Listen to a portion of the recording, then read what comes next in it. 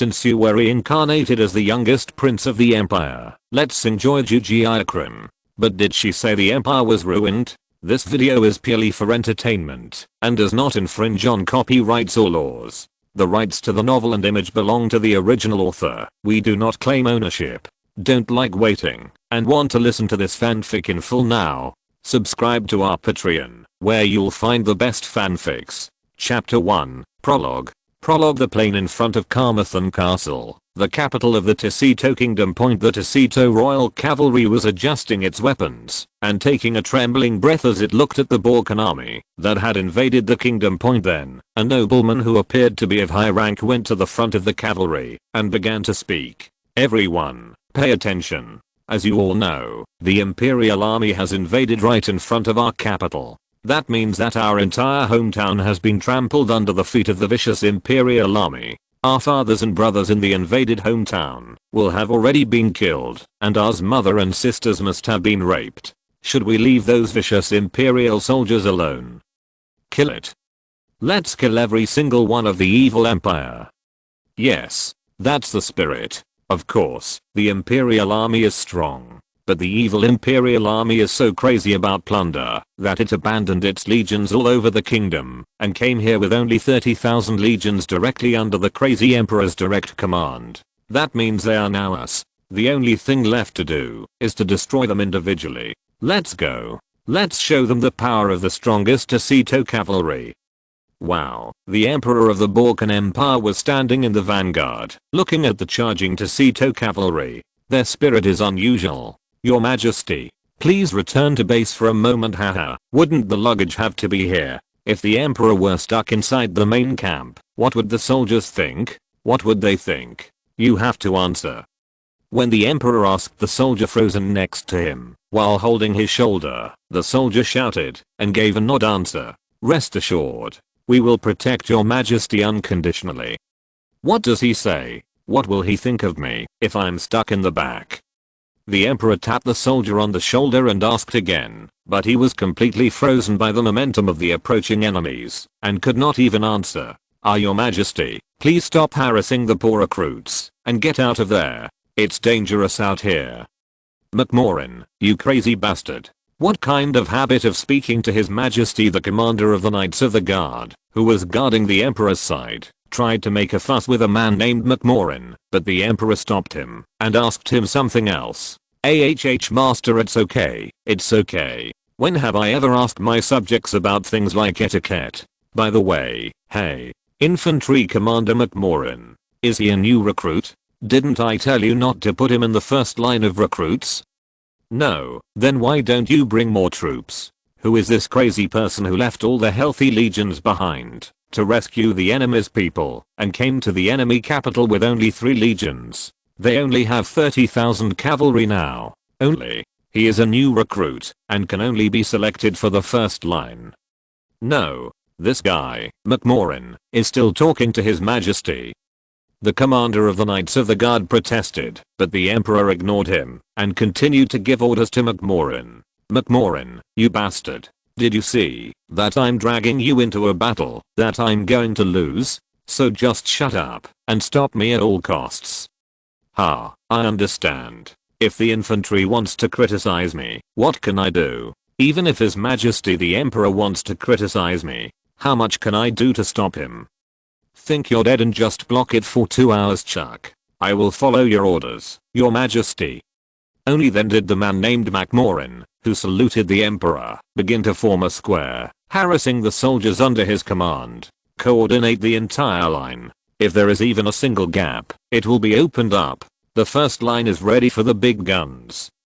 The Imperial Army quickly formed a square with the infantry's square shields aligned in a row, thrusting anti-cavalry long spears diagonally into the ground and waiting for the enemy cavalry to charge. Do as the sound of the Ticito cavalry's horses' hooves got closer, the commander of the archers gave the order to fire. The first archers fire in salvo. As soon as the first archers finish shooting, the second archers immediately fire in salvo. After the third archers finish firing, each archer can fire freely. Shushu, a huge rain of arrows rained down on the Tacito cavalry, but their spirit did not die. The Tacito cavalry, which advanced while only blocking its body and head with small shields tied to its arms, while being hit in the arms and legs by flying arrows, split into 3 parts, leaving a distance of about 300 meters from the Imperial army. And they launched an assault on the left, right, and front of the Imperial army. The first to collide was the cavalry of the Kingdom of Tacito and the heavy infantry of the Balkan Empire's direct guards under the Emperor, and thus the Second Battle of Carmarthen Plain began. True to its reputation as an iron wall, the Empire's heavy infantry guard blocked the wave charge of the Tacito cavalry with dense shields. The enormous weight of the warhorse pushed down the shield, and the long spears of the cavalry came at them from above, but the shield bearers and the sword soldiers in a team of 2 blocked the spears with their auxiliary shields, and cut down the cavalry with their swords. Of course, a few Tacito cavalry units entered the area, where the new soldiers were stationed through the gap between the long spears, but the infantry in the second row gathered their shields and blocked the access road, so the cavalry charge was completely halted. It would have been common for an ordinary cavalry unit to retreat and charge again when the charge was blocked, but the Tacito cavalry threw away its broken spear and courageously pulled out its sword and resumed the battle with the Imperial army. As the first line began to be pushed back slightly by the fierce force of the cavalry, the commanders advanced the second and third lines of infantry. The second line of infantry should focus on knocking the enemy cavalry off their horses with flails. Don't worry about those who fell. Trust your comrades. The third row of axe soldiers jump out quickly. Focus on only the fallen cavalry. First line retreat and conserve stamina. The battle will continue, so check your equipment quickly. Archers reload quickly. Prepare to fire a salvo once again. As befits the name of the Emperor's personal guard unit, the commanders of each unit shouted at the top of their lungs and gave precise instructions to their soldiers under the instructions of their commanders. The Empire's heavy infantry devoted all their energy to dismounting and massacring enemy cavalry through a thorough division of labor. Gradually, the number of cavalrymen on horseback decreased, and hope arose for the Imperial army. But soon another despair overtook them. While the Tacito cavalry was struggling while being massacred, 2 waves of Tacito infantry attacked them. As expected from the Tacito army, where cavalry was the main type of army, the general infantry was not well armed, but their morale was sky high due to their will to protect their homeland. And bloodshed and flesh were torn apart again. As the full-scale battle between infantry and infantry began, the Tacito Kingdom army began to fiercely push the Balkan Empire army, saying that they wanted to avenge their defeats so far, and the humiliation of being pushed back to the capital. The Tacito army, which had an overwhelming superiority in numbers, pushed reserve units and volunteers made up of new soldiers into the Imperial Guard Knights and Guard Heavy Infantry Corps that were crushing them in the battle line, and used the elite cavalry and reserve cavalry units that survived the first assault, as well as the drafted soldiers. Even the Royal Palace Guard joined the left wing and attacked the right wing of the Imperial army.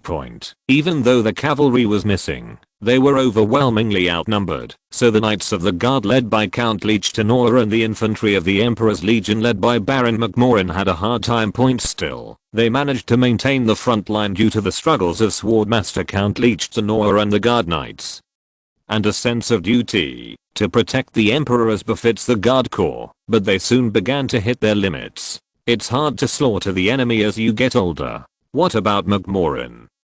I'm holding on because I can't die. But these bastards have a lot of numbers, so how come they are all such idiots?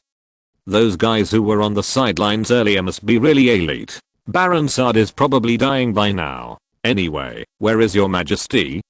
Huh, you're definitely here. Oh, wait. Aren't your majesty and the empress rushing towards the gates of Carmarthen Castle in front of you?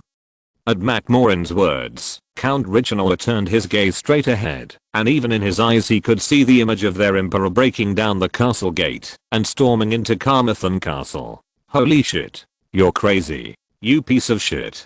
Send a messenger to the main base quickly. The Knights of the Guard. We are following your majesty. MacMorin. Maintain the line here as much as possible. We'll bring your majesty. Yes, I understand. Damn it. Our heavy infantry soldiers are just throwing themselves to death. Guys, hold on. We will definitely defend this place until that damned majesty captures that castle. No. Wait a minute. Why is that guy talking shit to your majesty, but only to me? Macmorrin had been very unfair at being beaten by Count Richtenor due to his manner of speech and manners, but as the waves of Tessito's army surged, such idle thoughts were soon forgotten, and he continued to swing his sword and command the troops under his command. That time, Marquis Mayer, the commander-in-chief of the Tessito Expeditionary Force in the Balkan Empire, was so busy giving instructions to urgent reports coming from all over that he did not notice that the emperor was rushing into the enemy camp with only the two empresses in tow. Strike the left wing of the enemy infantry corps and mercenaries that were in ambush. The third corps may be able to hold out, but the enemy numbers are too large, and troop support is needed. Urgent dispatch from the 1st Guards Infantry Corps. We have prevented the enemy cavalry from breaking through, but are outnumbered during the 2nd and 3rd waves of enemy infantry charging. Long distance support is needed. Holy shit. Is there a front line that isn't outnumbered? Just hold on. No wait. The 1st Corps? Damn it. Send all the 3rd Corps archers to the vanguard. If it breaks through, your majesty will be in danger. The Tessito Royal Cavalry has broken through the right wing. The 2nd Corps is blocking it as much as it can, but the front is wide, and it's not enough. What about the remaining reserves? The 1st Corps Guards 2nd Heavy Infantry Corps, Armored Cavalry Corps, 3rd Corps 10th Infantry Corps, 11th Infantry Corps, 3rd Mercenary Corps, and 3rd Cavalry Corps remain in the main camp. We will immediately join them to the right wing. When one of the staff members tried to leave the barracks to deliver an order for troop support, Marquis Mayer grabbed him by the shoulder. Wait a moment. There is no support on the right wing. Move all reserve units to the left wing without exception. Raise the flag for the 3rd Corps to charge as well. Deliver the order to break through 1 point to the commander of the armored cavalry. Then the right wing will be breached. The 2nd Corps square is about to be breached. I tell you to grit your teeth and hold on. No, even if you die, I tell you Tessito bastards to hold on to their trouser legs and stretch out. From now on, arm even the non-combat troops in the main camp and turn them all to the left. And also tell His Majesty in the front to advance to the left. Raise the flag. But abandon the right wing. The enemy forces are 3 times that of our troops. No matter how high the combat power of our guard corps is, if we just block it like this, we will be surrounded and annihilated. We have to make it. At that time, the staff reported that a communication had arrived from the vanguard. Urgent alert. After Her Majesty broke through the enemy's main camp, she and the 2 empresses stormed into the enemy capital, Carmarthen Castle. The guard knights are following, but the speed difference is too great to allow entry. Please give instructions. Kudang tang tang, the entire map flipped over along with the table, and Marquis Mayer roared, "You fucking emperor. If I appoint you as commander-in-chief, I mean you have to follow my orders on the battlefield." Arg. Many nobles in the headquarters listened to his disloyal remarks, but they were also thinking the same thing, so they could not say anything. It is said that His Majesty left a message to Baron Macmorrin telling him to hold out for 2 hours. You're trying to capture the enemy capital in 2 hours? Did that bastard really turn around? Did he even say something? Arg. But as Marquis Mayer, he now had to make a choice. Either he abandons the emperor and escapes throughout Carmarthen, or he somehow manages to maintain the front line by following the emperor's orders. Holy shit. We break the siege on the left wing, turn to the front and attack the enemy's main base. Tell the guard knights to turn around and attack the enemy's rear. Our troops create an advantageous front on the left front and destroy the enemy's main base in one fell swoop. After doing so, we will organize the charter. Well, then you are going to treat the emperor. Those crazy monsters will take care of themselves. How can we call those monsters who can win even against the entire guard knights in a guerrilla war inside the castle? Tessito. Don't worry, even if we all die here, they will live. Brit back quote, because we are dealing with Tessito's entire army, only a small portion of the palace guards are currently left inside Carmarthen Castle. This could really be an opportunity, but on the premise of catching the king. But there must be a secret passage, so how do you plan on catching King Tessito? If we miss him, we will be completely annihilated here. Marquis Mayer was unable to say anything out loud for fear of lowering the morale of his soldiers and only worried inside, but the situation of the war was becoming more and more desperate for the Imperial army. Urgent alert. The enemy guard knights led by Duke Tirun have joined the enemy's left wing. The second corps has been breached. Currently, advancing rapidly toward the main base. This is crazy. Looks like the Tacito bastards are behind us now. Rather, it worked out well. The fact that the enemy commander-in-chief personally led the guard knights means that they are all out of reserves. In that case, I withdraw the previous order. Join the entire army with the first corps. Tell Baron Sard on the right to collect the remaining troops of the second corps and join the first corps. Just form a circle and hold on at all costs. Now that things have come to this, I trust your majesty. I have no choice but to do it. The Imperial army gathered all its forces into one point and began to hold out. All troops, focus only on defense. Show the Tacito bastards why the Imperial Legion is said to be the best in defense.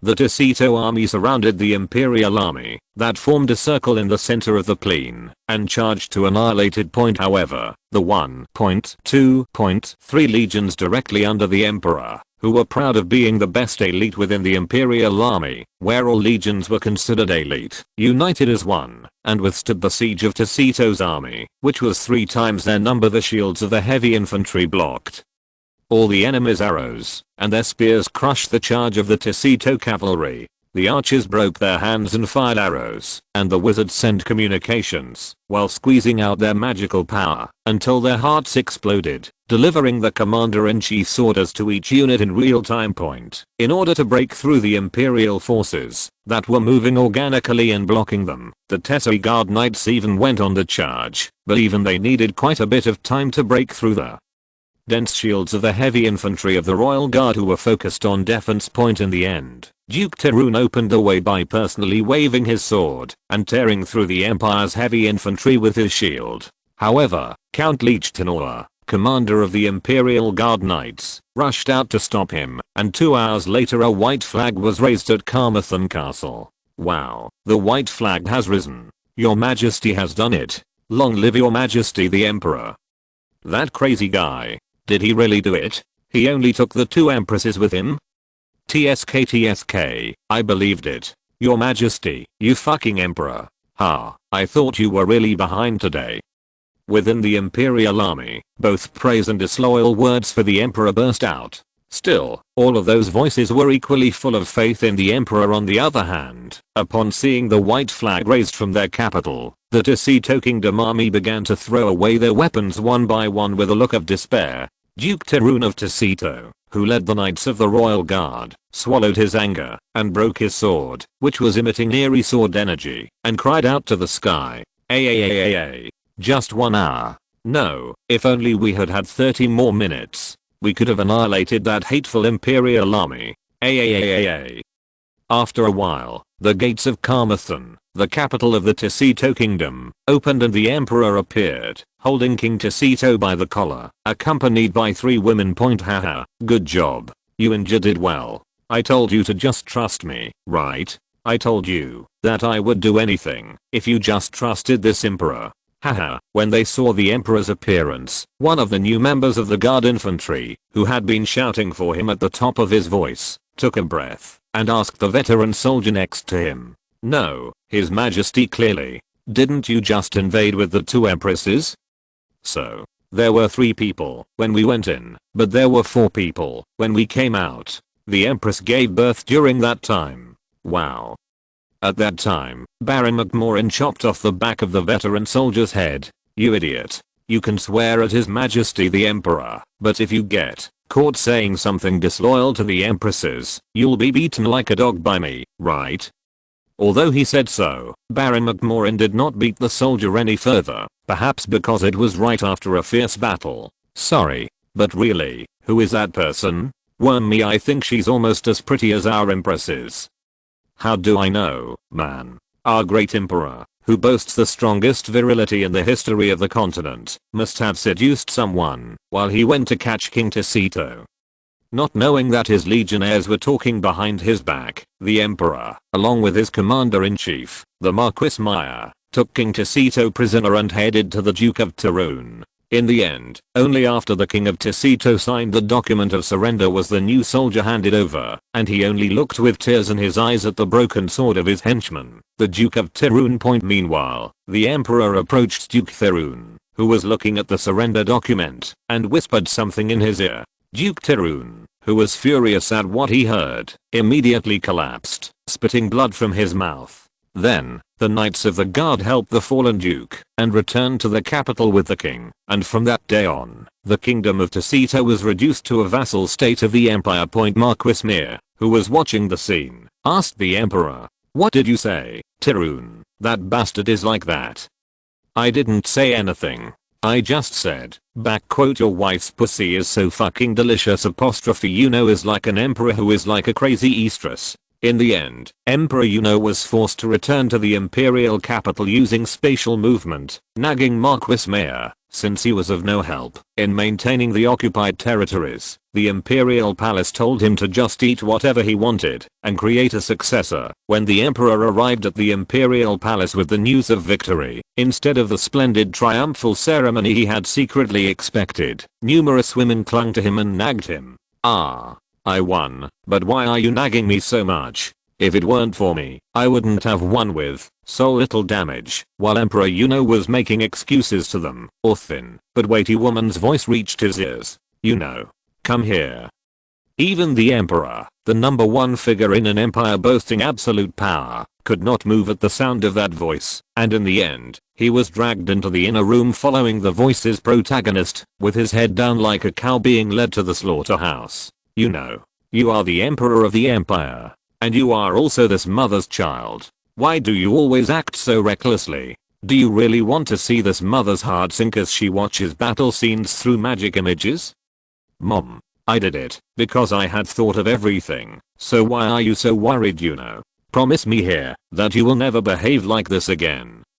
The Empress Dowager appealed to the emperor with tears in her eyes, but the emperor ultimately did not make any promises. Instead, the emperor kissed the Empress Dowager on the lips after a deep kiss that could not be considered a kiss between a mother and her son. The emperor held the Empress Dowager's chin and spoke. "Mom, no, Uria, do you think I'll die leaving you behind? Do you think I'll die leaving my daughter in your womb? That will never happen, trust me."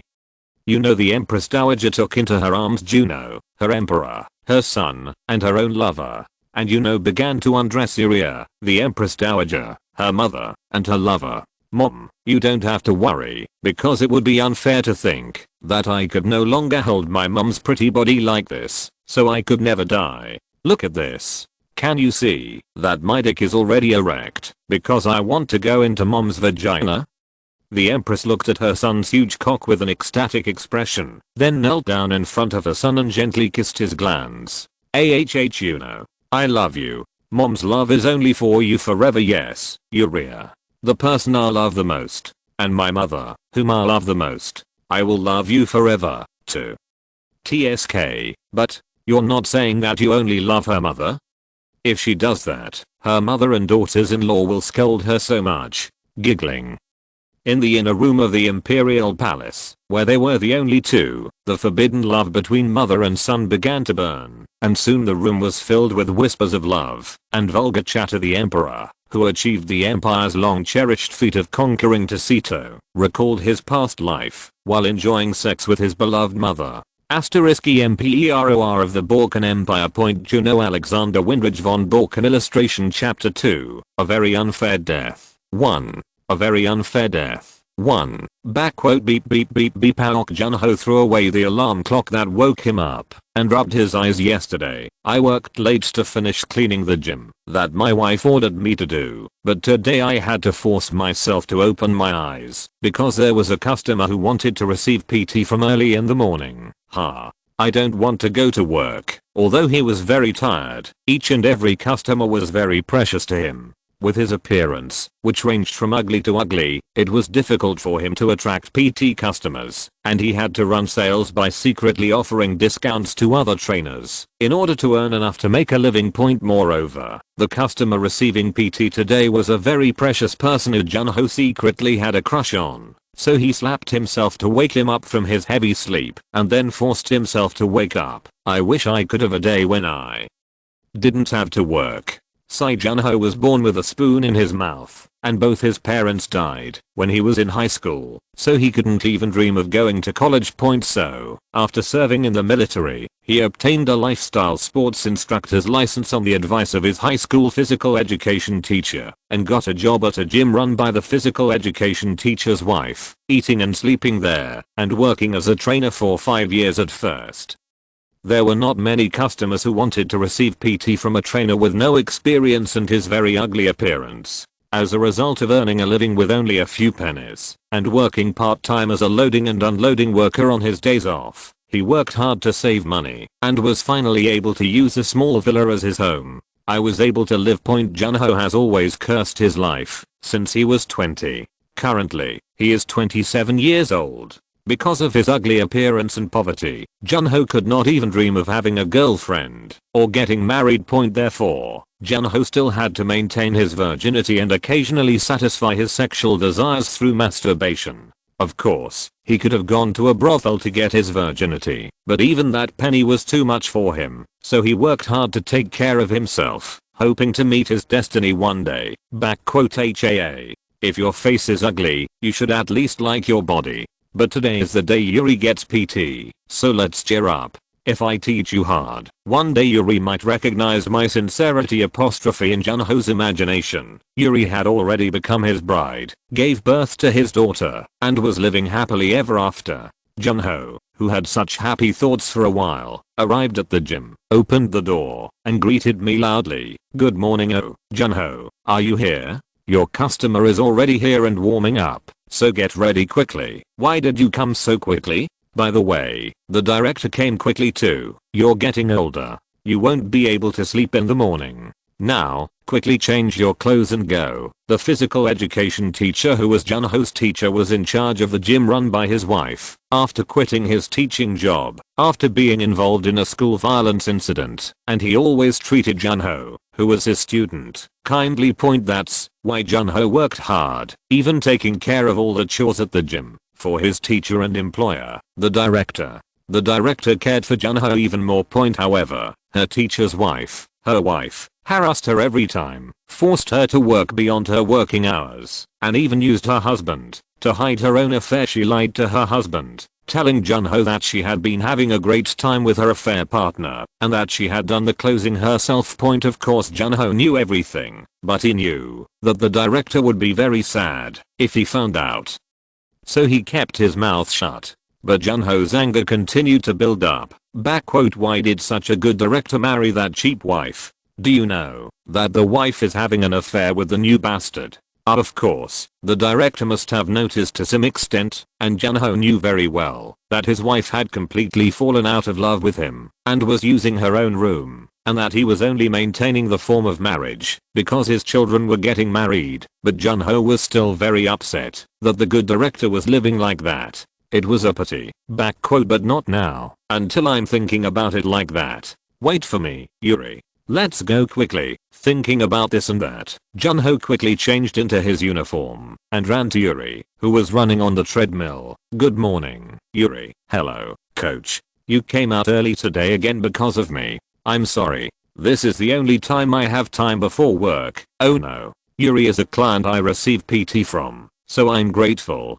Come on. Try your best and exercise today too. Today, as Junho saw Yuri smiling brightly at him, he felt himself falling in love with her again. Her own customer, Mr. Yuri, always gave her a bright smile and was kind to her, even though her own appearance disgusted her. Junho had been in love with her for some time because she was so pretty and had a kind heart, but he couldn't even think of confessing to her because he expected that she wouldn't accept him for looking disgusting, even when she looked at him. Wow, she's so beautiful. She's 45 years old and still maintains such beauty. What kind of bastard is her husband who abandoned a woman like this? Junho was momentarily mesmerized by her beautiful appearance, but he came to her senses again and began to teach her exercises as faithfully as usual. Okay, member. Just 5 more. I feel like I'm going to die. I can't do this anymore. You can do it.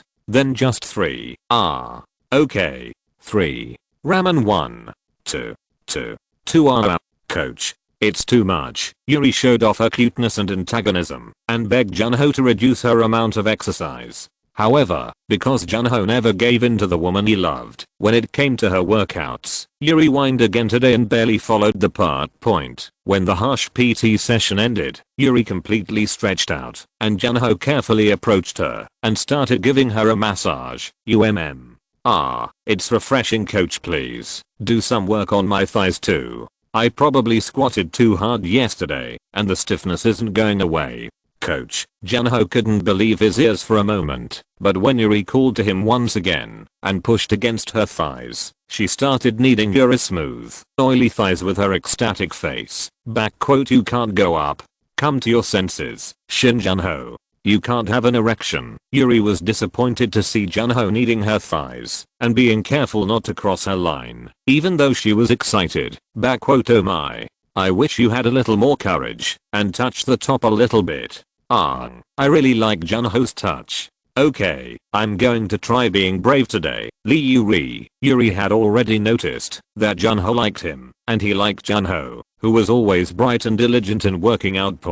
Although Junho was a little concerned at first that his face was too ugly, Yuri didn't care about Junho's face because he was past the age that obscured a man's beauty, and his body was so great. In fact, she didn't seem to have any concerns about cheating like her ex-husband, which made her even more likable. If you think about it that way, I'm also a divorced woman who gave birth to 2 daughters. You can't find fault with Junho. Moreover, Junho's age is similar to our daughters. Ugh, Yuri, you crazy bitch. I fell in love like this with a man who was about my son's age. Yuri cursed herself for falling in love with Junho, but she couldn't let a person's heart be this way, and as she felt Junho's touch, Yuri's feelings for him grew bigger and bigger. That's it. Member, as she stared blankly at Junho, who was giving her a hard massage, her exercise time was soon over, and Yuri felt regretful and went into her shower room to wash up to go to work. Until now, the 2 men and women had been unable to become a couple because they liked each other but lacked the courage to confess. But today Yuri took the first step. Yuri, I really shouldn't wash the hand that kneaded my thigh today. And when I go home and jerk off with this hand, it will feel perfect. As she was leaving the gym, Yuri spoke to Junho, who was sitting at the counter, staring blankly at his hands and thinking something stupid. That Junho.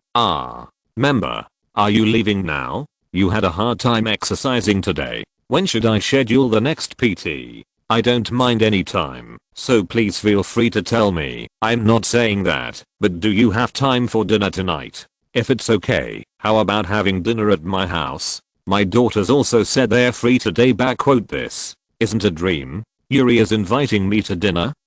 I guess it's because I have daughters too. But where is it? Everything. Of course. It's absolutely possible. Yuri invited me, so I have to make time to go. Then I'll send you my house address via Kakao Talk.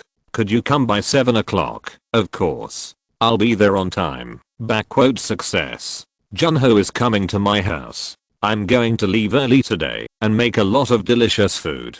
And tonight, Yuri gave Junho her bright smile. Then she said she would see her later in the evening and walked out the door of the gym. Nice.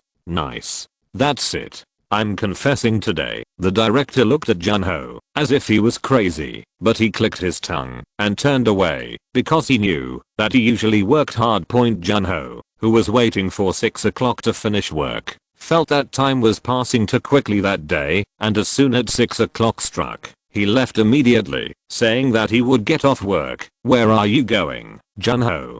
Don't you think you have to wait until the deadline? The wife who came to work instead of the director, scolded Junho viciously as usual, but there was no way to catch Junho, who worked well beyond regular working hours from dawn to 6 PM. Ugh, the bastard who usually does what he's told and works until the deadline. If you hire someone who looks so ugly, you have to work hard and dedicate yourself. How arrogant are you to leave work on time? How am I supposed to meet my handsome man today? Oh, I don't know. I'm going to give it to another girl and go meet her. She knew that her husband was suspicious of her these days, but she couldn't give up her secret tryst with her affair man. In the end, she left the deadline to another employee instead of Junho, and made plans to have a hot time with the adulterous man illustrated by Lee Yuri. Chapter 3, A Very Unfair Death. 2. A Very Unfair Death. 2. At the same time that her wife was hysterical trying to delegate the deadline to other employees,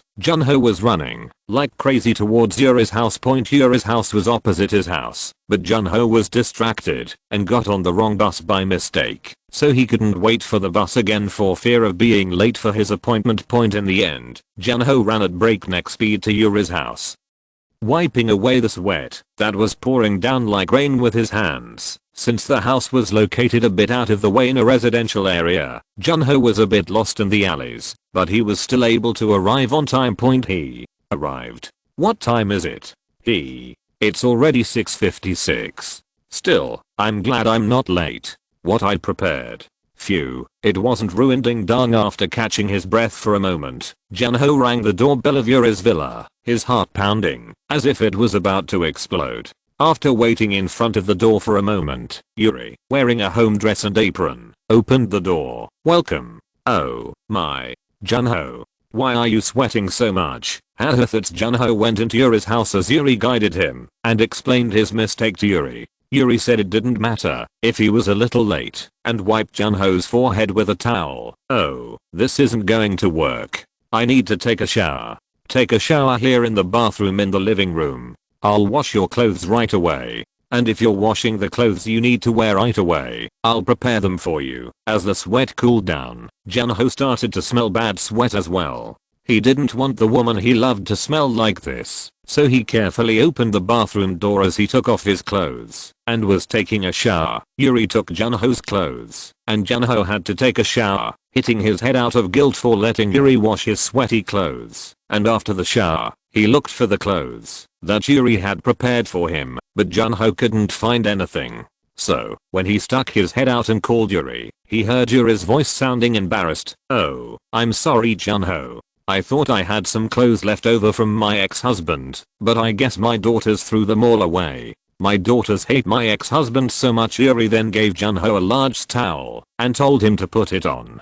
Junho came out of the bathhouse with a towel tied around his waist, barely covering his lower body, and his face turned red. It's okay. Junho's body is so good. I don't mind if you do that. Haha. I'm so glad I worked hard to get in shape for today. Haha. And Yuri, I'm sorry for dressing you up like this, but Junho gave the gift he had prepared to Yuri. What is this? Mr. Junho. Haha. Open it. I bought it because I thought it would match Yuri. Yuri opened the package and took out Junho's gift. Wow, it's a vase. I'll use it well.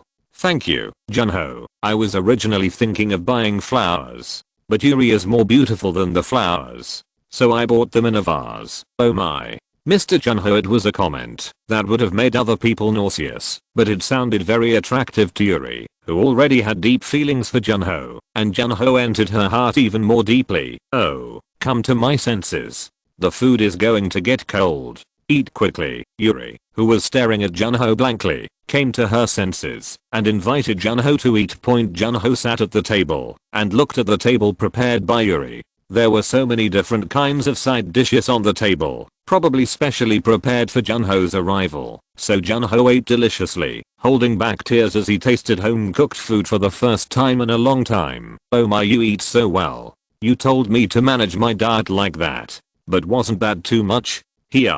I'm sorry, Yuri. The food was so delicious that I had to stop. I'm just kidding. Just kidding. Thank you for enjoying the meal. I heard Junho was coming, so I tried my best. Oh, I'm surprised, but it's true that Yuri's food is so delicious. I want to eat the food Yuri prepares like this every day. Haha, oh my, you mean with me? Yuri blushed at what Junho said inadvertently, and Junho also realized the meaning of what he said and lowered his head with his face blushing. Yuri, if you don't mind, come with me Kwang, I'm back. Mom, we're here. Just as Junho was about to confess, Yuri's daughters came into the house. Startled by the sound, Junho jumped up from his table and tried to greet him. He moved so fast that the towel around his waist fell down. It's a pervert. Mom, a pervert came into our house. Your dick is so big. I'm sorry for coming in when I was trying to have sex. But is this person going to be my stepdad? Looking at the size of his dick, my mom must be great. Huh. Lol, the two daughters' reactions were very different, but Junho, who didn't even have time to look at their reactions, quickly turned around and put on a towel again. And in the meantime, Yuri explained Junho's situation to her daughters. Well, anyway, you said you're a year younger than me, right? But you could be my dad, so should I speak louder? Anyway, cheer up. Mom likes you so much. My mom always talks about Junho Oppa when she comes home. So, you can sleep over tonight. Yuri's two daughters gave Junho a huge shock and went into his room alone. Yuri, what did your daughters say? Wait a minute.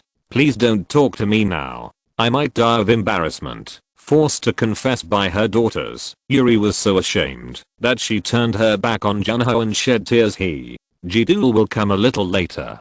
Junho was going to confess first. It's ruined. Then, Yuri felt Junho hugging her from behind. Yuri, I love you. I love you with all my heart. Yuri was the first person to approach me like this after seeing my appearance. If Yuri feels the same way, would she be my lover? Yuri choked on Junho's chest and her tears flowed again.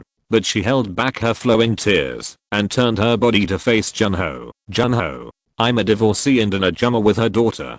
Plus, there's an 18-year age gap between me and Junho.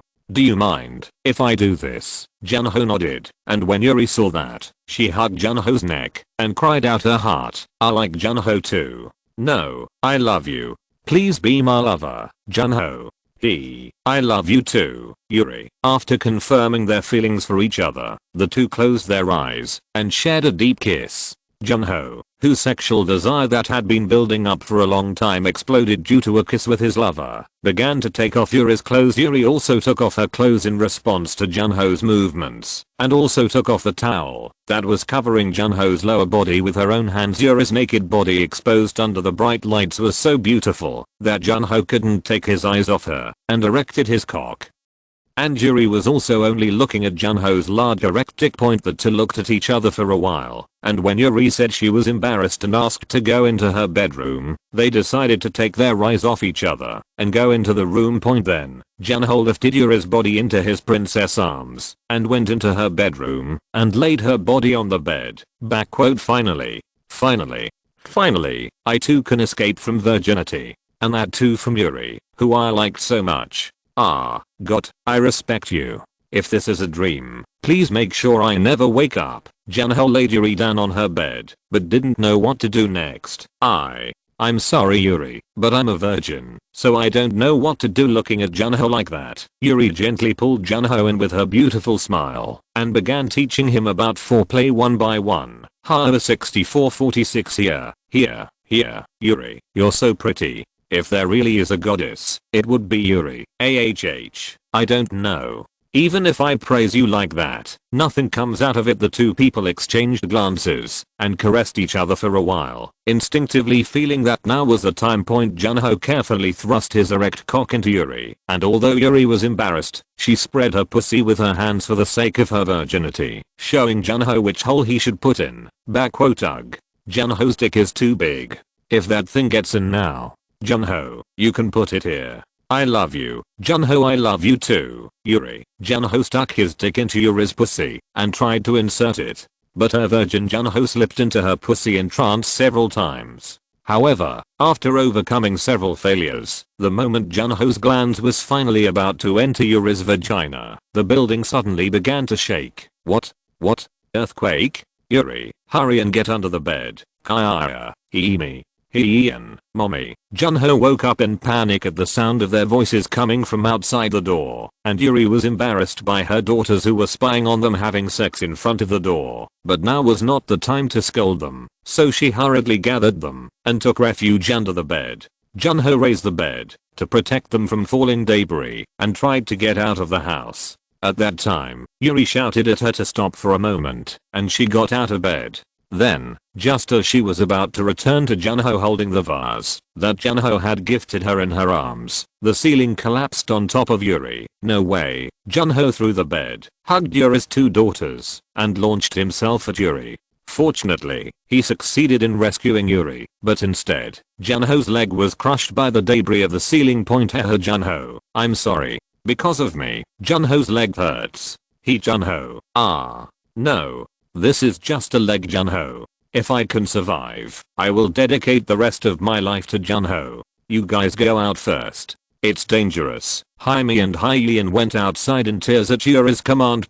Yuri used all her strength to lift the ceiling that hit Junho. But the power of her glass was not enough, and the second charge Jin attacked them again. Just when Yuri was in complete despair as she felt the house shaking, her two daughters came back and helped lift the remains of the ceiling together, and Junho was finally able to escape. Guys, I told you to get out. How can we get out of leaving her mom, and this could be our dad? And he saved us earlier, so he should save us too. Thank you guys. Let's get out quickly. I'll help you, Junho. But the hope ended there, and with a tremendous tremor, the ground beneath Yuri's house collapsed. Junho, Yuri, and the two daughters felt their bodies floating and looked at the bottomless pit below, hugging each other and closing their eyes. And the next day, there was an article like this on the headline of the newspaper: a strong earthquake measuring 5.8 occurred in Oahu. Massive property damage. A large sinkhole appears, and a villa sinks beneath the ground. Many citizens thought 6 dead. 457 injured. Among the dead, the entire family, including Ms. Shin, her apparent lover, Ms. Lee, and her two daughters fell into the sinkhole and died. Among them, Mr. Shin was a poor but hard-working young man, and the people around him expressed their sorrow at his death. In addition, Mr. Go, who was Mr. Shin's high school teacher and the boss of his workplace, came to raid the scene of his wife's affair, but when her motel collapsed and was crushed under rubble, he became a victim of the earthquake along with his wife. In the meantime, her wife's affair remains, and she is receiving a lot of criticism. OALBOAA reporter *ILLUSTRATION of Yuri looking forward to her first night with Junho. Chapter 4. 5 Wishes. 5 wishes. Junho opened his eyes in the darkness where he could not see anything. Did he survive? Where are we? Is it under the ground? Mr. Yuri. If I lived, maybe Mr. Yuri. Junho jumped up and ran around looking for Yuri and her two daughters, shouting with all his might, Yuri. Me. Ian. If you are alive, please answer. Yuri. But something was strange. No matter how loud he shouted, he couldn't hear any answer, and no matter how hard he walked, he couldn't escape the endless darkness. If Yuri died, I would in the end. Junho was so overcome with despair that he collapsed in the dark and shed tears. Mr. Yuri. At that time, a mysterious white light appeared before Junho's eyes, and a voice was heard in that light. Shin Junho. He was 28 years old at the time of his death. Did he fall into a sinkhole caused by an earthquake? Junho was startled by the voice and jumped up. Who are you? I'm Shin Junho. But I'm not dead yet. Why do you say I'm dead when I'm alive and well? Please send a rescue team quickly. People I love might be dying. The white light responded calmly to Junho's desperate cries. No, you're dead. Isn't something strange? You hurt your leg badly before you died, but you're fine now. Only then did Junho look at his leg and realize that he was really dead, seeing that his leg was intact and without any injuries. So, I'm dead. Are you? And where are you? I'm the absolute one who oversees the entire universe. Yes, you could say that I'm God. This is a place where dead souls pass by. Originally, I should have erased all memories and immediately ceased to exist, but your pitiful life is mine. It sparked interest, saying that the light formed one shape. The figure soon changed into that of a boy, and as soon as the dazzling light disappeared, only the handsome boy appeared before Junho's eyes, and he started teasing Junho with a hateful voice, no longer a mysterious one. Wow, you really lived a miserable life. You lived as a dirt spoon, and you were so ugly that you didn't have any friends. You were even abused by the boss's wife at work. Haha. Junho was so angry that he thought his blood was coming out. He wanted to hit the boy in front of him, but the mysterious light he had when he called himself a god bothered him, so he gritted his teeth and held back his anger. Who are you kidding now? Yeah, I'm just teasing you, you idiot. What? Oh my gosh, how long have you lived like a bastard to live so pitifully? If you had lived your life bullying kids and taking advantage of them with your good body and gone to the underworld, I think you would have lived quite well. Junho took a deep breath and controlled his mind. In fact, Junho had been asked by the gangsters to work for them and had even been told that it would be cool if he became a gangster with a harsh look. However, Junho did not want to live like that, so although it was difficult, he lived faithfully. But you shouldn't live like that. I think there are things that we as humans can do and things we shouldn't do, but even with that, I lived such a miserable life. Wow, he was so ugly that he didn't have a girlfriend and lived as a virgin until he was 27. Then the day he fell in love with the girl he had a crush on and they became lovers, he died right before they had sex. Haha, humanely. It's so pitiful. Giggle, giggle, giggle. Junho's face turned bright red due to the fact bombardment that was so severe. But because what Shin said was really fact, Junho had nothing to say. Ugh. I have nothing to say because it's true. Got, it doesn't matter that I'm dead, but could you please tell me what happened to Yuri and the two daughters? Please. Got, please just tell me that. In response to Junho's plea, Shin, who took the form of a boy, threw a piece of newspaper. Read the newspaper that is currently being published in your country. Junho was so shocked after reading the newspaper that he fell down and started crying without even being able to see his body. Yun Tian. Yuri, I'm sorry. I should have saved her somehow, but I didn't see the falling ceiling. Hey, don't cry, dude. Why is the boy crying? TSK. But Junho's crying didn't stop, and Shin started to get annoyed. Hey, you're so loud. If you keep crying, will I destroy the souls of all the children who died with you? I'm interested in you, so I'm keeping it in storage instead of extinguishing it yet. Mr. Quack. In response to God's tremendous threat, Junho covered his mouth with his hand and stopped crying. After he completely stopped crying while controlling his chest, Junho asked God where he was. If you haven't destroyed the soul yet, is it because you have something you'd like to suggest? Well, it wasn't a suggestion. I was just trying to give you another chance to live. You were truly the funniest and most pitiful person I've ever seen. Giggling. If you can live again. Do you mean to reincarnate you in the past? Then, can you meet Yuri too? When Junho felt hope and asked God, God cruelly shattered his expectations. No, that probably won't work. Even God can't turn back time. Instead, I'll send you to another world with your memories intact. And I'll reincarnate the 5 souls here as well. Of course, I won't remember you. I've already used a soul bead. I made it. Thank you. Thank you so much. I don't care about memories. I'm grateful that we can meet each other. Somehow, I will meet Yuri again, and we will become lovers. Despite Junho's thanks, Shin pouted his ear and blew out the earwax. Well, take care of that. I'll make it easier for you in the next life, so I'll grant you 5 wishes. Of course, please make me a god, or please increase my wishes to 100. If you say something like this, I'll destroy you right away.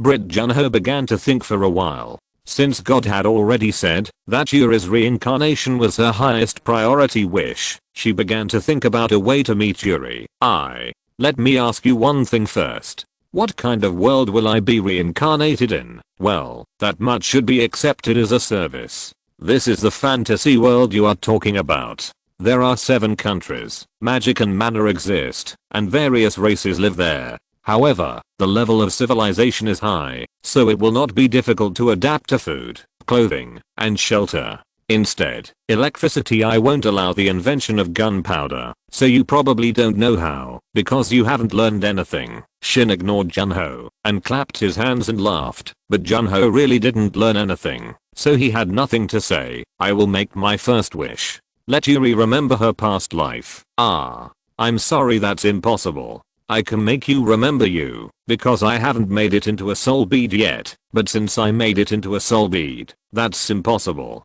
Instead, since I haven't been washed in the river of love yet, I might be able to remember you at will. How? Should I make it a wish not to wash in the river of love? Junho was sullen, but he thought it was a good thing, and asked God for it as his first wish. Okay, the first wish is okay. What about the second wish? Please make my body the best among humans. HMM.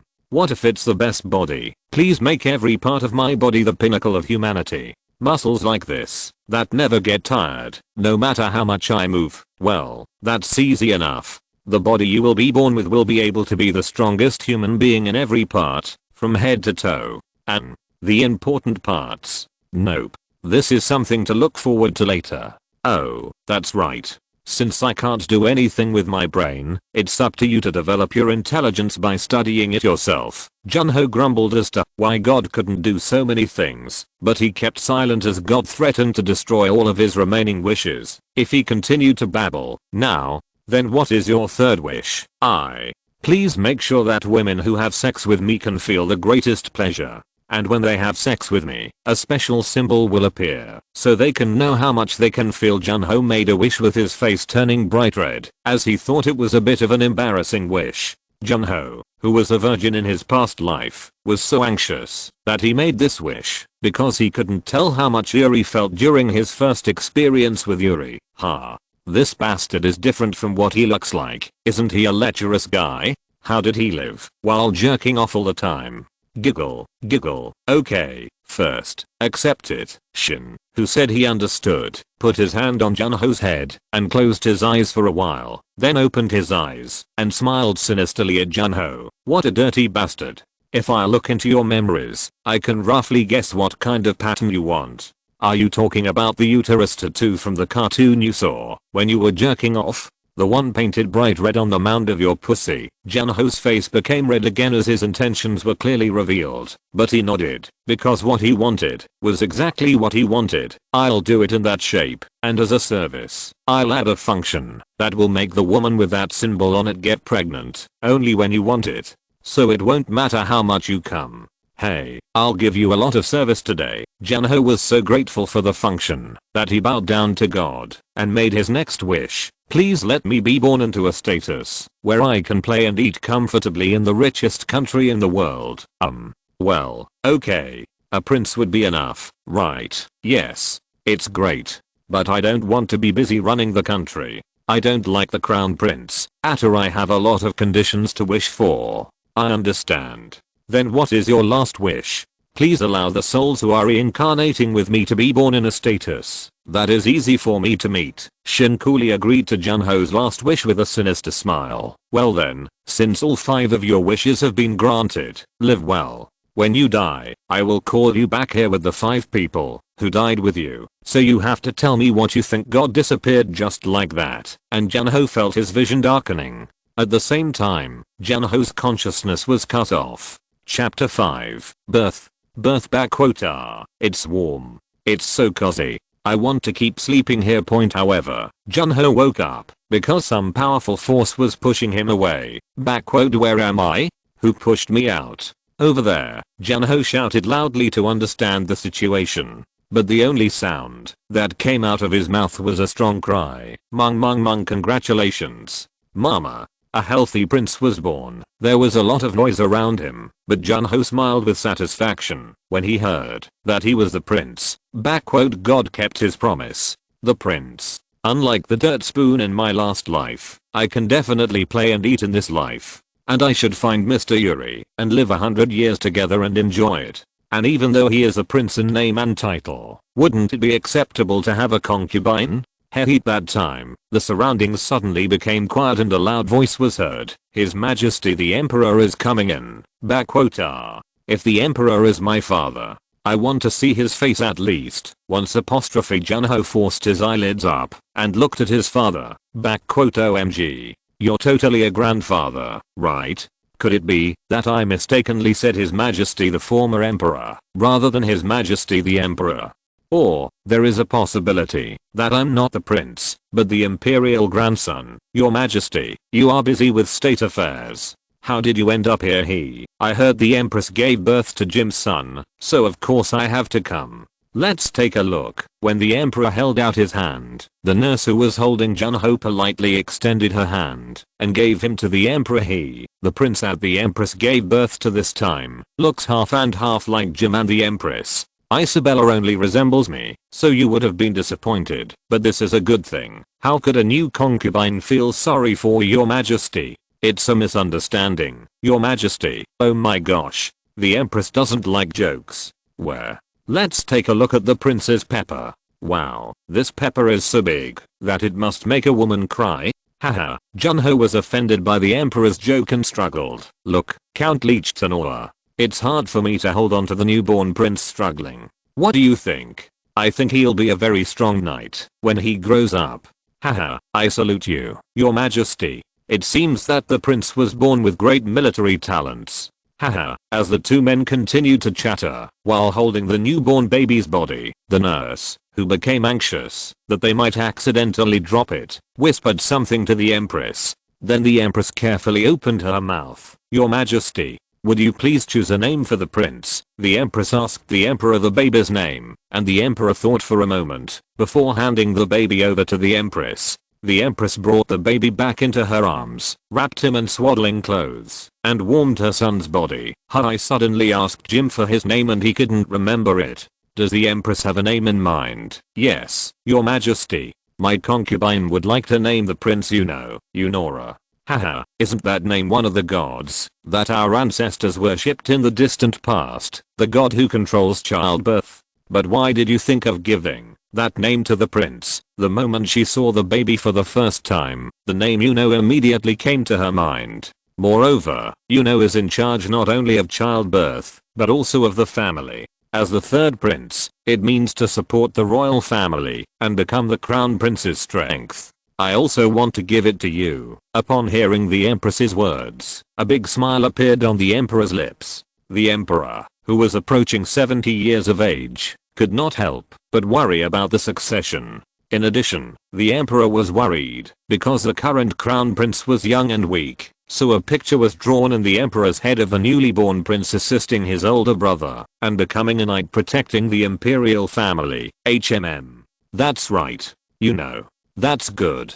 I will name the third prince Yuno, and the middle name can be chosen according to the tradition of my father and your family. Hello third prince Alexander Windridge von. Let's spread the word that Borken was born and hold a 3-day festival throughout the empire. Yes, your majesty. I salute you, and to wish for the prince's strong growth, please release all prisoners with less than 1 year left on their sentences, except those who are serious criminals. I will follow your orders, your majesty. After hearing the emperor's orders, the subjects withdrew, and the emperor approached the empress again. Thank you for your hard work. I'm so glad that the prince was born. You have worked really hard.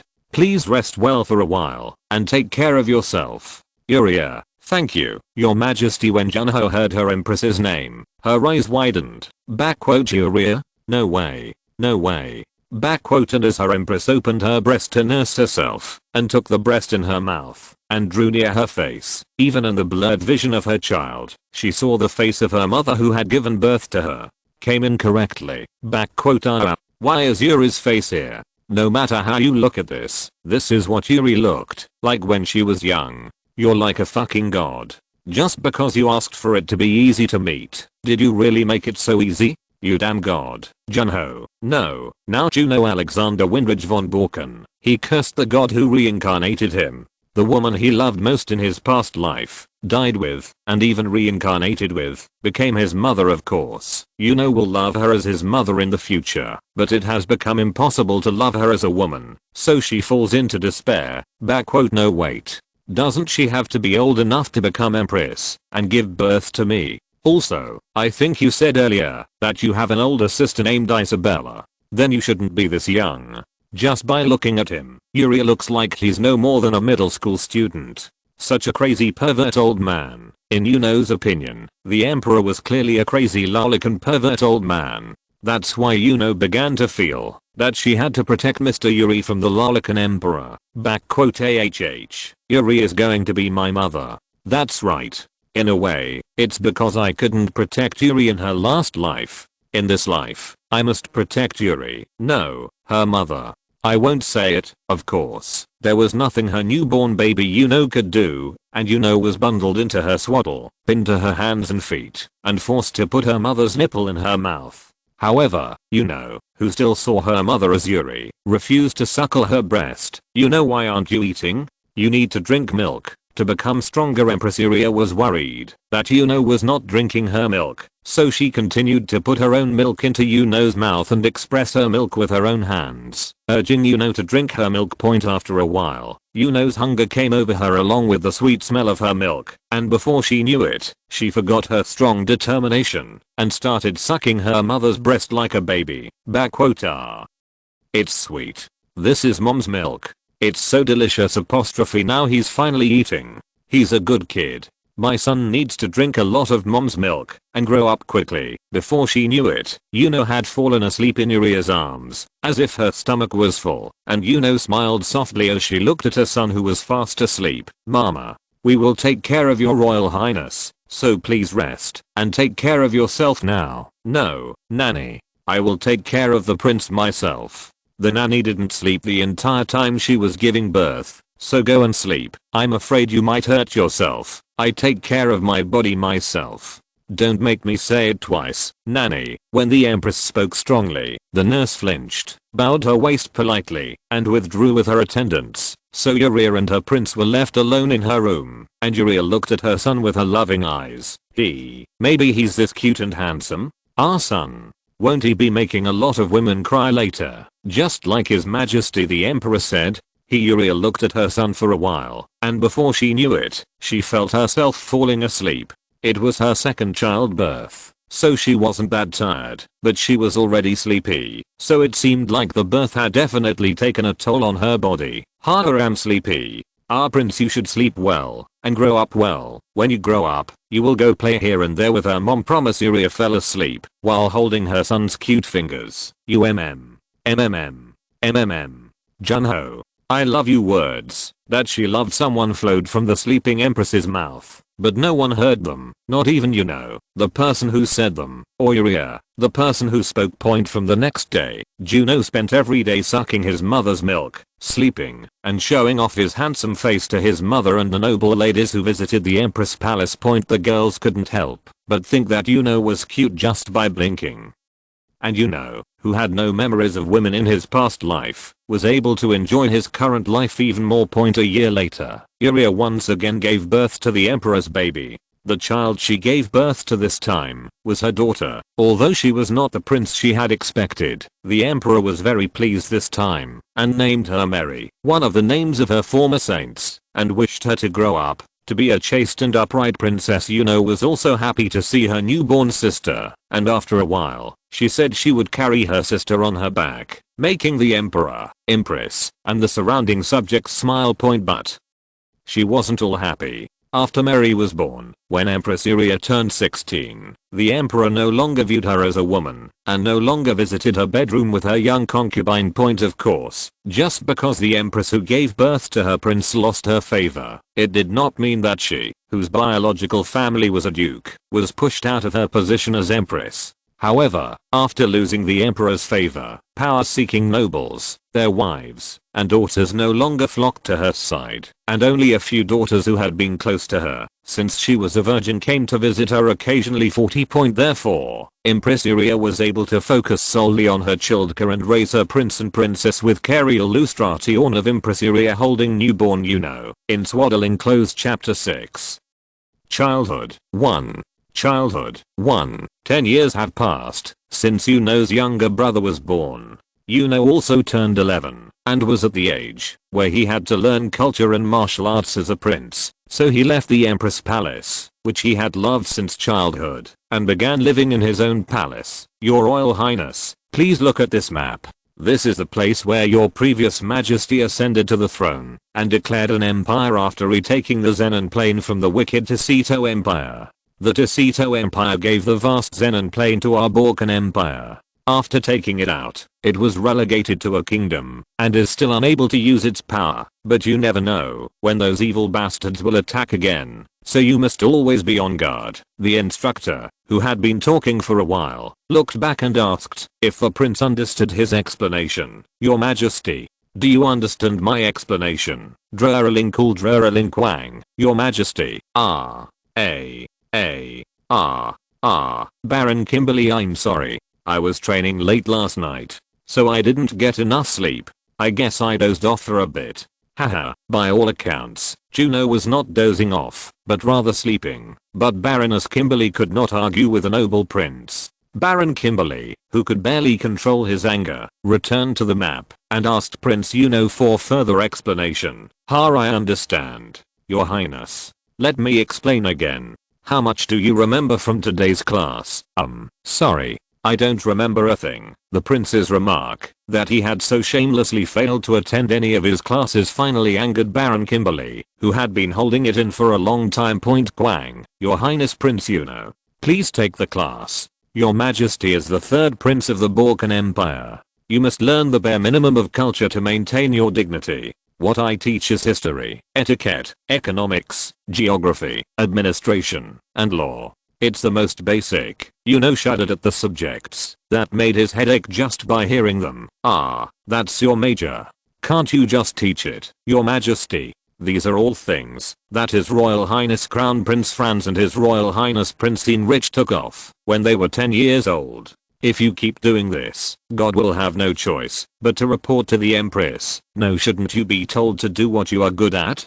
Brother Franz, of course, is going to become emperor, so you have to master it, and Brother Heinrich is also going to assist Brother Franz and become prime minister, so you should learn it well. Then, Your Majesty the prince too. I'm not particularly interested in running an empire, so wouldn't it be okay to just learn martial arts to protect myself and have fun? If I learn things like kings for no reason, my brothers might be very concerned. Baron Kimberly. Haha, only then did Baron Kimberly calm down his anger and look at Prince Juno soberly. Prince Yuno, whom he had observed until now, was an immature child who did not like to study and only enjoyed playing outside and training in martial arts. But the current Prince Yuno accurately understood his position and was careful not to be cornered by his older brothers. He was showing the appearance of an ambitious person. Of course, for me, training and playing with the knights is the most fun. Haha, HMM. Did I see something wrong? No. Prince Yuno is hiding his teeth, and he'll set his sharp claws on his brothers one day. To do that, I have to force Prince Yuno to teach him. Even if he is the third prince, he clearly has the right to succeed to the throne. If His Highness Prince Yuno ascends to the throne, I, my teacher, will also be able to achieve success. However, contrary to Baron Kimberly's thoughts, Juno had no teeth or anything. When Yuno became an adult, his goal was to become independent of the imperial palace, receive a fiefdom, and live happily with his family with Empress Iria, older sister Isabella, and Mary. My father is now approaching 80, so it won't be long before he passes away. 10 years at the most. Then my mother will have to choose between becoming Empress Dowager and getting involved in politics or retiring and going back to her hometown. Because of my mother's inclination, I don't think she would be interested in politics. Yuno was already thinking about the future path of himself and his family, and was concentrating on improving his physical abilities in order to prevent his unexpected assassination. Anyway, if I say I'm leaving the country, my brothers will give me a suitable territory, so I can take my mother to my territory and live happily together. Even if I'm not interested in politics, if my mother stays in her position, many flies will be attracted to us. If the family leaves the country together, it will be more helpful to my brother in ruling the empire. Since he was born as a son, of course they couldn't become lovers or get married, but Yuno wanted to make Yuria, the love of his past life, happy. What was most important to Yuria, to the extent that she named herself after the goddess of her family, was for her family to live happily, so Yuno wanted to give her mother that happiness. And honestly, studying isn't fun.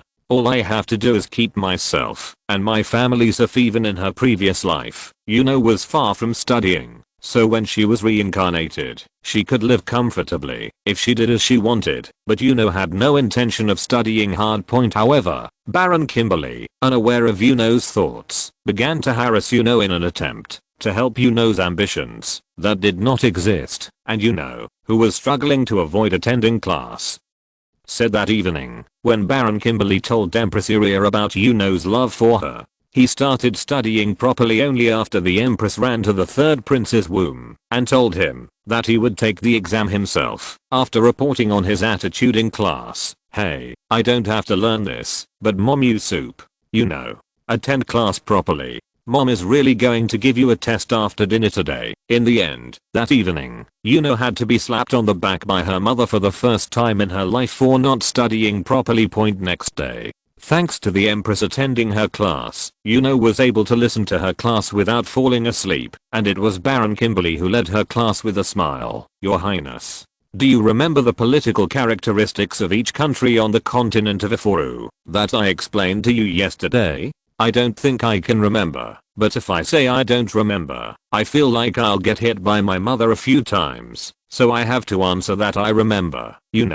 If you keep doing this, mom will scold you again. Explain it to me. Yuno's mouth was sticking out, but he had no choice but to open his mouth at his mother's harsh command. At times like this, I get the feeling that her mother might not be Yuri. Yuri was so nice. But my mother, however, in her mid-20s, Empress Iria's appearance began to resemble Yuri in her previous life, so was confused at times like this. Oh, what are you doing, Yuri? You can't even date her mother. You're like a fucking god.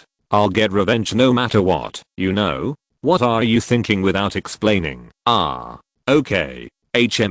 First, Tacito is a country where all power is concentrated in the king, and the Minister of Administration and the Minister of Military Affairs under the king rule the country by dividing their respective areas. And the Kingdom of Leon is our empire. I remember that it is the most similar form of state to that of having a political form in which the country is governed by establishing a cabinet with ministers in each field. There were many omissions and summaries, but you explained it accurately. Then, what about the Holy Kingdom of Johans and the Kingdom of Drogon? In the Holy Kingdom of Johans, the Pope and the Council of Cardinals basically take charge of political affairs, and when problems arise, the Saint mediates disputes. What about Drogon Kingdom? Please explain one more time from there. Blah blah blah. Still, I'm impressed that His Highness has reviewed and memorized this much. I will explain in detail again. Baron Kimberly continued to explain at length about the Drogon Kingdom, the Alto Kingdom, and the Meekan Tribal Union. But to it just sounded like a needlessly long story. So, in the Drogon Kingdom, the king is appointed by the Dragon Lord who lives in the center of the Dragon's Breath Mountains, and when the king dies, he goes again and pays tribute and asks them to nominate a king. The Mexican Tribal Union is a large tribe once every 10 years. So you're saying that the Warkeef will be chosen through a meeting? And in the Kingdom of Alto, the king and parliament rule the country, and the king is elected from among the members, right? Why does it take so long to explain that? Of course, Baron Kimberly's class was an excellent class that explained in detail the history and background of their political form, but to Juno's uninterested ears, it was only a warning point. Tap, tap, tap. Baroness Kimberly, who had been concentrating on a long time while teaching class, frowned when she heard the sound of war boots coming from the hallway. The door opened, and 3 knights of the royal guard came in. She was surprised to see the Empress and bowed. Mama, I hope you are well. The third prince's training session will begin soon. If it is okay, would it be okay for me to bring you along? Before the Empress could reply, pleased with the knight's words that it was time for her training, threw down the book and pen she was reading and ran out, leaving only a brief greeting to the Empress Iria, who smiled bitterly at her son's appearance, apologized to her son's general education instructor, Baron Kimberly. I'm sorry, Baron Kimberly. The prince is still immature at his age, so it seems like he would rather play outside. But don't worry too much. I'll scold him harshly this evening." In response to the Empress's polite apology, Baroness Kimberly stood up from her seat and quickly bowed to the Empress. "No, ma'am. The prince is a very capable person. He has a keen eye for judging her situation, and he is a very clever person who has been responding to his situation accordingly from a young age." "Well, what do you mean?" In response to the Empress's question, Baroness Kimberly described in detail what she had seen, and upon hearing those words, the Empress's hands began to tremble. Then, she quickly returned to her palace, sent away all of her servants, and shed tears in secret. My poor son. He's already thinking like that when he's still young and just wants to play. I'm sorry, Mom. I'm so unable to imagine her mother crying like that. Yuno was happily training with the knights. Chapter 7. Childhood 2. Childhood 2. 1 2 3 4. 1 2 3 4. One more turn. Here, here, here, here. Yes, Your Highness. Yuno was running on the parade ground with knight trainees aged around 18 to 19. Although they were only trainees who had recently joined, they were trainees of the Imperial Guard Knights who boasted physical strength greater than that of a knight, as they had gathered only the best talent from all over the Balkan Empire through a rigorous examination process. However, they could not keep up with the running speed of Prince Yuno, who was only 11 years old. Moreover, Yuno was running a lap first, pushing the trainees who were lagging behind, and the knight trainees gritted their teeth and followed Yuno, because it was clear that, if they fell behind, while His Highness was running together, they would be scolded to death by the knights after the physical training point. However, some trainees who lacked stamina began to fall behind, and each time Yuno increased his speed, the number of trainees who fell behind increased. Watching the physical training of Yuno and his trainees from the podium, Count Richtenauer, leader of the Imperial Guard Knights, and Viscount Spear, deputy leader, were smiling brightly as they watched the training of the prince and trainees. "How, Your Majesty, the third prince is really amazing. You already have such good stamina, strength, agility, and all other physical abilities. I know you're turning 12 next month, so I'm sure you're already looking forward to it." Captain Lichtenauer. Brad, haha, that's right. Aren't you able to overwhelm trainees who are 7 years older than you in barehanded sparring? If you learn swordsmanship at the age of 12 and even manage mana, I think you will be able to surpass me in no time, no matter what. Is it really necessary to surpass the leader, the strongest sword master in the empire, so quickly? Well, I won't know when the third prince comes of age. How, this person? Haha, Count Lichtenauer and Viscount Spear were so excited about Prince Juno's further development in the future that they began discussing whether future swordsmanship classes should be conducted separately from regular trainees. Anyway, Vice Captain, can I keep doing this? I heard that the princess sent by the Kingdom of Leon as her hostage will soon arrive through the capital space magic circle in the afternoon. The person in charge of security is the Vice Captain. Right, we have already completed all preparations. It will be enough to leave in about 15 minutes, so I would like to see more of His Highness's training until then. If you continue to grow as you are, wouldn't you be the same person who will take charge of our Knights and Military Affairs Department in the future? That's right. I have high expectations too. Haha. While the two were talking like that, Yuno finished running on the parade ground and started doing strength training that he was doing personally. Of course, he invited the trainees to do the same as him, but more than half of them failed in the race, and the trainees who had exhausted all their stamina trying to keep up with Yuno's speed on the training ground just fell to the ground and wriggled. Viscount Spear's eyebrows twitched as he saw this, and on his way out of the training center for guard duty, he saw Jude, the leader of the 8 horsemen, who was currently in charge of the basic training of trainees, and called him over. "Sir Jude." "Yep, Vice Captain. Did you call me?" When the respected Vice Captain called him, Jude ran over to give a military salute and waited for orders with a pounding heart. Ho. Could it be that he wants to put me in charge of guarding the Princess of the Kingdom of Leon today? Jude did not yet have enough experience to carry out such an important mission, but the title of captain meant he was the most talented horseman in the class, and in fact, Jude's skills were comparable to those of quite high-ranking horsemen, so he was secretly looking forward to it. However, the words that came out of Viscount Spear's mouth hit him on the back of the head. Wasn't it wonderful to be in charge of overseeing the training of the 12 Horsemen's trainees? Yes, that's right. Did something happen? It's not a problem, but training seems to have become quite comfortable these days. I see trainees falling behind, unable to keep up with the 11-year-old prince walking around the parade ground. That is of course, it's not Sir Jude's fault. Physically, His Highness is already worthy of being called a knight. It's just that in my time, if my physical strength wasn't strong enough, I could get by with my mental strength. But these days, things are TSK. I'm sorry. I'm the one who put their minds at ease. It's not that Sir Jude's education was bad. It's just that I don't like the trainees' attitude. Sir Jude.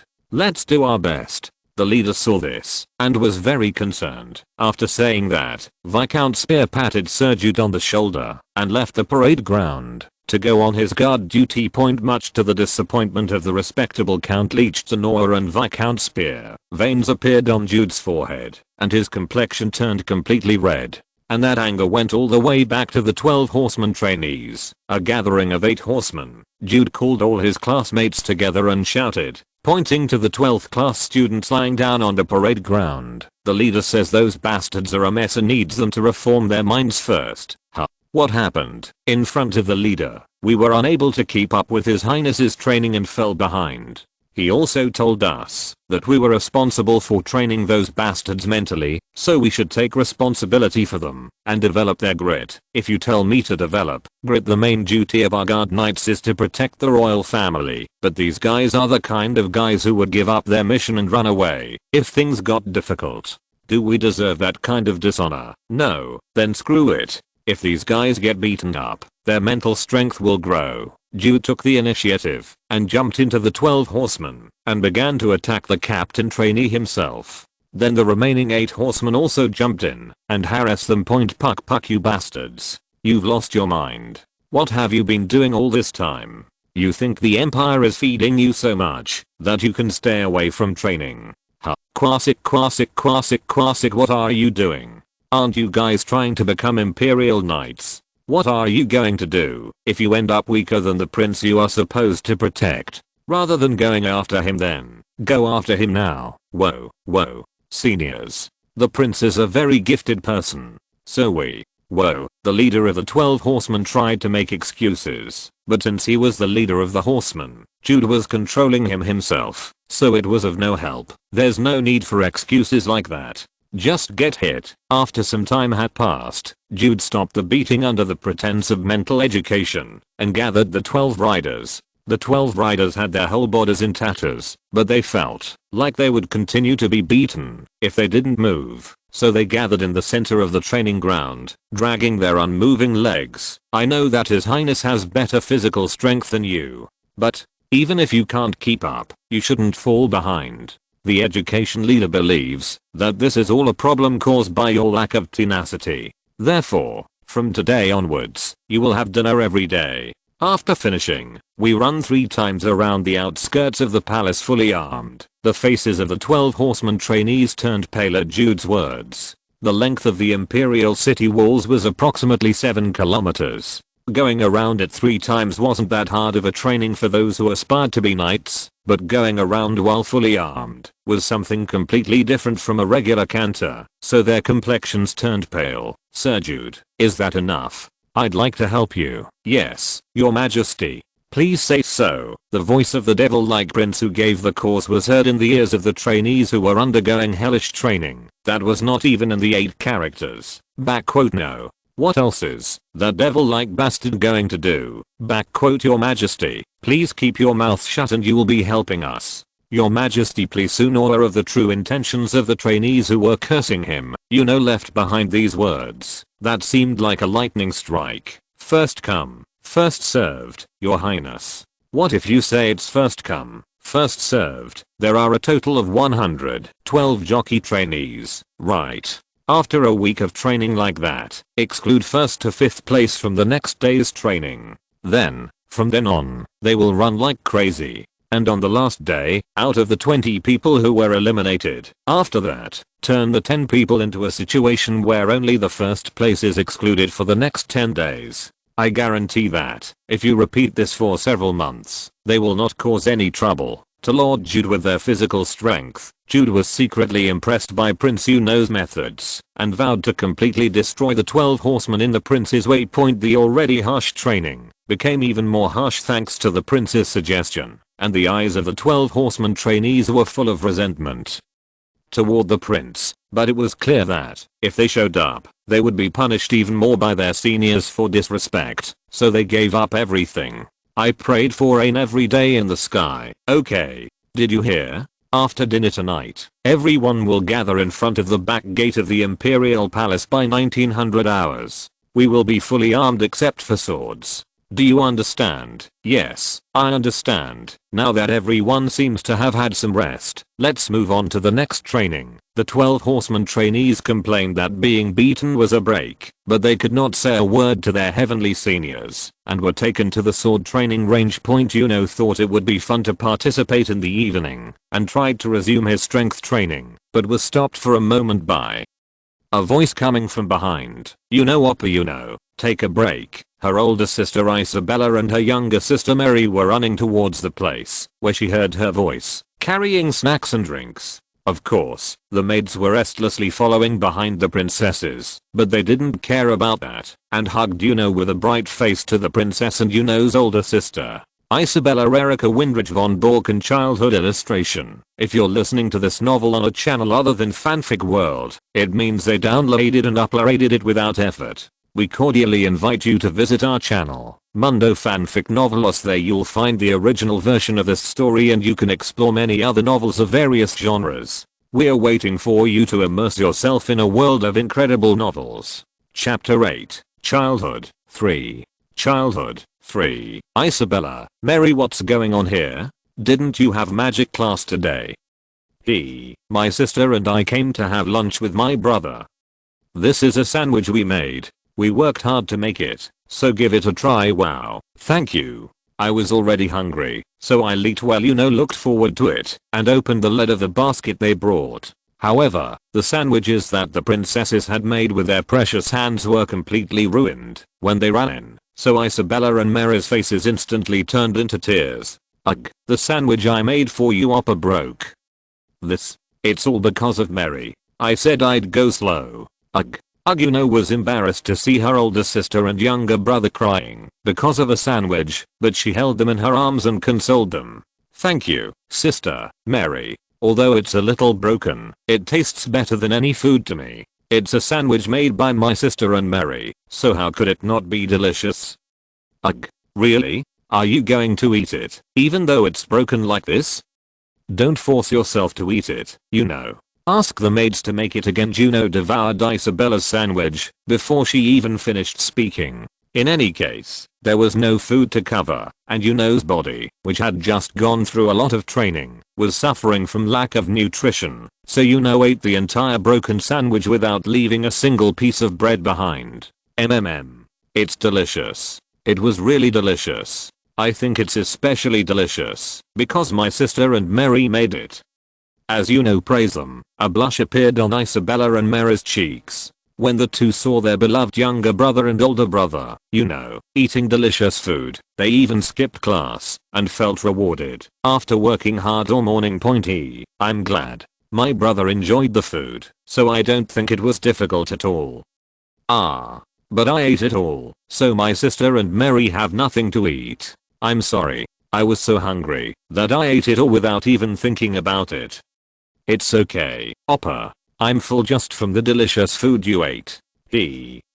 Isabella and Mary were so thankful and loving that ate the sandwich they had destroyed. Moreover, his older sister, Isabella, wanted to do even more for this lovely younger brother. Would you like me to make you a lunchbox every day? If you enjoy it, I'm fine. At that time, Isabella's words were interrupted by her maid Jane. It was a great act of disrespect to interrupt the Empress, but she had no qualms about it, as she was the most senior of her maids who had been by her Empress's side for many years. Your Highness the Princess. No, that's not right. Didn't you promise us that you would just do this once today and let us go? Oh my. Madeline, please close your eyes. You know that I get good evaluations in all my classes, right? If you really want to, please get permission from the Empress. If you do that, I will let you go. Isabella pouted her lips because there was no way that was possible. Her mother, Empress Iria, was very strict when it came to her children's education, so she even occasionally observed their classes. There's no need for social dancing or social conversation skills during morning classes. I'm not going to get married because I'm going to live with my mom, you know, and marry for the rest of my life. Your Majesty, what kind of big deal are you talking about? If His Majesty finds out, he will be shocked. It was common for princesses to enter into strategic marriages with royal families of other countries or with children of great nobles when they reached their age. However, Isabella and Mary did not want to live that kind of life and requested Empress Iria to learn magic and elemental arts, respectively. Empress Iria also wanted her daughters to live a different life than herself, so she actively supported this and found good teachers for them. Because the talent of the two princesses was extraordinary, each of them had broken through the basic level and was learning the beginner level. They were even thinking of leaving the imperial palace when they became adults and mastered intermediate magic and intermediate elemental magic. If my father finds out, of course he will. He is already thinking about which country he should sell us to for profit. You can't say things like that. The maid looked around her, worried that someone might hear her, but fortunately, no one heard her, and she let out a sigh of relief. Sleep, Madeline. Don't be too angry. Sister, Mary, it's only for today, right? Thank you for making me a sandwich, but you can't miss class, because mom will worry. When Yuno thought the story was going in a strange direction, he intervened appropriately and cut off the story. Cheat. You said it was delicious. Okay, but are you going to eat dinner with us from today onwards? That's right, Oppa. Do you have to come? Since Yuno often used the excuse of training to eat dinner at the knight's restaurant, they took this opportunity to try to get a promise from Yuno. Although it was pressure from her sister and her older sister, who was not scared at all, Yuno smiled and answered that she would understand. So, I heard that the third princess is coming from the kingdom of Lian today. Yes, that's right. That's why Viscount Spear said he was coming with an escort. There will be a welcoming ceremony later, so my sister and Mary should come too. But you're coming here as a hostage, so why bother holding a welcome ceremony? The purpose is to invite guests and study abroad. You can't just say welcome when a princess from another country is coming to save the empire, right? Well, then we'll have dinner at the welcoming ceremony tonight. I guess Yuno is looking forward to it. I heard the third princess of the kingdom of Lian is so pretty. She's the same age as Yuno, right? Sister, Mary will be holding her brother's hand tightly because he might get possessed by that princess. Yes, Mary, Yuno is still young, so you have to protect her because she could be fooled just by looking at her face. She will hold her right hand, so you hold her left hand.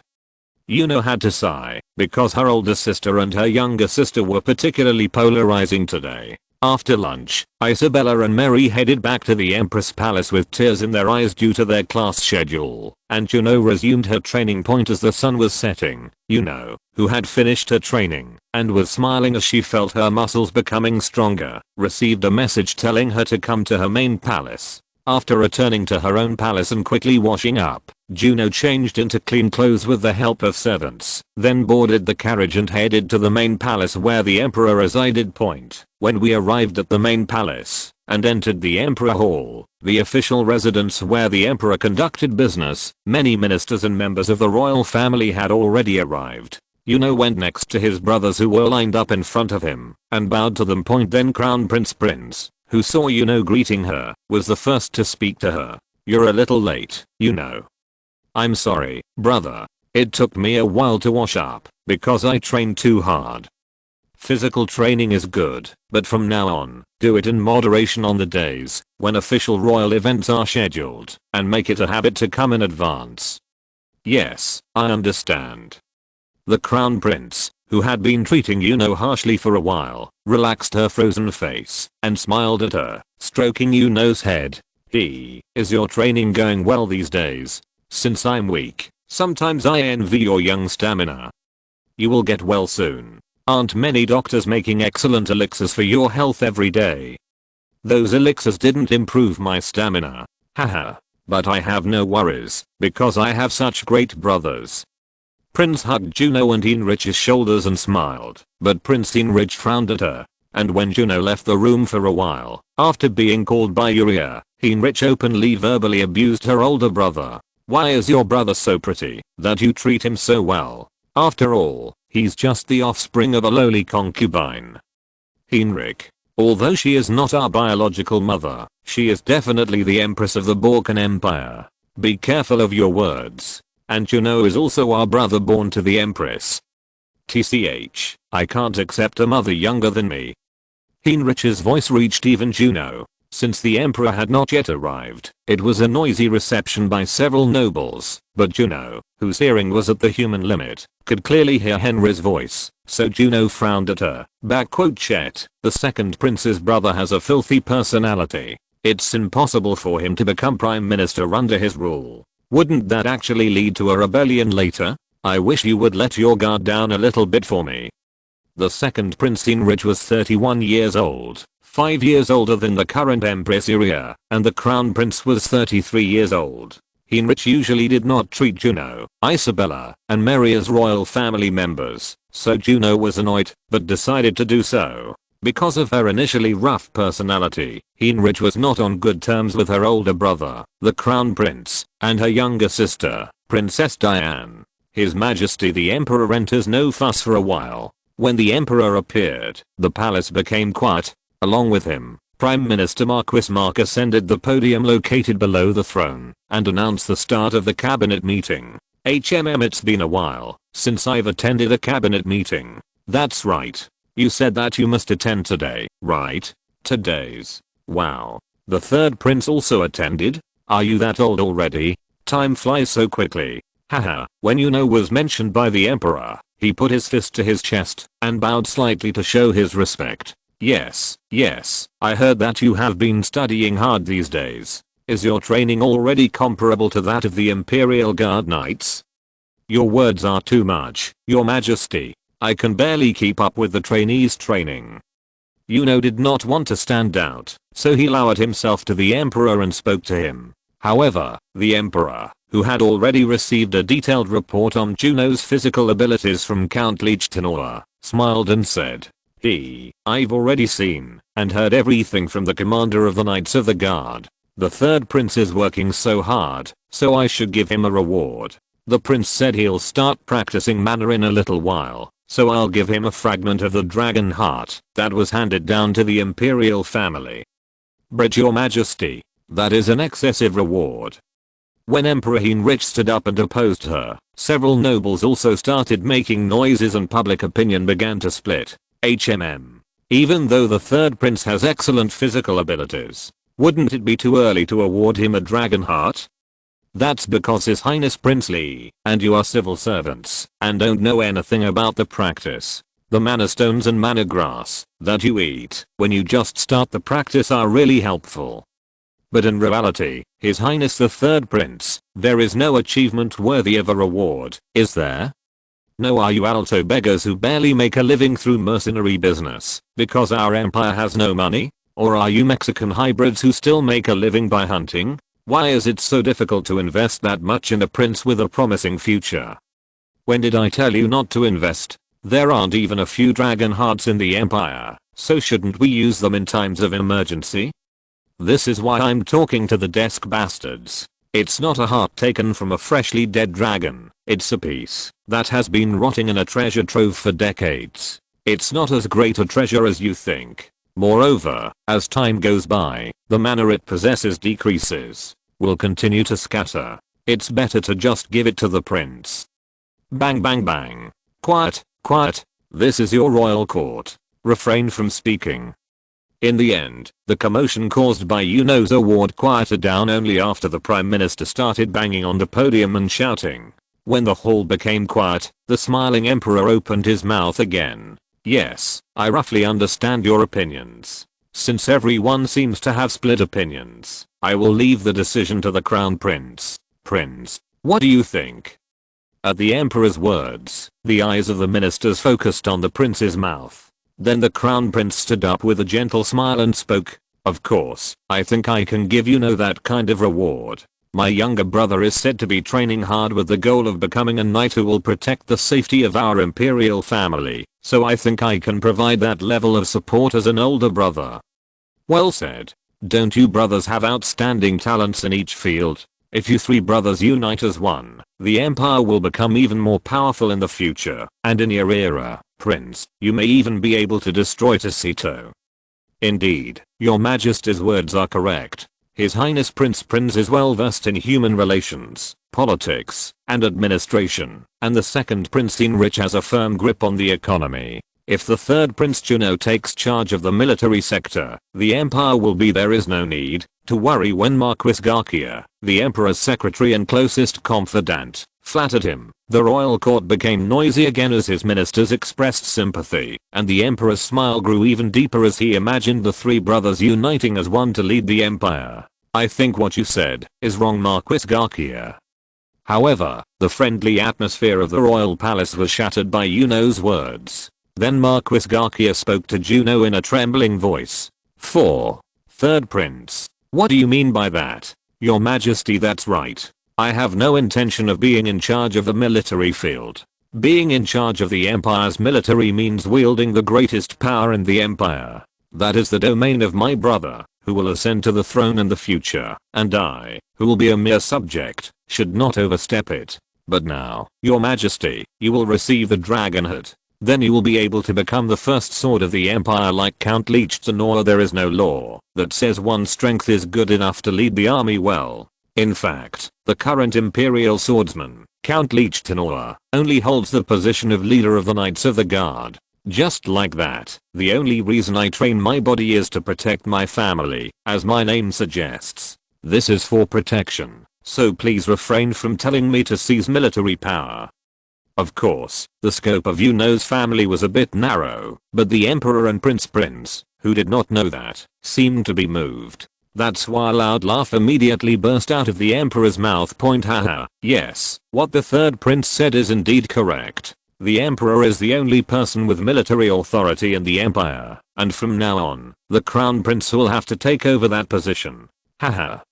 I'm devastated, Your Majesty. However, there is something that the third prince is still not aware of. The Emperor's workload is not so small that he has to take care of every single thing, including the affairs of the military. In order to run this large empire, you have to handle numerous tasks every day. You still don't know how helpful each and every confidant is, so the third prince should work hard to improve his military skills and assist the Crown Prince. Yes, I understand, Your Majesty.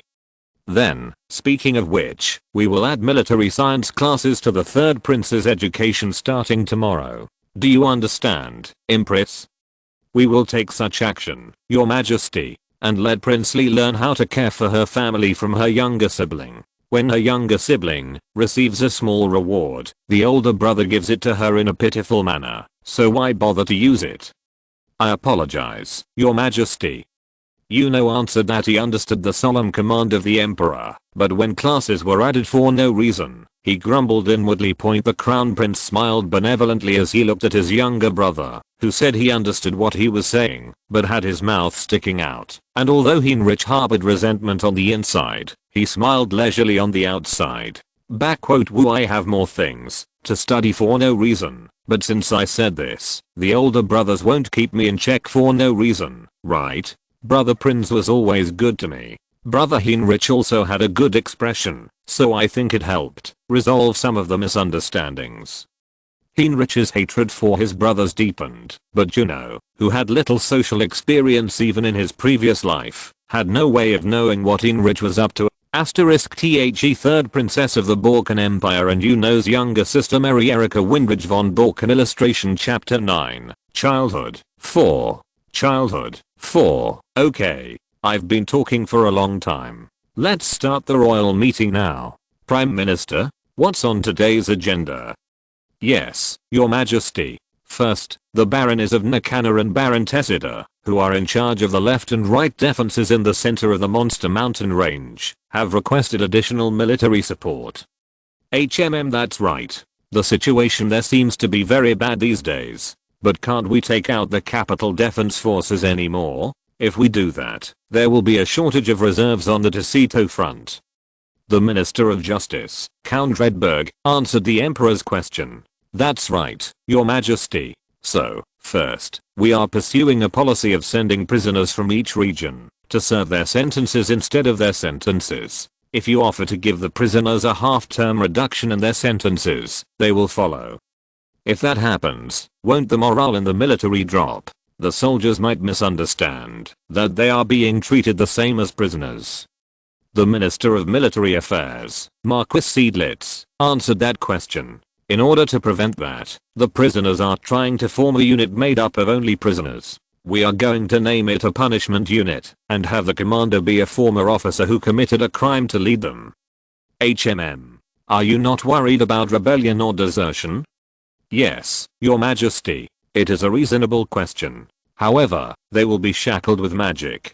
These are shackles that will explode if the commander does not enter a specific password once a week. The commander will set the period a bit longer, and the lord of the territory to which they are dispatched will be held. We plan to receive input from Good. Let's handle it like that. What's next on the agenda? The Emperor and his ministers processed various agendas at an incredible speed. Even to the appearance that seemed remarkable was that of the administrative head of the current Emperor Carol III, who protected the territory expanded by the previous emperor and made it even wealthier. But since there was nothing to say to and nothing to do, had to chase away the drowsiness that was coming by pinching his thighs. Here is Your Majesty's final agenda. The 3 princesses of the Kingdom of Lian, who were sent to our country's imperial family for her studies, arrived today at 1500 hours through the capital's magic circle. Was there anything unusual? I heard that an assassin arrived at the magic circle together. To ease the Emperor's concerns, Count Liechtenauer, commander of the Knights of the Guard, answered directly. Your Majesty, Viscount Spear, vice captain of the Knights of the Guard, personally went out to meet you, but it is said that the 3 princesses of the Kingdom of Lian arrived alone without any attendant. Roaring roar. No matter how much the Kingdom of Lian was destroyed by our empire in the war, you sent her princess alone. Honestly, studying abroad is an excuse and a pawn. But shouldn't we send an escort and an attendant or 2 to protect us? Bang bang bang. Quiet, quiet. Let's break the habit of making such a loud noise in front of the royal family whenever something is said. Oh, Prime Minister. Don't be like that. Don't you think good policies come out in such a free atmosphere? Anyone can see that the Prime Minister handles all the work alone. Haha. Pew ha ha ha. Several nobles burst into laughter at the Emperor's joke. The face of the Chancellor, Marquis Mark, turned red, but he did not forget to glare at the various senior officials and pledged to discipline his juniors after the Emperor's retreat. Anyway, after the royal meeting, we have prepared a welcome party in the banquet hall on the 2nd floor of the main palace, so I hope everyone enjoys it. Oh, and I think Your Majesty can leave the palace immediately after receiving the greetings from the Princess of the Kingdom of Lian. Haha, as expected, the Prime Minister knows very well about Jim's feelings. The new concubine he brought in this time is so pretty that he can't control himself even at this age. Chuckle. Seeing the Emperor like that, bitter smiles appeared on the faces of the imperial family and nobles, including the Empress Carol III was the only son of the previous emperor, and he played a major role as the crown prince in the Battle of Zenonplane, which created the current Balkan Empire. So he had almost omnipotent imperial power. However, the emperor did not treat his subjects haphazardly, was not particularly extravagant, and often inspected the public sentiment, observing the people's behavior and making policies, showing himself as a perfect monarch. However, he also had one flaw. The emperor was an extremely lewd person. Still, if it had been a normal case of lewdness, it would have been an issue that could have been overlooked, saying, the emperor could reveal a bit about women, but the problem was that he was a terrible pedophile who did not consider women over the age of 16 to be women. After Empress Iria gave birth to Mary at the age of 16, she never slept with the emperor. And the same was true for the concubines the emperor took in after Empress Iria. After the last concubine's birthday turned 16, the emperor went out to inspect the people's livelihood and took in a 10-year-old lower class girl who caught his eye as a new concubine. Seeing the emperor like that, also shook his head and looked at the emperor. I guess I should consider it fortunate for my brother that all of his concubines are from commoners and there will be no interference from his maternal relatives. He has no children. Well, it doesn't really matter to me, as was thinking about this and that for a while. A trumpet sounded, announcing the position of the princess of the kingdom of Lian. Tap, tap, tap, tap. The sound of her military boots, unbecoming of a princess, echoed through her hallway, and soon the princess appeared. Her brilliant blonde hair, her bulging breasts that did not match her age, and a military uniform that was definitely not suitable for the title of princess were wrapped around her body. I salute your majesty, Emperor Carol III, the only absolute ruler of the Balkan Empire. I'm the third princess of the kingdom of Lian. My name is Eliza Sinclair de Leonhardt. Eliza, the three princesses of the kingdom of Lian, bowed to the emperor with her small body. Yes, she is welcome to study in the empire. Princess Eliza. She had a hard time coming all the way. No, your majesty. I came to the Space Magic Circle and Vice Captain Spear, who was in charge of my escort, treated me well, so I didn't experience any inconvenience. After completing her greetings, Princess Eliza delivered an official letter from the Kingdom of Lian to the Emperor. When the secretary Marquis Garcia took over the letter and delivered it to the emperor roughly read the letter and then handed it back to the chancellor and said, the Kingdom of Lian is asking for an increase in trade goods, increased trade in rubber, steel, and glue. And since farmland was destroyed in the war, they are asking for some wheat. What do you think, Prime Minister? Rubber is possible enough, but glue, a strategic material, seems a bit difficult. First, just using it to arm our imperial army will likely consume all of this year's production. Instead, we will discuss with the ambassador of the Kingdom of Lian to send more wheat. Your Majesty, well, I think the Prime Minister can handle that problem on his own. After saying that, the Emperor ordered the Minister of Finance to consult with her Chancellor and then turned his attention to Princess Eliza again. I'm sorry I made the princess wait while I was talking about the Kingdom of Lian's proposal. It's okay, Your Majesty. Okay. How old is she, the princess? I heard she was still young, but looking at her now, she doesn't look that young. I'm now 11 years old, Your Majesty. Eliza continued to maintain her rigid attitude, befitting her outfit, and the Emperor's lust, which had been slightly aroused at first, when he was curious, when he heard that the young princess was coming, was completely killed thanks to Eliza's attitude and her large breasts. He's the same age as I, I heard he didn't bring any bodyguards or attendants. Is there a reason? Even if I bring a bodyguard, it wouldn't be a big deal for the Empire to kill me. If it wanted to, would a bodyguard be of help to my personal safety? And I don't think the Empire is so petty that it wouldn't give one or two to the princess, who came as a hostage. And since the purpose is to study abroad, I think they will give me a similar education as the prince and princess. What do you think of our empire now? Hostages? Are you saying that the Kingdom of Lian expects the Balkan Empire to take hostages? The nobles were in an uproar at Princess Eliza's rude remarks. However, the emperor himself calmed them down by drawing his hand, and the emperor burst into laughter. It was the laugh of an old man over 80 years old, but the power of that laugh made many nobles hold their breath as they watched it. Haha, she's a bold princess. Haha, it looks like Charles gave his daughter a good education. She looks exactly like him, in that she doesn't have any hair. That's right. You're right. She's a hostage. And our empire, it's not that shabby. The emperor comes to you, Your Majesty, but if you made such a statement, you will have to take responsibility. Yuno was taken aback by the emperor's sudden search for her, but soon calmed down and stood up to wait for the emperor's orders. Yes, Your Majesty, please give your order. From now on, you will spend all of your educational schedule with Princess Eliza. It will include your physical training and military studies classes." Then the Minister of Military Affairs stood up and refuted. "Your Majesty, military studies also include information on military operations, which are confidential to the Empire. Wouldn't that be difficult?" TSK. Even the Kingdom of Lian probably already understands the level of military operation contained in the basic military science that the prince learned. Our empire isn't the only one running an intelligence department, right? "That's right, Your Majesty."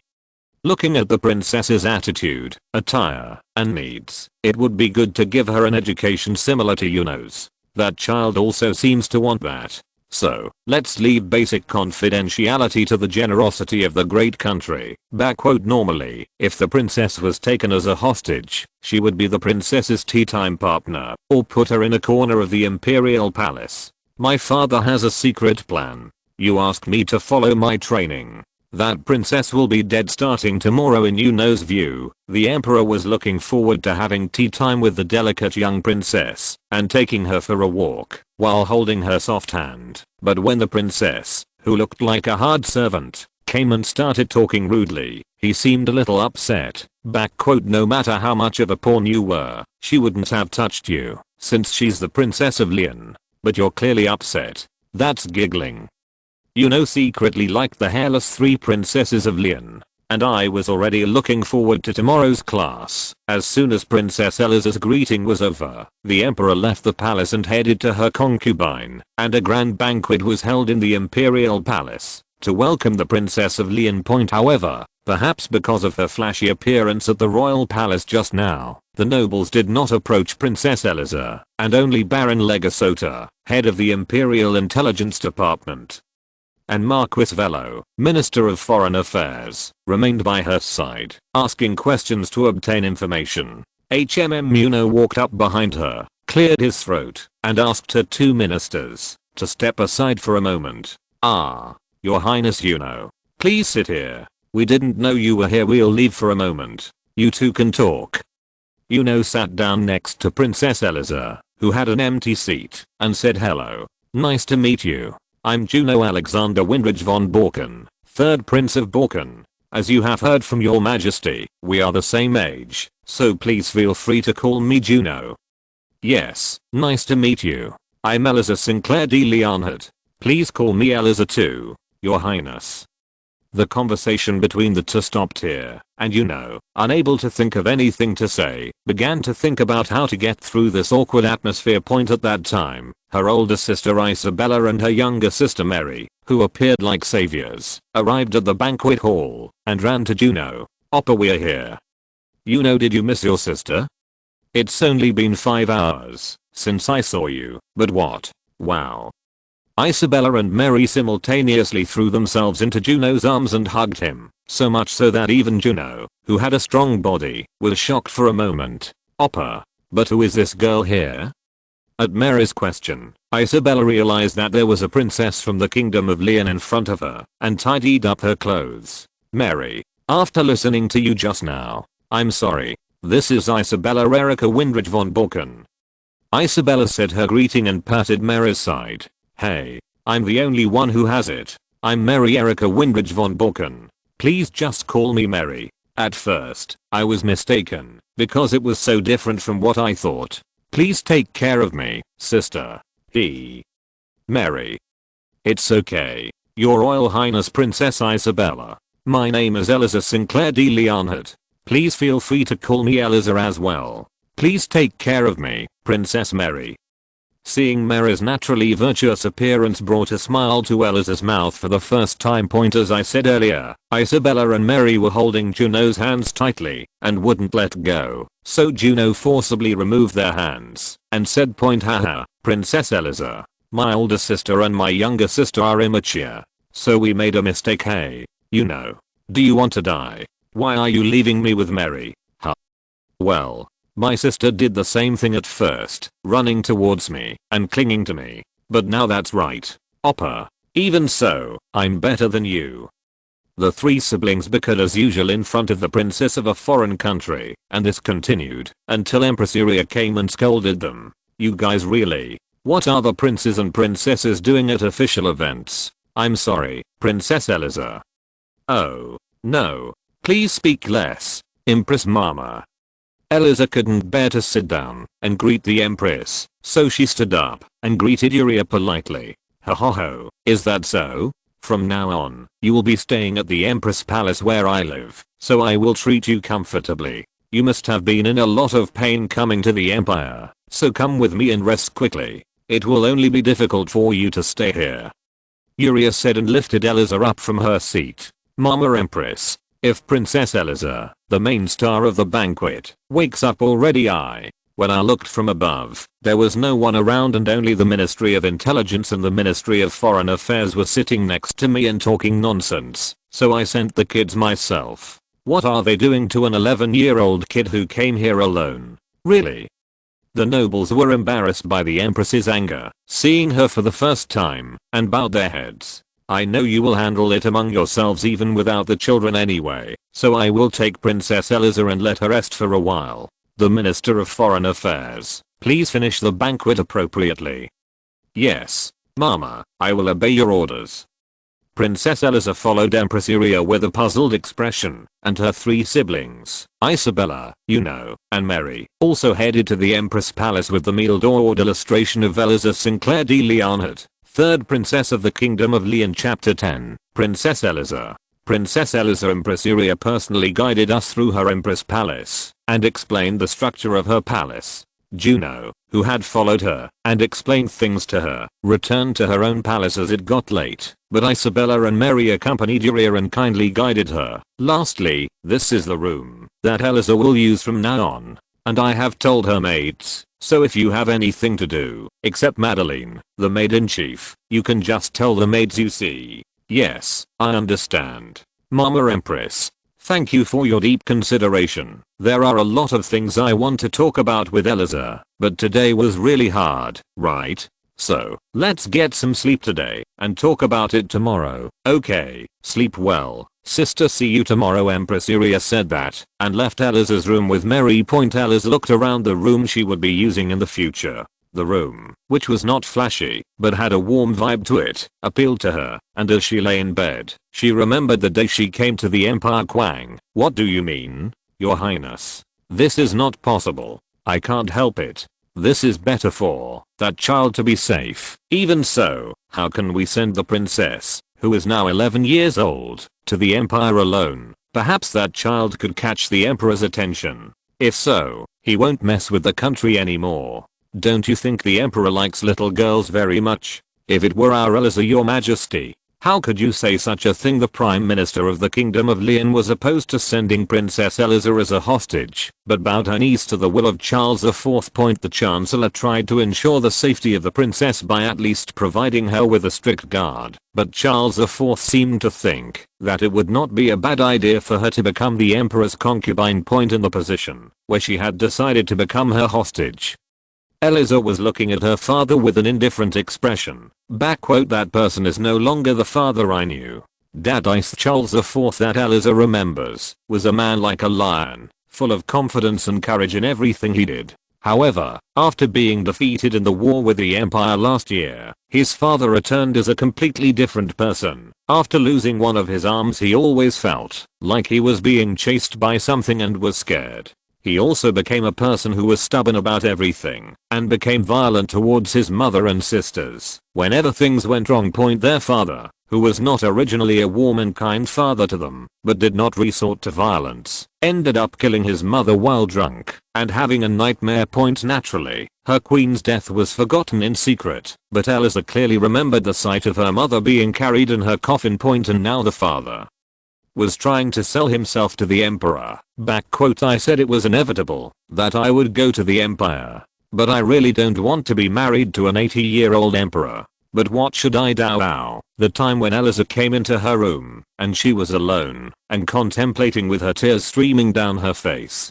Her door opened quietly and someone came in. Eliza, are you sleeping? That voice was her own eldest sister, Fiona, and although her mother was a different sister, Eliza, who usually followed her older sister, ran up to Fiona and burst into tears.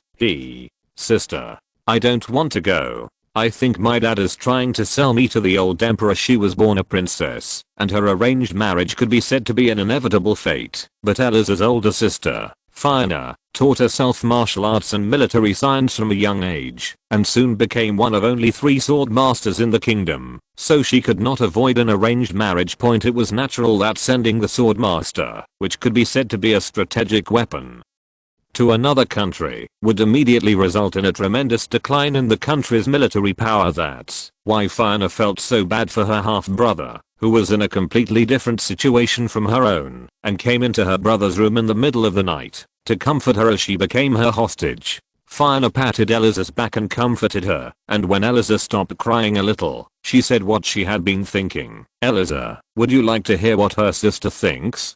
Didn't she see the emperor from a distance a few times during the last war? That's what she thinks, and if she's good, she might be able to avoid being her concubine." Brit: "Sister? Is that possible? I'll definitely do it. What should I do?" Fiona asked Eliza to wear her military uniform and assume her stately stance without giving a word to her emperor. "If you do that, you'll probably like the emperor, but he probably won't see you as a woman. And don't you have big breasts that don't suit your age? If you just follow what sister told you, that larlican bastard will fall for you. It's certain to turn off interest." Eliza prepared her uniform as instructed by her older sister Fiona, and practiced answering her emperor's expected questions every day. And today, when Eliza arrived in her empire, and did exactly as she had practiced, the emperor, as her sister had advised, did not pay any attention to her and went away, saying that he was coveting her lover instead. The empress showed interest in her and formed relationships with her own descendants. Her second princess, third princess, and her third princess Eliza was a little taken aback by the sight of Uriah's family being warm, treating each other openly, and caring for each other, rather than the cocky, cool-headed, and affectionate royal family she had been expecting. But Eliza fell asleep quietly with a premonition that life in the empire would not be as difficult as she thought. I heard this in fact, at a breakfast the next day, after gathering all the princes and princesses. Empress Uriah told her children that they should think of Eliza as her own daughter while she was in her empire, and that they should speak to each other comfortably in her private settings. Brit: Eliza was extremely embarrassed by Uriah's instructions, but seeing Isabella, Juno, and Mary speak to her at ease, made her feel even more at ease. It was Eliza who was able to get to know Uriah's family a lot as they talked a lot about each other during breakfast. "I don't know about the emperor, crown prince, and princely, but I think I can trust them. This is the first time I've felt this way since my mother passed away. If it's here." Itush had been in the empire for less than a day, but Eliza already felt like they were her family. She had no one she could trust other than Fiona and her sister, so she thought she might be more comfortable than in the royal palace in her home country. But those thoughts were shattered in the morning. Huff, gasp, gasp. "You know, how are you doing this? Haha, you'll get used to it right away, right? It's the first day, Eliza, so don't push yourself too hard." Eliza was to accompany Juno's training schedule according to the emperor's instructions, and she had been with Juno since training this morning. As soon as we finished breakfast at 7 o'clock, Juno suggested that we warm up with a quick run before the liberal arts class that started at 9 o'clock. Eliza, who always liked exercise, thought it was no big deal, and changed into the exercise clothes prepared by her sisters, and started her training following Juno, but she immediately regretted that decision.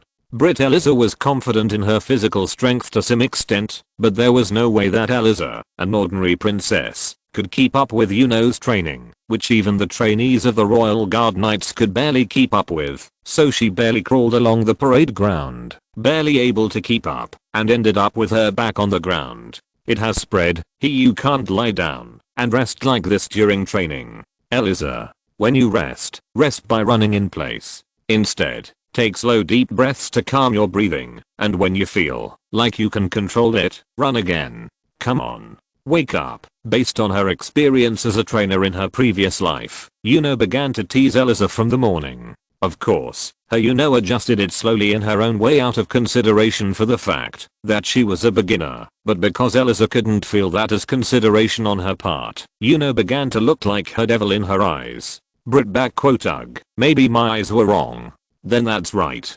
There's no way that the Lolican Emperor's son is normal. Eliza cursed her inside her, but regardless of her thoughts, continued to push her Eliza, and eventually by the end of her workout session, Eliza couldn't rest her feet for even a second. Okay, that's it for today, Eliza. You worked hard. You can sit down now. As soon as finished speaking, Eliza lay down on the floor and stretched out. Seeing Eliza like that, took her water and handed it to her, then grabbed her legs and started massaging them. Pull up. What are you doing?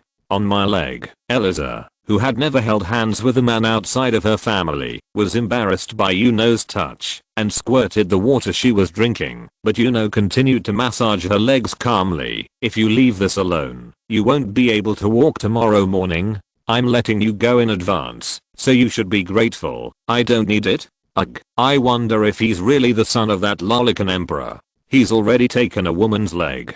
Inhale. Eliza immediately realized that she had made a mistake and covered her mouth, but her words had long since reached Yuno's ears. Your Highness, I mean, that is it's okay. Who doesn't know that my dad exposes young women?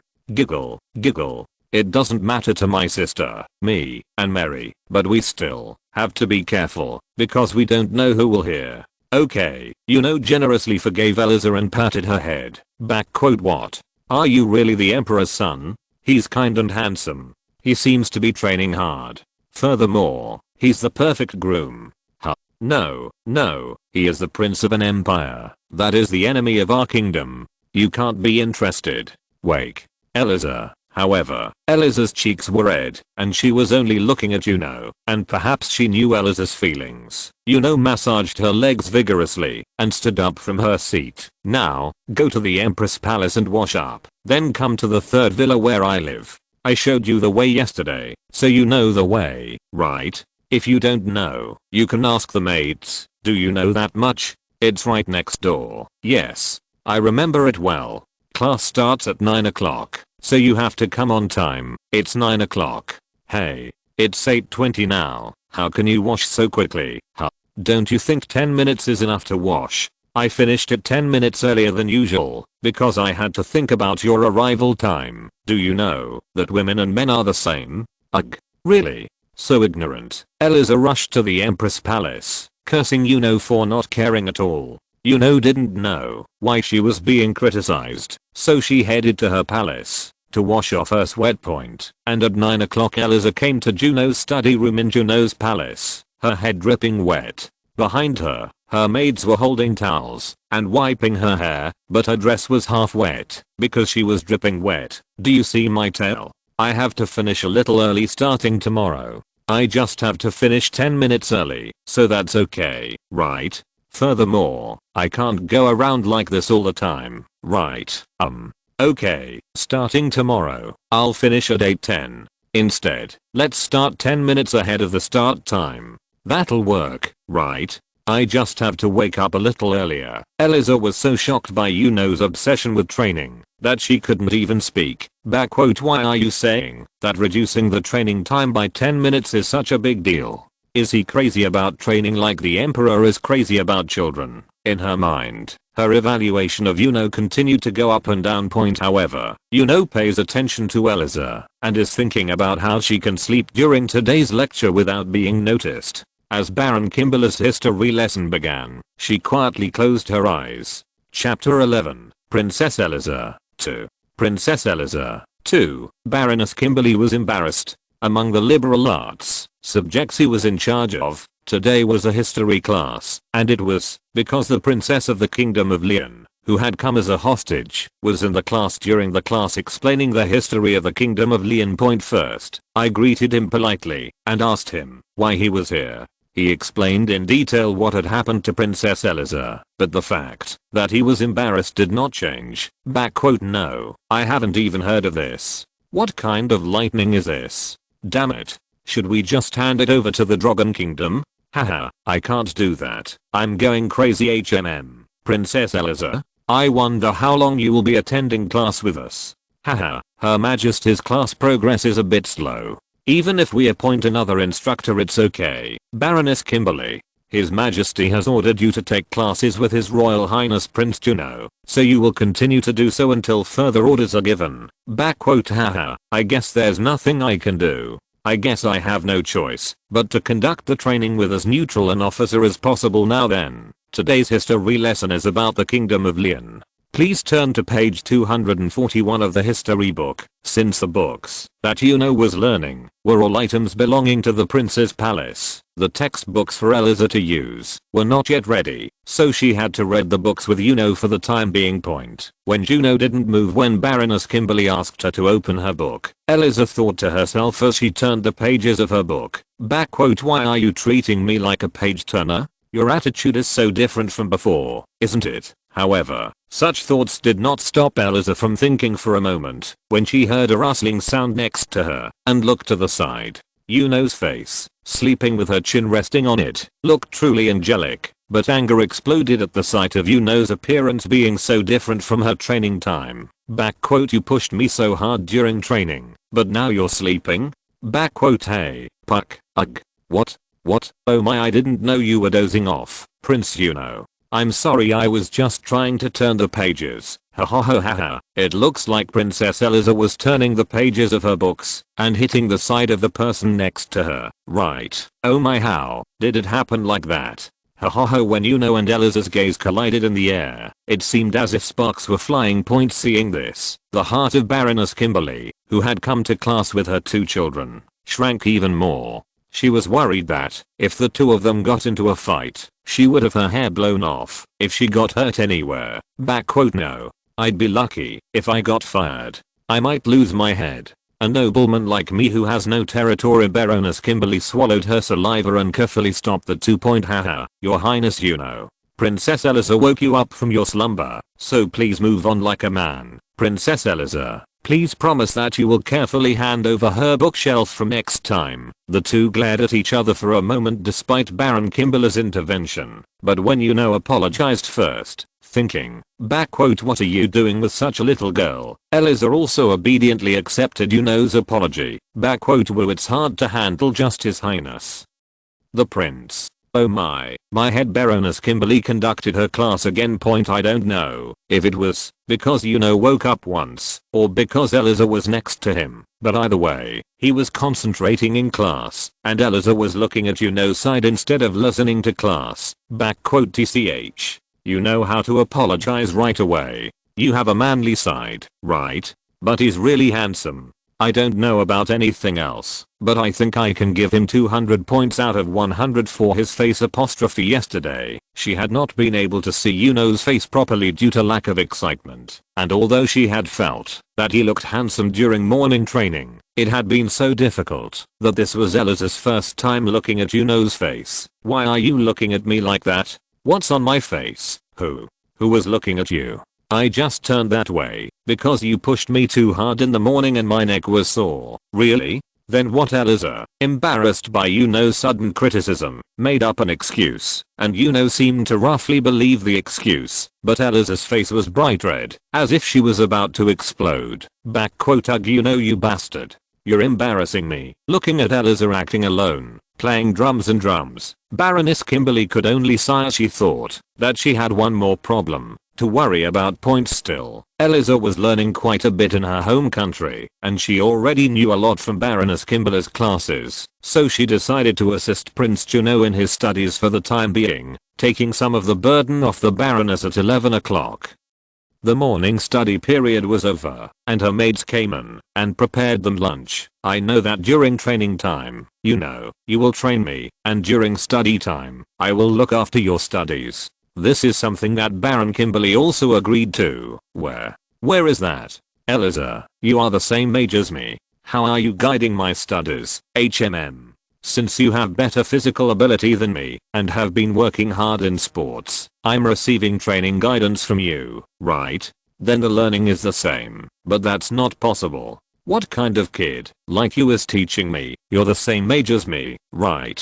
Then I'll tell the Empress. If the Empress is against it, I have no choice." Yuno could not say anything, because she clearly knew that, if Yuria heard it, she would applaud and welcome it. "Okay. You know, if you're that dissatisfied, if you can beat me even once in test scores, then I'll finish the study guide. And I'll do anything you ask for. Is that enough? No matter what, I've lived for almost 40 years, including my past life. I wonder if I can't beat this little kid even once in a test. Yuno thought so, and accepted Eliza's offer. However, Yuno herself did not know that her mental age had also become younger due to her younger body, and from that day on, Yuno lost to Eliza every day as a test point. When afternoon classes ended at 2 o'clock, Yuno and Eliza headed to the Knights Parade ground together. Eliza had an obligation to accompany Yuno to his afternoon training, so she had no choice but to follow along despite grumbling. "Welcome, your royal highness. Nice to meet you, Princess Eliza. My name is Elias Jude, and I'm the head of training for the Knights of the Guard." Yuno waved her hand at Jude and left, saying she was going to the bathroom for a moment. "Nice to meet you, Lord Jude. But, His Highness Yuno, you said you train alone in the morning. Is that okay? If the method goes wrong?" Eliza asked Jude, because Juno's training, which she had had a hard time following in the morning, did not look normal even with her own eyes. Haha, His Highness Yuno has already surpassed the level of our Knights trainees. He is truly a natural. Rather, for a special person like His Highness Yuno, our general training methods are not helpful. Eliza's eyes widened at Jude's high praise. Oh my god. Is His Highness Yuno already at that level? Yes, that's right. My birthday is next week. So if you learn the mind method, and can even control mana, I might not be able to compete with you in barehanded sparring. Haha, Eliza saw Juno once again. I thought it was just physical strength in the morning. But that's not true. Even without using mana, you're at the level of a knight trainee. No, if you're a trainee in the Balkan Guard Knights, you'd be at the level of a low-level knight in a decent knight order, right? Oh my god, well. But you said you would do the training with me. Shouldn't an ordinary person like me be able to follow His Highness Yuno? Eliza asked Jude with her last hope, but Jude shook her head quietly. Honestly, when it comes to physical training, Her Majesty Yuno is much better than us. I don't know where she learned it, but while training with the 12 horsemen, she raised their level tremendously. So the princess's training won't be a problem either. I will adjust it just right, so I don't think the princess needs to worry. Ah. I see. It was a hopeless remark for Eliza, who had to endure the hellish training every morning and evening, but Jude smiled brightly and congratulated Yuno on having a workout partner. If you were the same age and had similar hobbies, you would be the perfect match for His Majesty. If she were really a princess who came to study abroad and not a pawn woo, I couldn't start training because I suddenly had to go to the bathroom now. Princess Eliza, try copying my movements and relax your body first. Eliza was imitating Yuno, who was doing strange movements she had never seen in her life. When Yuno did the same movements for almost 30 minutes, Eliza asked, "Is this the only way to exercise in the afternoon? Is this worth it?" I had the illusion that point, and that illusion was shattered in an instant. Okay, just one more. Just one more. Let's do just one more and rest. Eliza gritted her teeth and strengthened her arms when Yuno said that she would let her rest for just one more time. Good job, Eliza. Just one more. Just one. Hey you bastard. Eventually, Eliza's arms gave out and she fell to the floor. 15 push-ups. Not bad. I'm taking a little rest until the next exercise. Yuno helped Eliza down on her bench and went to do her own exercise. Eliza watched Juno's temper while drinking the water her maid brought her. I used to just run in the morning, but looking at it like this, it really is an incredible body. Just by looking at it, the iron bar appears to be over 100 kilograms. So likely Oyonor had taken off his obtrusive top and was doing bench presses, flexing his incredibly developed muscles, to the point that a stranger would mistake him for a knight in his prime. I'm turning 12 next month, and I'm already 180 centimeters tall. Does that really make sense with that face on that body? Eliza let out a sigh of relief as she felt herself fall in love all over again, just by looking at her face. Meanwhile, Yuno did a few sets of her own exercises and then came back to Eliza and started torturing her again. Ugh, how long do I have to do this until I tell you to stop still? Eliza had great fighting spirit, so she did planks until she couldn't exert any more strength and collapsed. And Yuno designed her exercise program by testing Eliza's physical limits in that way. Starting tomorrow, I'll ask Isabella to join me. Huh? Isabella? Why all of a sudden, when I was doing it alone, I was a little worried that I would be too harsh on my sister, but now that I have you, Eliza, I think I can control it a little. Eliza felt goosebumps and prayed for her sister, who had been her sister for a day now. After her workout, Yuno massaged her the same way she did in the morning, relaxing Eliza's muscles. Yuno, is it okay for you to touch the bare skin of a princess from another country? Like this? What if I can't get married? PFFT. Is there any princess who speaks like this to the imperial prince? Like my mother said, you are just a member of our family now, so it doesn't matter. Although Yuno's words seemed a bit indifferent, they actually warmed Eliza's heart. Even at dinner after exercising, Impresaria, Isabella, Juno, and Mary asked each other about their day and shared the feeling of her family. She treated Eliza the same way and reminded her that this is what her family is. And the next day, as soon as Eliza got out of bed, her whole body shook from extreme muscle pain. This is what Yuno was talking about. Saving people in the end. Eliza had to be carried to breakfast by her maid, and from that day on, she never expressed dissatisfaction with Juno's massage. Chapter 12. 12th Birthday Prom. 1. 12th birthday party. 1. Time passed, and it was Yuno's 12th birthday. The breakfast prepared by Impresaria, who came into the kitchen and ordered various things, was incredibly extravagant. Unlike usual, Yuria had a frugal personality and did not like fancy meals, but she did not spend her children's birthdays like that, and especially since it was the birthday of her beloved son, she had no choice but to be extravagant. Happy birthday to her. It's a breakfast that mom prepared really hard, so you should enjoy it. The actual birthday party will be held at the banquet hall, but mom really wanted to prepare a birthday table for her son. In the Balkan countries, from the age of 12, people are treated as grown-up teenagers, and from then on, they can appear on the social stage. So the 12th birthday was a very important event. I prepared a nice birthday present for mom and son, so look forward to it. I'll give it to you after breakfast. When Yuria gave Yuno a light kiss on the cheek, she saw it, and even Isabella and Mary rushed to her. I'll give you a birthday present too. My birthday present is your affectionate kiss. Chew. I'll give you a kiss too. Opachua's sister Isabella.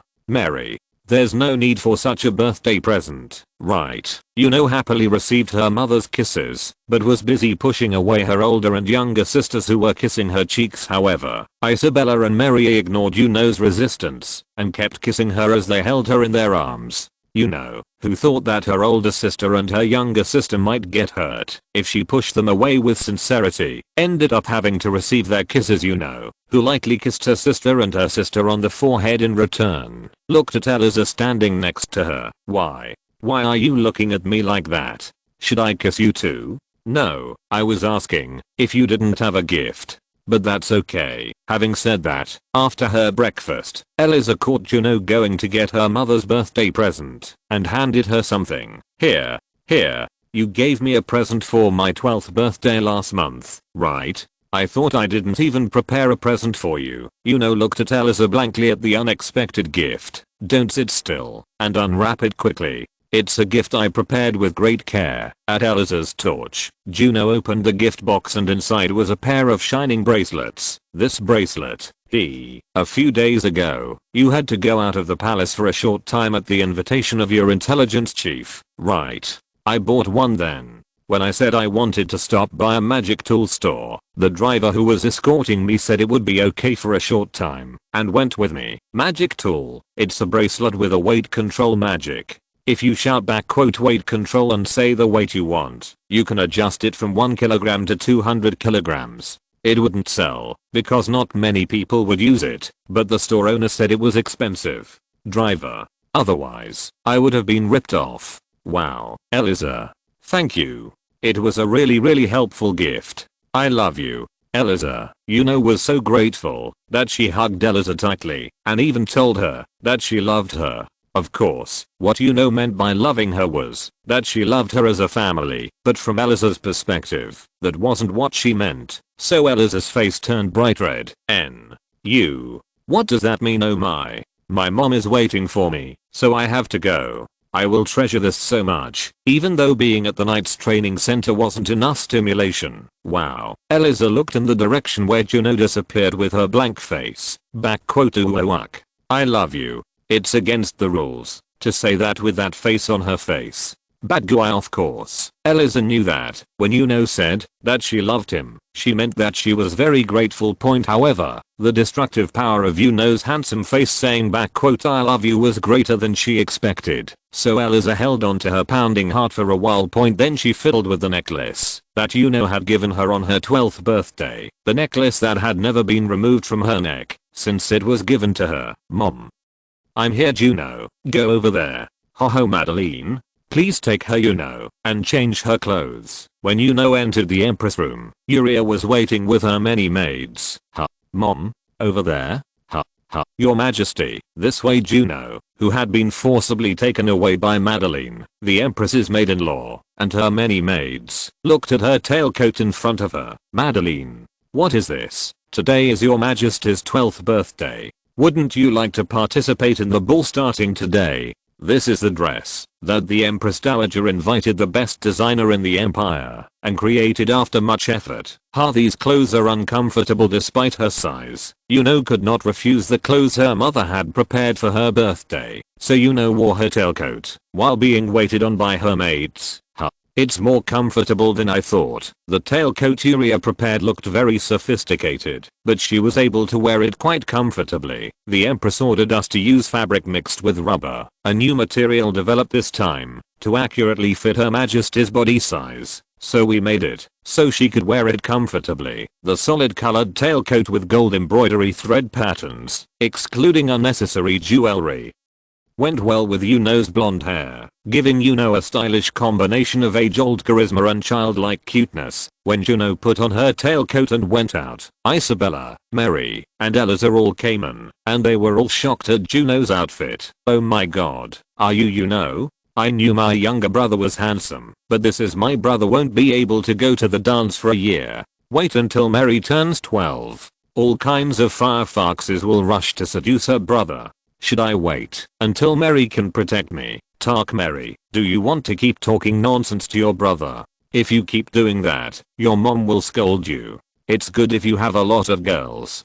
Don't you think? That way will be able to choose a true woman. Seeing my brother shouldn't get married. Mary is going to be her brother's bride. Talk Mary, you scolded your mom, didn't you? And she always told you to be careful about what you say, right? As Mary was scolding Yuria, stopped her by hugging Yuria. Mom, this is a gift I really like. I thought I would never be able to wear these clothes because they were uncomfortable. Thank you so much, Mom.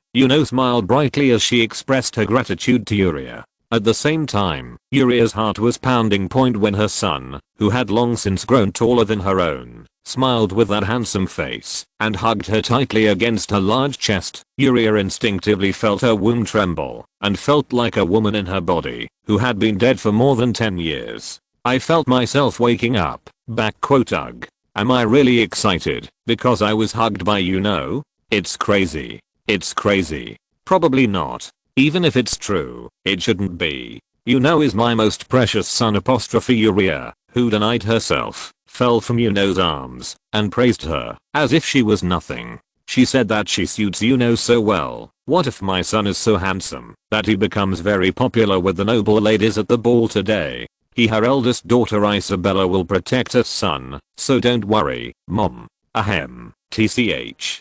Mary will stick close to her brother from next year onwards. While Yuria, Isabella, and Mary were in a daze, Eliza also looked at with blank eyes for a while, then came to her senses and looked away. But her heart continued to pound, and she glanced at with an angry expression. You look so cool dressed up like that. Bad guy. Dog. I heard my heart all the time and put it on it all the time. However, since Yuno could not know Eliza's heart, Eliza had to shed tears inwardly at her young heartbreak. That evening, Yuno headed to the banquet hall of the main palace with a somewhat excited heart. As it was customary for Yuno, the star of today's party, to arrive slightly later and enter with cheers. She arrived slightly later than the starting time and walked down the corridors of the Imperial Palace. Even though it had been a while since the banquet began, many nobles and ladies were waiting to enter the hallway when they were slightly surprised and bowed to Yuno. Yuno, who was a little nervous, hardened her expression. Woo, I shouldn't make a mistake and cause embarrassment to my mom. Yuno's steps toward the waiting room, receiving greetings from the nobles, were stopped by someone's voice coming from behind her. Yunoni? Oh my. When did you grow so tall? It's been a while since I last saw you, so you look completely different. When Yuno turned her head, her first princess Diane was there. In normal times, it was her Diane who rarely entered her own palace and did not marry her, making her a spinster. But as she was the best alchemist leading the alchemy of her empire, her emperor, I couldn't even get her married at will. Sister Diane, it's been a while since I saw you. Ugh, you told me to take it easy on you? I'm really sad that our cute Yuno is so hard on me. How can I be comfortable with my sister, who is older than my mother? Haha. I want to treat you comfortably, but I'm scared of brother Heinrich. What? Brother? Don't worry, Yuno. If your sister meets Heinrich, she will kill you halfway, so Yuno doesn't have to worry about that. All you have to do is rest comfortably in your arms. Meanwhile, Diane hugged Yuno and lowered her face, rubbing it against her own large breasts. You bunny. You up. I'm suffocating. It's okay. It's okay. Do you want my sister to give me some fat? If Yuno wants, I can develop an elixir to make milk come out and feed Yuno some fat. Oh, that's a bit. No. I'm single-mindedly focused on being a mom. Yuno was a little attracted to her, but she endured it out of consideration for her mother and forced herself out of Diane's arms, opened the door to her waiting room, and went in. Diane touched the door where Yuno disappeared, and she whispered softly, Yuno is all grown up. Haha. In just a few years, Yuno can be mine. A bad boy who fell in love with my sister from the first time I saw him. Let's spend eternity in my sister's arms someday. Yuno. If Yuno had heard, she would have been scared and run away, but unfortunately or fortunately, Yuno didn't hear her little monologue. Diana Erika Maywood von Borken, First Princess Illustration Chapter 13, 12th Birthday Prom 2. 12th Birthday Prom 2. Bam bam bam bam bam bam bam bam. His Royal Highness Juno Alexander Windridge von Borken is entering. I hope the guests will welcome him with applause. Today's ball was hosted by the Imperial Palace Chamberlain, Count Storfen himself, indicating that the scale of the event was quite grand. Clap clap. Yuno entered the banquet hall with loud applause. As Juno sat down, waving his hand with a smile in response to the cheers of several nobles, Count Storfen raised his glass. Today is the day of His Royal Highness Prince Yuno's 12th birthday and his first public debut. Please raise a toast to celebrate His Highness the Third Prince's growth. As all the guests raised their glasses, a toast slogan of "For the prosperity of the Empire" was heard, followed by a shout that seemed to leave the Imperial Palace. Yuno also raised the cocktail glass in front of him and shouted, then began to greet the various nobles who came and congratulated in. Haha, I congratulate you on your 12th birthday. The first person to visit Yuno was his maternal grandfather, Duke Windrage. Thank you, my maternal grandfather, for coming and honoring our occasion. I'm grateful that you always give me a lot of help. Duke Windridge was a hawk representing the Empire. He made great contributions during the Battle of the Plains of Zenon and was promoted to the rank of Duke. After receiving the honor of marrying his second daughter to the Emperor, he was active as the center of the Empire's military. However, his political power was slightly weakened as he clashed with the Emperor, who was opposed to further expansion, but he brilliantly blocked the invasion of the Kingdom of Lyon, which had invaded his territory last year, until the Central Army arrived, once again showing off his dignity as the best warlord of the Empire's noble forces. As a maternal grandfather, I can't do that much. If you need anything for your training in the future, this grandfather will support you at any time. Haha, no, maternal grandfather. What you do now is more than enough.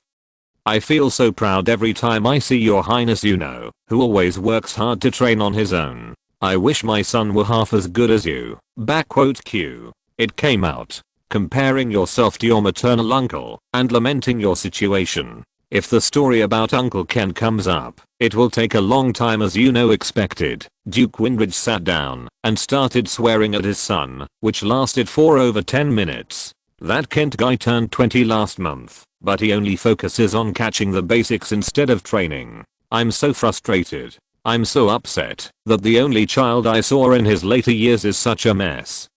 The Duke took a sip of his drink in front of Yuno and glanced behind him. As Juno reflexively looked in that direction, his maternal uncle, Prince Windridge of Kent, was flirting with all kinds of noble ladies and behaving indecently. Ugh, grandpa, how about putting my uncle in the Windforce Knights as a trainee? If he goes through a little trouble, my uncle will come to his senses a little. The Windforce Knights were the knights of the Windridge Duke family and were the best knights in the empire, competing for second and third place after the Imperial Guard Knights. As the military discipline was strict and the training was also strict, he recommended that his uncle also train within the Knights Guard. Have I not tried that? As soon as he shows signs of doing so, I run to him and cry and beg him to come to his senses in the future. This old man's heart as he looks at his youngest child weakens again, haha. But I'll make up my mind soon, so don't worry too much. My uncle is in a position to inherit Windridge in the future, so I think things will change soon. Thank you at least for your words, your highness Yuno. These days, I heard that Evening has joined His Royal Highness Prince Lee's faction again, and is hanging out with some unsavory people. Yuno couldn't help but smile bitterly at the sight of her maternal grandfather gulping down alcohol, as if he was upset. Aren't there many good people around, Brother Heinrich? Of course, they have different tendencies from my grandfather, but there is no doubt that they are key figures in the empire.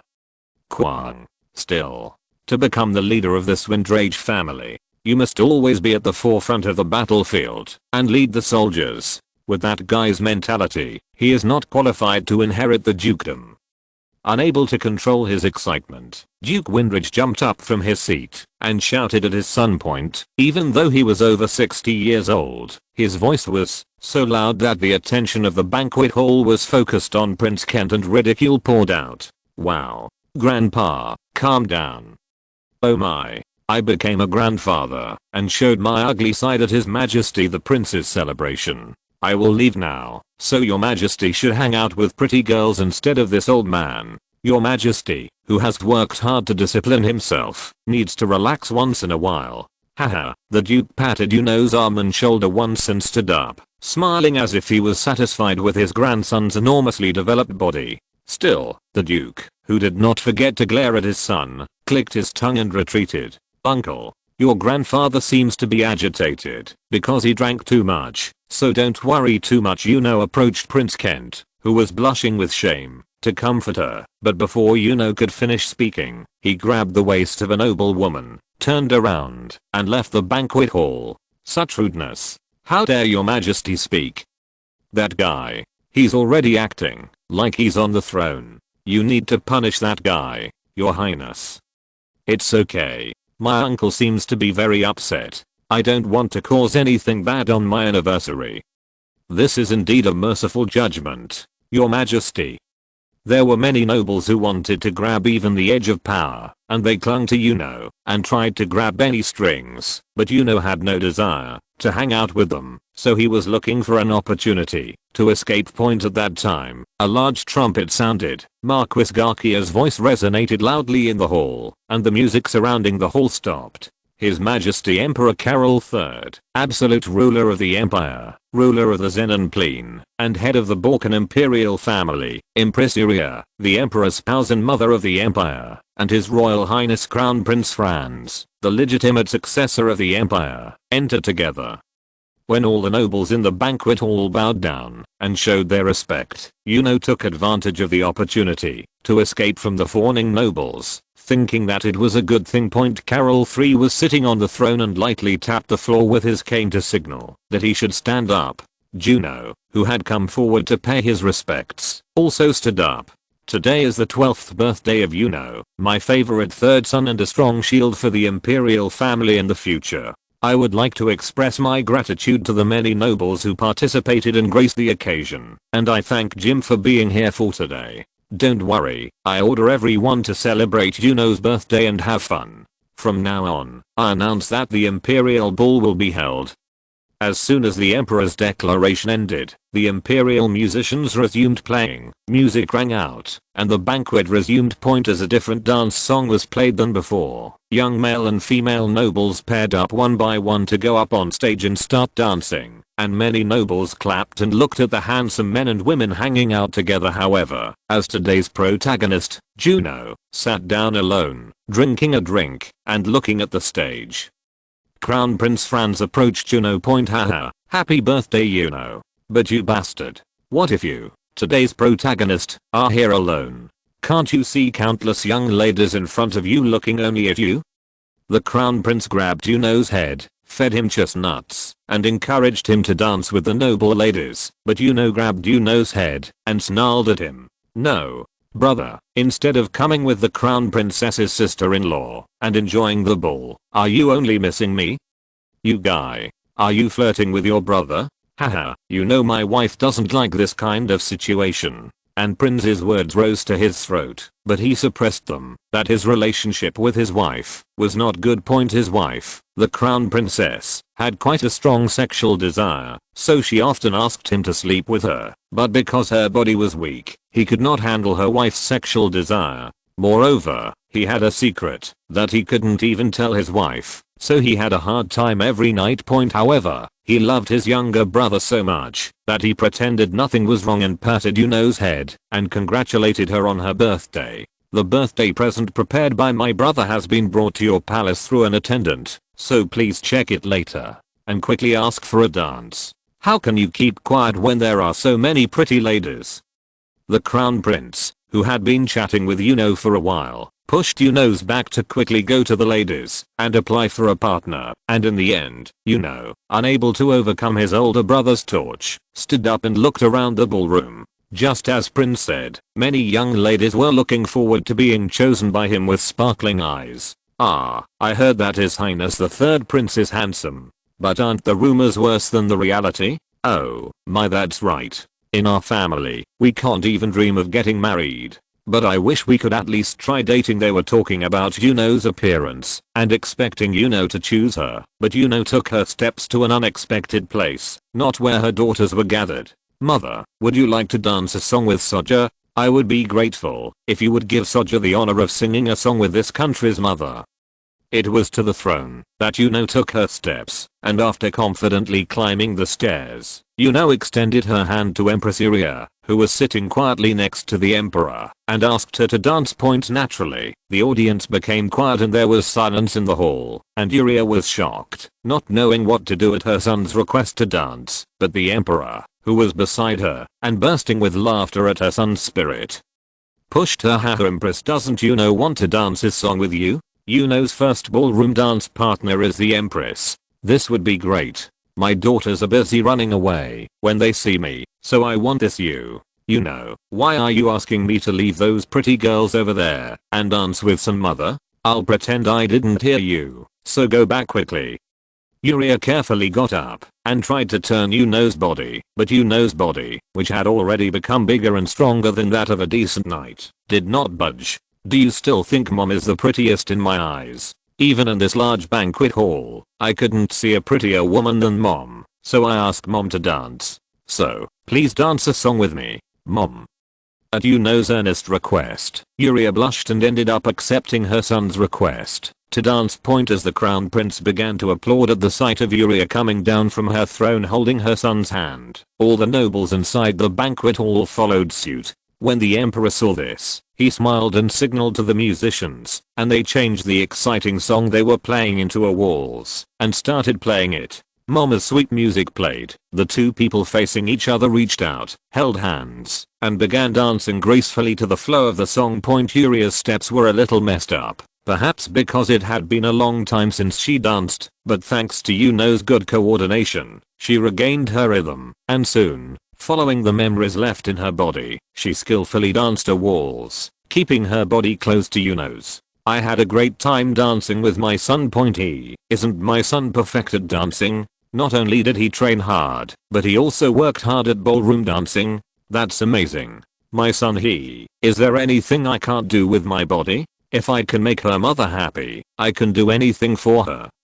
Yuria smiled happily at her son's words, but because her timing was to hold both hands and dance with their lower bodies in close contact, Yuno's large cock ended up being completely pressed against her lower body. Yuno's clothes, which she had made for her as a birthday present, were made of material that completely adhered to her skin, and her snake-like large cock was fully exposed, making Yuria blush and bend over her body even more. She held it close to her son and covered it.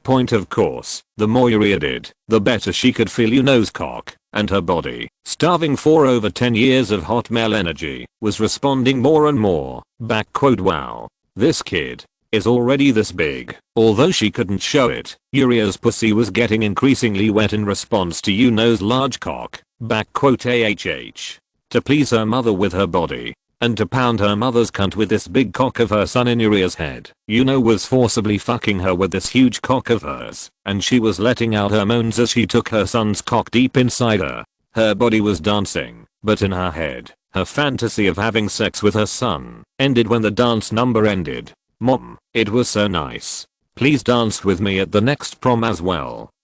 Yuno's words brought Yuria to her senses. Yes, Mom is a little tired, so I need to sit down and rest for a while. Yuria, you crazy bitch. What are you imagining about her son? Oh my god, I must be so crazy. Yuria was unable to return to her throne due to weakness in her legs, and the emperor quietly left after watching her dance between mother and son, so she sat down at Yuno's table to rest and fanned her red cheeks. He cursed himself with haha, I really enjoyed watching you dance with your mother, Yuno. You and Yuno are a match made in heaven, right? Haha, thank you, Crown Prince. I was so embarrassed that Yuno designated me as her first partner. I guess the Crown Prince didn't turn his back on me, right? Haha, is that possible? It must have been, because Yuno likes her mother so much. I'll just wake up first. There's the main character of the day, and if I stay here, the attention that should be directed to Yuno will be diverted to me.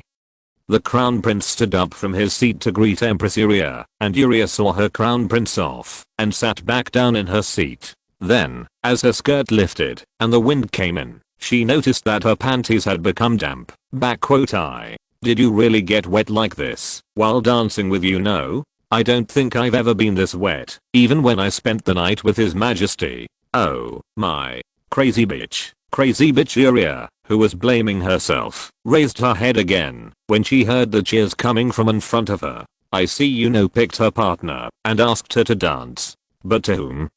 When Yuria lifted her head, she saw that it was her second daughter, Isabella, who had received her request from Yuno while chatting with her close ladies. When her younger brother asked her to dance, Isabella was so happy that she threw away all pretense of being a princess and jumped up and down in her seat. She grabbed Yuno's hand and dragged her to the stage. There was now that I think about it, Isabella, wasn't this her first dance too? When she first debuted on the social stage, everyone from high-ranking noble families asked her to dance, but she was famous for turning them all down. The Imperial Palace Band played an exciting dance song for young Isabella and Yuno, and the two swayed and swayed their bodies to the music.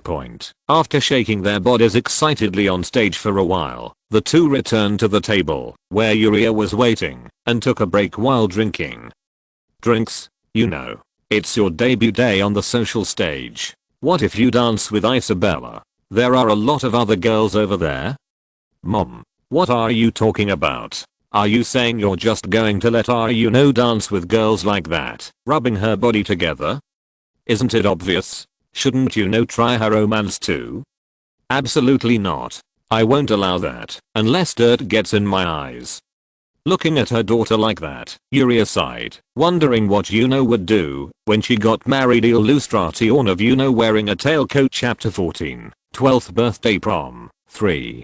12th birthday ball, 3. While the three were enjoying the harmonious atmosphere, Eliza sat quietly alone in the corner of the banquet hall, fiddling with a necklace that Yuno had given her as a gift. Woo. I participated because it was Yuno's birthday ball. But it was still hard. She came with Isabella to the ballroom, but since she had a separate reserved seat, Eliza could not be with Isabella inside the ballroom. The ladies who were sitting at the same table exchanged greetings and then got up and left to find their mates, and she could only sit alone and look at the brightly shining Yuno. Woo. I hope it ends quickly. I feel sorry for Yuno as it's her birthday.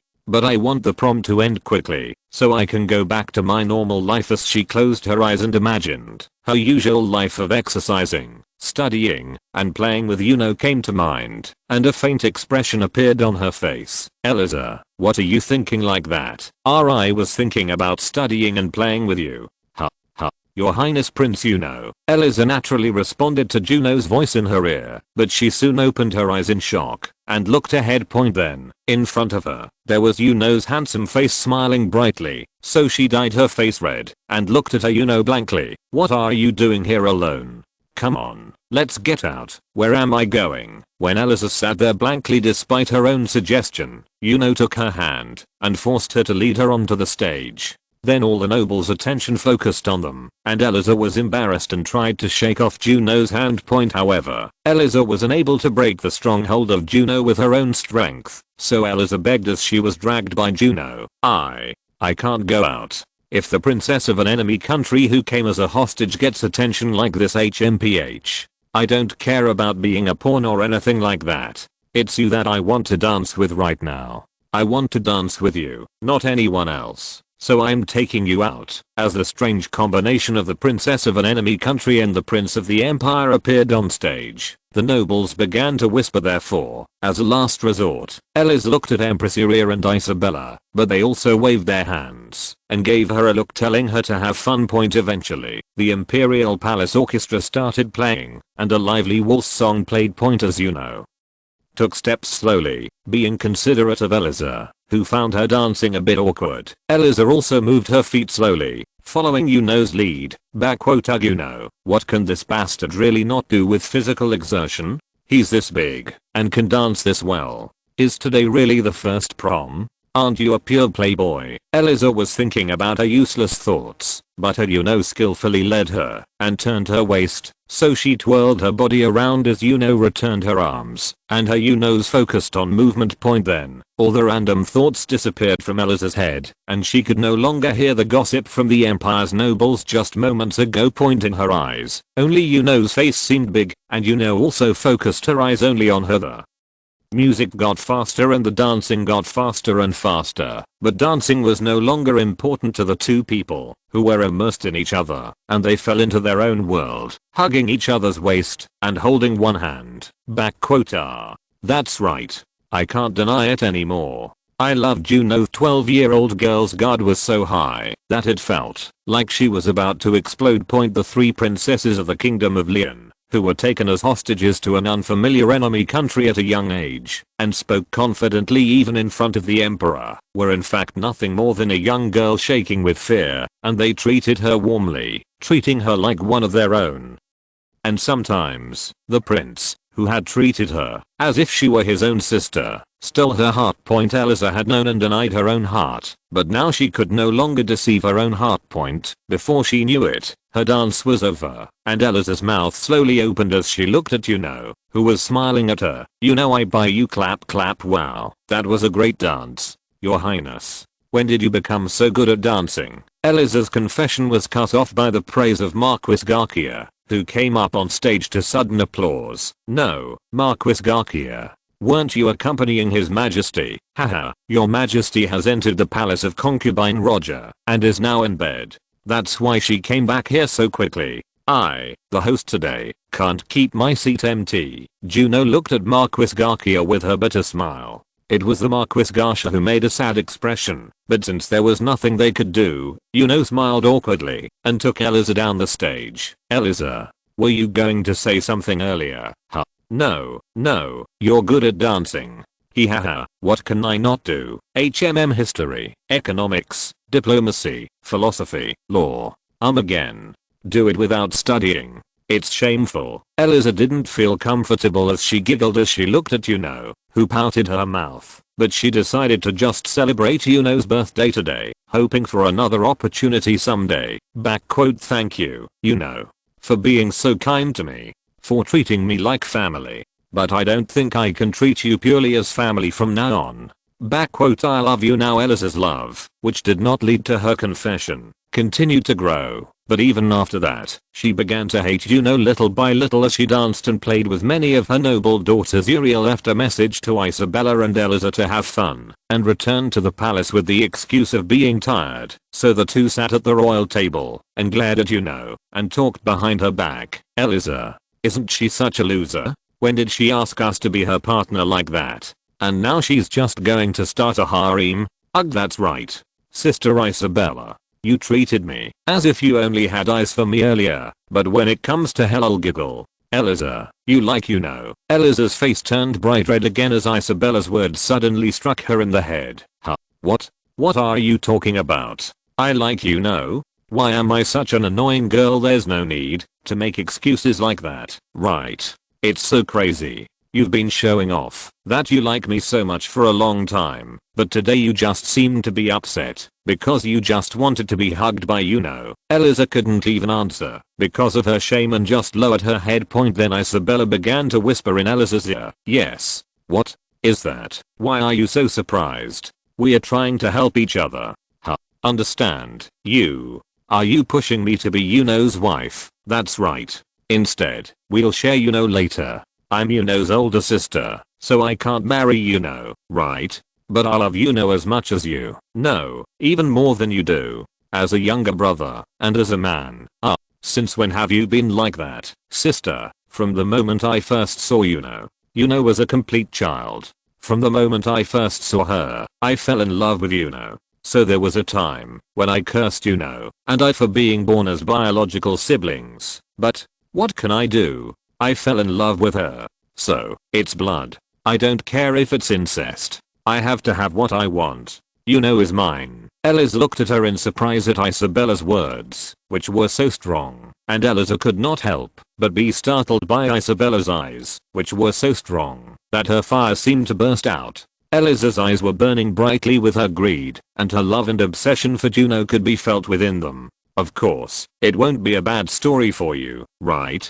I will do a good job of persuading your mother to allow you to proceed with a civil marriage, so all you have to do is turn a blind eye to me going into your bedroom later. Of course, Eliza, you will join us as well. Even though you helped us so much, I'm not that reckless of a bitch to monopolize Yuno without even knowing it. Huh. It certainly didn't sound like a bad story to Eliza herself. It was unfortunate that she could not monopolize Yuno, and it was surprising that Isabella had forbidden feelings for Yuno, but if Isabella pushed her, her chances of being able to marry Yuno would definitely increase. So she shook Eliza's hand and said, a secret alliance was formed.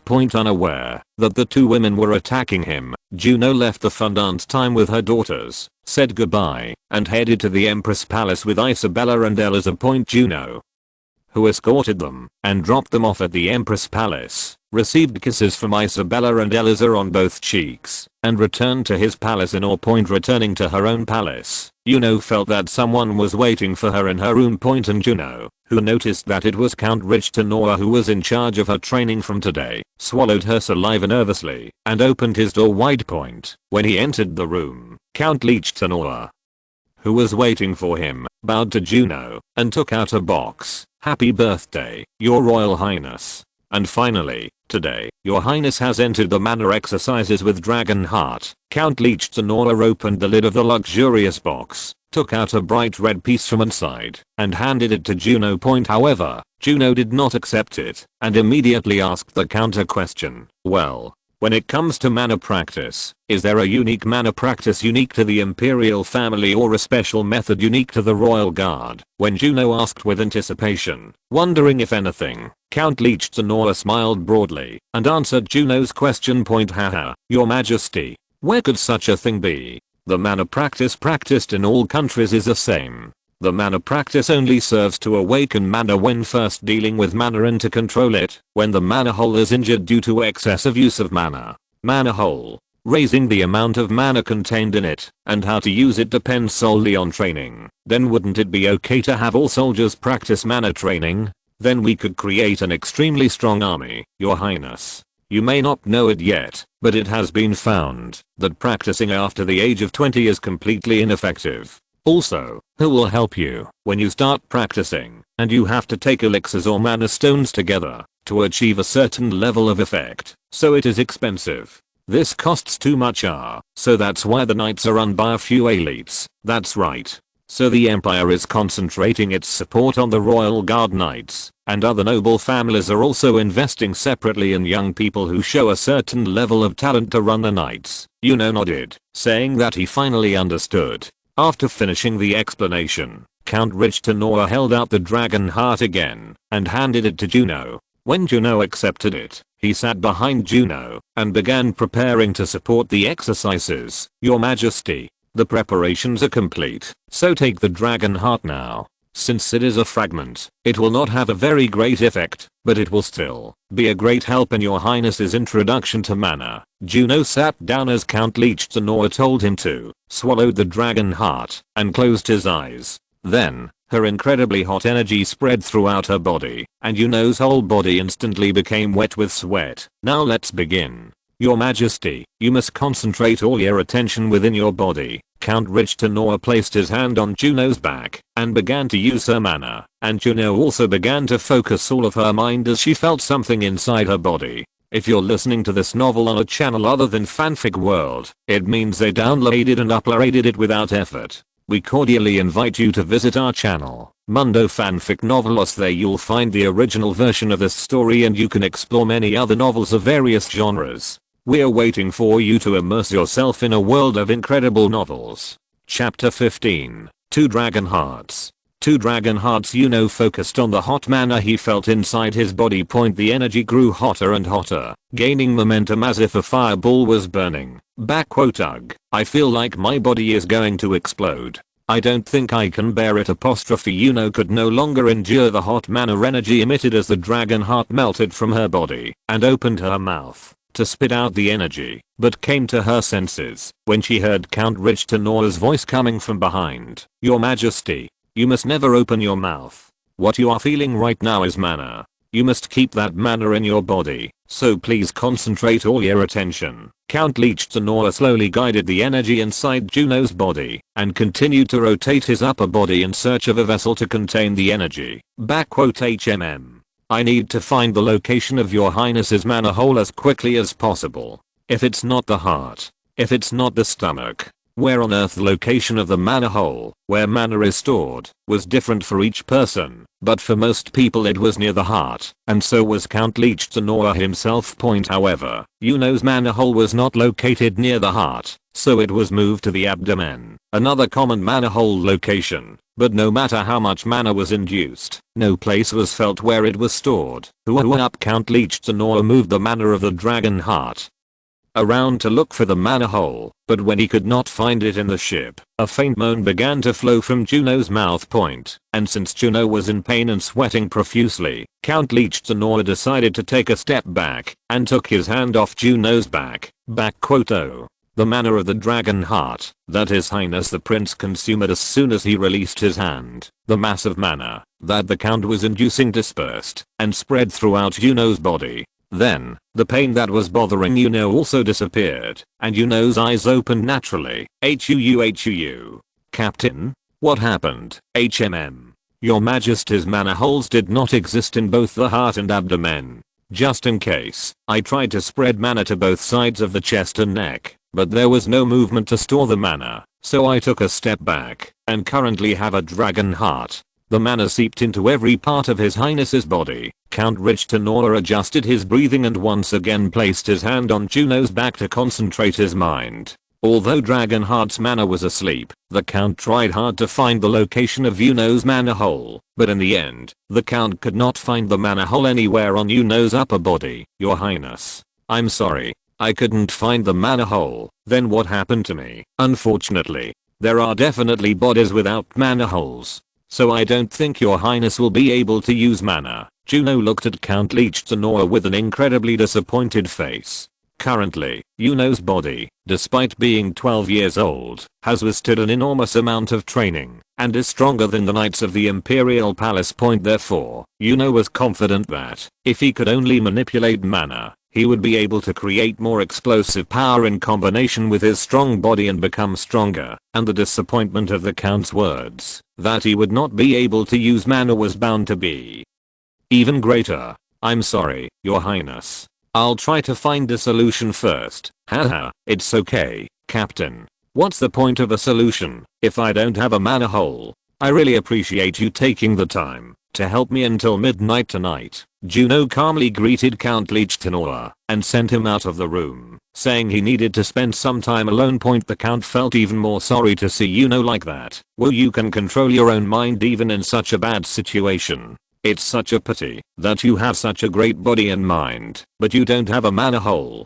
I was sure that your majesty would be a much stronger warrior than me. The Count muttered to himself and left Juno's room. As soon as he left the room, he saw Empress Iria walking towards him, so he quickly bowed and bowed. It's okay, Count. Wake up. What about Yuno? What happened to Yuno? Empress Iria, who raised Count Lichtenauer to pay her respects, was in a hurry to inquire about her son's well-being. Seeing the Empress like that, Count Lichtenauer resented himself for having no choice but to convey the news of her death. But since she could not tell the Empress her lies, she reported the results in detail. I apologize, Empress. It's all my fault. No, Count. Rather, I should say that I'm fortunate that Yuno can no longer go to dangerous places. However, I wonder how much of a loss that child who has been training hard and waiting for today will feel. Iria also knew that Yuno was obsessed with her training, so her heart was extremely bitter. Still, your majesty didn't seem to care much. In fact, people without mana holes are quite common, and your majesty's body would be able to subdue a low-level knight from a fairly noble family with just a little bit of skill with a sword. But Yuno trained so hard. There's no way that kid wouldn't care. Count Lichtenauer paid his respects to Iria and withdrew. Empress Iria opened the door with her sad face, and her heart was sorely touched by the crying coming from her room. My son. I was looking forward to this day so much. I'm sorry, Mom. It's my mom's fault for giving birth to a body without a mana hole. I'm sorry, Yuno. I'm really sorry, Mom. Iria left her maids who were waiting for her and went into Yuno's room alone. Yuno, who had been lying on the bed and crying for a while, had already fallen asleep. Iria wiped Yuno's tear-soaked face with her handkerchief and poured the elixir she had brought into her bowl. This is an elixir that her mother brought because she was worried that she might overwork her mana today. I don't think it will help Yuno, but it might help her tired body a little bit. The elixir that Iria brought was an elixir of nourishment and tonic that revitalized her tired body, and she felt sorry for Yuno, who was tired from crying, so she fed the elixir from her bowl to Yuno, who was sleeping, hoping that it would help her body at least a little. At that moment, a box placed on the table caught her eye. Iria put down her bowl for a moment and went to the box, where there was a glass bottle with a letter from the Crown Prince congratulating her on her birthday. Her glass bottle had the word Silver Dragon Heart Diluted Solution written on it, so Iria mixed it with the elixir she brought and poured it into Yuno's mouth. Iria had no knowledge of herbal medicine, but she had no idea that a gift from the Crown Prince,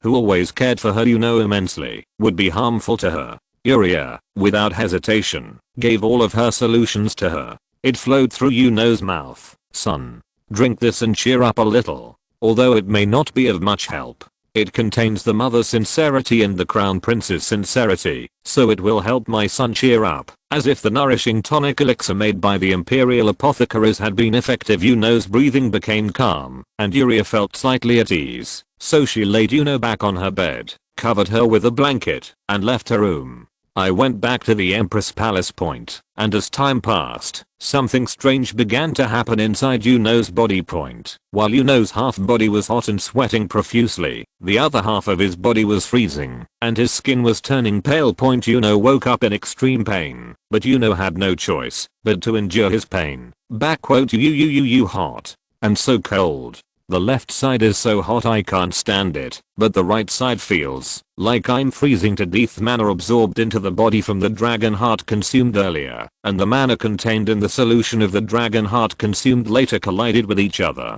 and fought over Yuno's body point. The 2 mana that took turns occupying Yuno's body continued to fight as they repeatedly attacked and retreated, and each time Yuno's body had to experience burning pain and freezing pain alternately depending on which mana was dominant. Oh my. This is how you die. You damn god. What?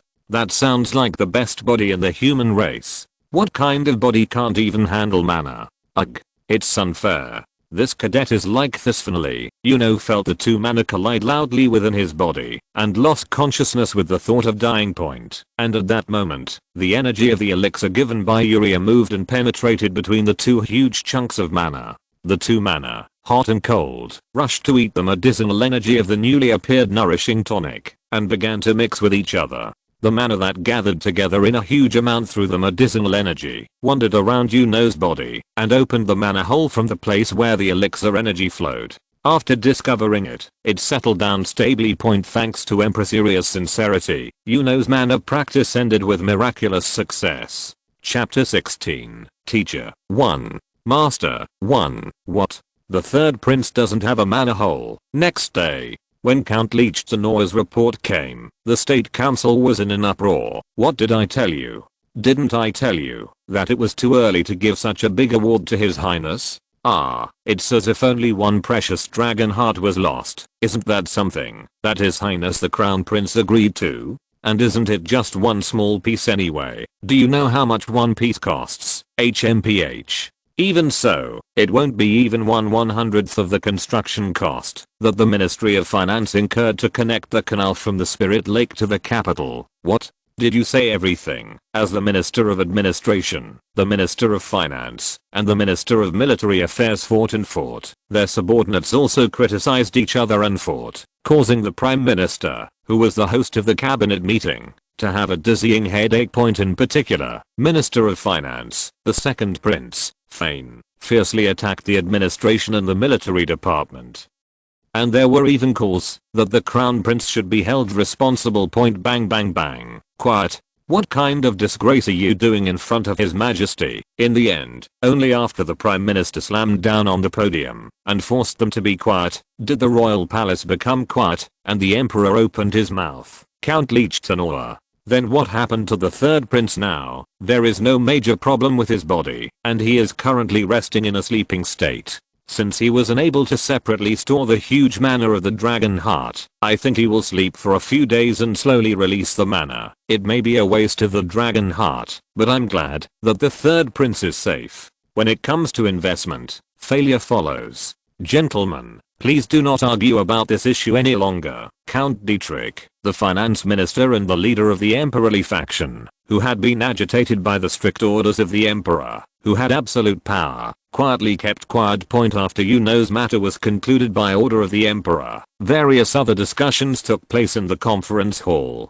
Then the emperor left political affairs to the chancellor and ministers and headed to Juno's palace with Count Lichtenauer. Your Majesty, how did you get here then? Yuria, who was sitting on the bed and wiping Yuno's forehead with a wet towel, stood up and greeted the emperor, and Isabella, Mary, and Eliza, who were looking at Yuno with pitiful eyes, also knelt down to show respect to the emperor. Everyone, please stand up. Even Princess Eliza is here. I heard she's been friendly with Yuno these days. Well, by the way, Empress, how is Yuno's condition? It seemed like I slept well last night, but I haven't woken up yet. What is your judgment? When the emperor looked for the royal doctor who was preparing medicine in a corner, rushed over and prostrated himself. Yes, your majesty. As Empress Mama said, I believe there is nothing to do outside. However, your majesty, Yuno is not without a mana hole. What? Count Lichtenauer. What happened? Didn't you say earlier that Juno didn't have mana hole? Ah. No, I checked all the parts yesterday. What the hell? Where on earth is the mana hole? When the Emperor and the Knight Commander glared at him fiercely at the same time, I was so embarrassed that he lowered his head and broke out in cold sweat. It's the Emperor's Majesty Haona. What? Well, Your Highness Yuno had a mana hole located in his testicles. Moreover, thanks to his good constitution, it seems like all the mana from the dragon heart he consumed yesterday was absorbed there. As soon as the doctor's words were finished, Count Liechtenauer put his hand into Juno's stomach and breathed mana into it, causing the mana to flow downward. Unlike yesterday, then at that moment, Count Liechtenauer was thrown backwards with a tremendous rebound force from Juno's testicles. Quang. Ugh. This. What happened? What happened? Yuno. Is Yuno okay? The Emperor and Yuria, startled by the commotion, ran to Liechtenauer and asked him questions, but Liechtenauer was embarrassed and could not answer. Wow. What about that mana just now? I said I was confused, but I can't believe it was enough to bounce my mana. The master, like a fish however, as the Emperor and Empress continued to press him, he soon came to his senses and explained the situation. It seems that the prince has absorbed 100% of the dragon heart. The mana stones and herbs that you take at the beginning of the practice only help you use mana by stimulating the mana hole and causing most of the mana to go into your body. However, only a small portion is absorbed. But the prince, well, won't it be a big problem then? Now that I think about it, the gift the crown prince gave to Yuno was dragon heart solution, so I gave it to Yuno who was unconscious, so I thought it would be helpful, so I gave it to Yuno while she was unconscious, and maybe that was it again. Liechtenauer ended up yelling at Yuria's confession. Mother Empress, how could you do something like that without even discussing it with me? No matter how much it is called a piece or solution, if all the mana contained in it was absorbed. The Emperor and Yuria were now tense, looking only at Liechtenauer's lips. However, Liechtenauer did not even look at the two, but got up from his seat and approached Yuno again, carefully inserting a very small amount of mana point. As Liechtenauer's mana approached, Yuno's mana hole reacted rapidly again and began to fluctuate. However, unlike before, because Liechtenauer used mana very carefully, there was no significant repulsive force, and by circling the mana hole, Liechtenauer was able to roughly understand Yuno's current state and the amount of mana he had. I have figured it out roughly. As I said, it looks like it will be able to wake up without any major problems in a few days. The amount of mana is so huge that it will take quite a while for the mana hole to stabilize, so I don't think it will be a big problem. Only then did the Emperor and Empress sigh in relief and relax. But how big is Yuno's mana amount to make you bounce around like that? Aren't you by name the strongest master in the Empire? That's false. But I became the #1 knight of the Empire through swordsmanship, and my mana isn't that great. Of course, I'm at the master level, but Liechtenauer smiled bitterly and continued his speech. But teaching Prince Yuno is a problem. If the mana hole is not in the right place, it is not easy to manipulate mana with the standard swordsmanship of the Imperial Army or the swordsmanship of the Knights. There is room for it if it is at least in the abdomen. It's such an embarrassing part. Both the Emperor and the Empress were deep in thought at his words. Then wouldn't Yuno really need to learn swordsmanship? Of course, that child has a desire to become stronger, but the royal family just needs to know how to protect themselves, so I don't think there is a need to become that strong. What do you mean? Empress, Yuno will become the protector of our imperial family. She will become the best warrior in the empire, and become the sword that will protect the empire. That child cannot be said to be a child. Yuno is so big. If you look at it, won't you get the answer? And if you look at your academic performance, well, the Empress will know better. The Emperor had already received a report on Yuno's academic performance and hit Yuria right on the mark. Yuria could not say anything at the Emperor's words and her silence continued. Now that I think about it, aren't there some among the Empire's masters whose mana holes are located in abnormal places? When Yuno wakes up, how about entrusting him with guidance? Count Liechtenauer's expression was completely distorted by the Emperor's words that broke the silence. Your Majesty, that is him. Oh, of course. I know that he and the Count are not on good terms. I also don't like him for abandoning his duties as a citizen of the empire and acting as he pleases. But shouldn't there be someone to guide That's true, but then let's do it. Don't we have to lose anyway? If we do well, we might teach and then join the Imperial Army in earnest. Right, I will follow your orders, Your Majesty. Okay. Then, I want you to inquire about him and come find him. If possible, I hope to bring him to the Imperial Palace before opens her eyes. The Emperor made that decision, stroked Yuno's forehead once, patted Yuno's shoulder to encourage him to cheer up, and went out. After the Emperor left, Leech Tenor looked at the sleeping Yuno and gathered his thoughts once again. It's a pity that I won't be able to teach this greatest talent of all time.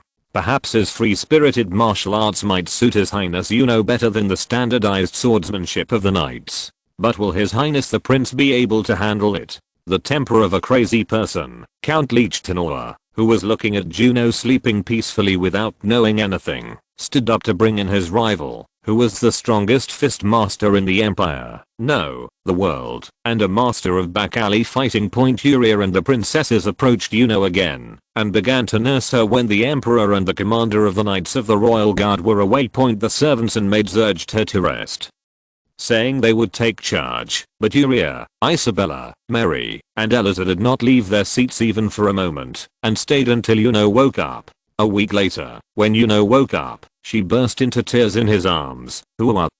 Mom? What happened to me? Are you out of your mind? Yuno, who woke up from her faint after a week, found herself unable to come to her senses, surrounded by women hugging her. And that moment. Yuno's door broke, and the human image of a woman appeared. Chapter 17, Teacher, 2. Master, 2. The woman who appeared threw her broken door backwards, showing off her incredible strength, and at the same time sticking out her large breasts, and shouting as if to show off her stunning body. Who is it? That guy named Yuno? Is the little bastard already making a fuss? He should just lie in her mother's arms and suck her breasts. Cheeky, how dare you make such a foolish move to His Majesty the Third Prince. 4 of her royal knights who were guarding Yuno and her empress in her room rushed at her at once, but immediately her sword was thrown away, and she was grabbed by the collar and thrown into her hallway. It's she, her, or her, or her, or her, or it, or it's. Or it's it. If it's it or it, or slash it is slash it is, or slash it is, or it did it, or her, or it did it. As the knights guarding the palace were thrown out, Isabella and Mary blocked Juno's path and each activated magic and elemental magic. Who even? At a young age, you can activate the attack magic Firebolt and know how to deal with gnomes aggressively? That's amazing, isn't it? Isabella loaded her firebolt and prepared to blast at her, while Mary summoned her gnome to grab his leg. But it's still just a child's play. When she hit the ground hard with her foot, a huge shock wave erupted, destroying her firebolt and the gnome, and the impact knocked Isabella and Mary unconscious. After taking one look at the two stunned people, she confirmed that there was no danger to her life and slowly walked towards Yuno. Is this unexpected again? There's another great talent here. Eliza secretly picked up the knight's swords that had fallen on the floor and stabbed them with her swords in both hands. I'm dying. It looks like you've trained quite a bit, but it hasn't bloomed yet, right? That's clumsy. Eliza withdrew her sword at once and was subdued with both wrists held in her hands. Haha. This is my first time hearing about there being 4 princesses. You're the princess who was sent from the kingdom of Lian to be her hostage? But then, isn't the prince your enemy? Why are you trying to protect her like that? You don't need to know that stuff. Let go of this. Eliza resisted violently, throwing her kicks as her wrists were grabbed, but it had no effect on her. Well, it's not my part-time job. So please be quiet for a moment, Princess. Eliza, who had been hit on the back of her neck by the blade of her hand, collapsed quietly and lay on the floor. The unidentified woman, who had neutralized all of her resistance, slowly approached Yuno, but Yuria stood up with her arms outstretched and blocked Yuno's path, and she extended her hand towards Yuno. Yuno finally came to her senses when Yuria narrowed her eyes as she saw her hand coming towards her. What's going on? Why are you looking for me? Since you didn't kill my sisters and Eliza, I guess you came here with something you wanted. Yuno pushed Yuria, who was standing protecting herself, behind her and moved in front of her, staring her in the face. Oh. I thought you were an asshole being protected by girls, but I guess that's not true. What? What should you say to our Yuno? Yuria got angry at the woman's harsh words, but Yuno, who instinctively sensed that she was a very strong woman, stopped Yuria and politely greeted her. I woke up after fainting, so I was late in saying hello. Juno Alexander Windridge von Borken. This is the third prince of the empire. The person next to me is my mother, Yuria von Borken. She is the empress of the empire, but instead of greeting her, she extended her fist towards Yuno's face. Shot. What are you doing? You have no manners. Ugh, you're pretty good at avoiding that. But this. You're holding on. Yuno barely dodged the left hand that flew at her face, but the right hand that came in succession allowed her to hit the abdomen. However, Yuno withstood the punch with superhuman muscle tension, and immediately stretched out his fist to counterattack. Haha. Isn't that amazing? A guy who can't even handle mana has this kind of speed. Wow, was that pretty dangerous just now? Yuno bit her lip as she saw her lightly dodge and taunt, even though she was throwing punches and kicks with the best strength and speed she could muster. That woman. She's not at the level of an ordinary knight. At least a high level knight. Maybe Yuno despaired for a moment at the thought that she might be her master, but quickly came to her senses and pushed her to the other side. I have to somehow seize the opportunity while he is playing. And that's now. When Yuno finally saw the wall behind her, he attempted to tackle her, opening his arms wide and blocking her path of escape. Heh. Isn't that too obvious? Well, I'll admit that I tried. But that's how much I. Ugh. The unidentified woman attempted to finish Yuno by jumping and dodging a tackle coming at her waist. However, what Yuno was aiming for was her ankles, not her waist. Gotcha. Yuno grabbed her ankles and tried to slam her to the floor, causing her to slam down hard. But soon the woman, moving at incredible speed, lightly loosened Yuno's grip with her hand and struck him on the back of the neck with the blade of her hand, knocking him unconscious and escaping from danger. Wow. Slap woo this guy. He's such a great guy. He even made me use mana. I guess this is a guy Lich Tenor deserves to cherish. Damn you. What on earth did you come here for? Why did you do this? Yuria, who helped Yuno up after she fainted, asked in a quiet voice as the fierceness she felt from her subsided. Haha, did you say empress? This is rude. I haven't learned proper etiquette, so please understand. Lich Tenor asked me to teach this guy, so I came to see his face. So I didn't intend to do this at first, but she laughed embarrassingly as she looked at Yuno's palace, which was completely destroyed. Well, anyway, the only thing I broke was the door. The rest was broken by the Empress's sons and daughters, so would it be troublesome if they build me? I don't have money for alcohol these days. I came here to make some money for alcohol, so it would be troublesome if I lost money. Haha.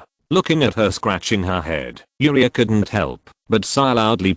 After a while, everyone including Juno, Isabella, Mary, and Eliza, who had fainted, woke up, and Yuria called her servants and maids to stop her from entering, and cleaned up the scene. I gave a brief briefing to the Empress, but now that we are done, let me formally introduce myself once again. My name is Catherine Aragorn.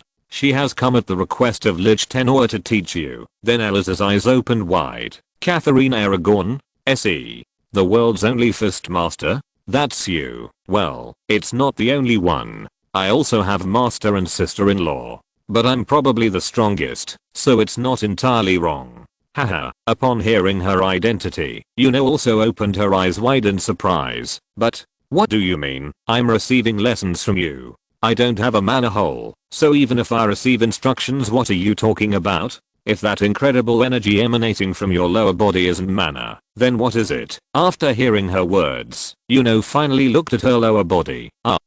Apparently Count Lich Tenor doesn't have mana hole. Hahaha. That bastard said that your mana hole was in your balls, so he couldn't even check it. Hey, you won't have any problems with your stamina from now on. You know that the area where the mana hole is developed tremendously, right? Normally, knights have the heart. Because it has a mana hole, its stamina is even better. Isabella, Mary, and Eliza all blushed at Catherine's words. So, then I can now control mana? I was so disappointed when I thought the training I had done so far was in vain. That's right. You've trained so much. I never dreamed that I would show even a little bit of sincerity to a beginner who doesn't even know how to use mana. My fighting sense is also pretty good, thank you. But Count Leech Tenora said he would teach me personally. Why did you ask Catherine for a favor? That kid is completely conservative and principled, so he can only teach what he has learned. I don't know how he became a master with that stubborn head. Most of the swordsmanship taught in the Empire is for people with mana holes in their hearts. That's because 99% of humans have mana holes in their hearts. But where are you and your balls? Only then did Juno learn why Catherine had come to see him. So, Catherine, you also don't have mana hole in your heart. That's right. I'm a more unique case than you, right? I have 2 mana holes, one on each side of my proud breasts. That's why my breasts are so big.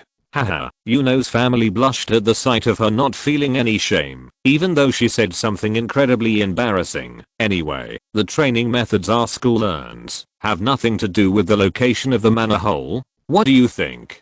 Do you want to learn from me? Catherine said so, and stretched out her hand towards Juno. Then Juno took Catherine's hand and shook it without any hesitation. Yes, I will learn from Catherine. Please take care of me in the future. Catherine, yes. You are my student from today, so from now on you can call me teacher. I won't care about your status during training, so be prepared. Do you understand? Yuno, yes. Master. In this way, Yuno took on Catherine Aragorn, the world's strongest fist master, as his teacher, and from that day on, he began devoting all his time to training except for general education classes or Yuno's teacher. Catherine of Aragon illustration chapter 18. Training 1. Water Lily 1. The next morning, Yuno came to the training center with Eliza for basic physical training as usual. However, today there were 2 people I had not seen before. Yuno Opaha. Sister, Mary, what happened this morning? Don't you have other classes scheduled? Isabella and Mary would normally go to the classroom in the Empress Palace for other classes after breakfast, but for some reason, they ended up at the training center. Ugh, no matter how much it's Catherine, I'm so angry that I lost without even being able to properly resist. I'm going to do some physical training together starting today. Me too. If I train a little with my brother, I think I can make it difficult for the enemy to approach, and even if I allow them to approach, I can avoid at least 1 or 2 attacks, right? Well, the princess will never go to battle. I wonder how many times the 2 will have to fight like that. It wouldn't be a bad idea to build up your stamina. Yuno thought so, and after receiving assurances from both of them that she should never be caught up in her own pace, she started running with Eliza point as Yuno began to run around the parade ground at an incredible speed. Eliza, who was trying her best to catch up with Yuno, fell behind after a while Isabella and Mary ran slowly and watched Yuno's training. Wow, he fainted and woke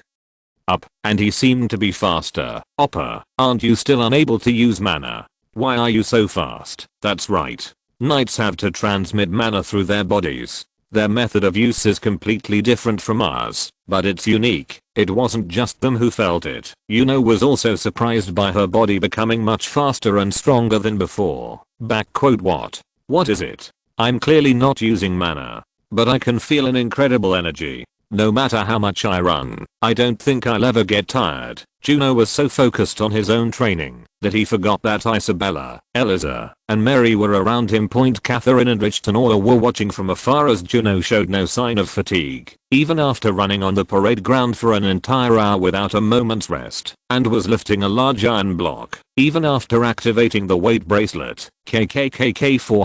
For you for teaching, you must be very sick to your stomach, because you got taken away from me. You of the prince's mana hole is in such a place. Teach that bastard properly. Otherwise, my sword will not leave you alone. HMPH. Do you think that sword of yours is so scary? What will you do if I don't teach you properly? In reality, if Catherine and Lichtenor collided, there was a very high possibility that there would be no winner, so Lichtenor just glared at Catherine.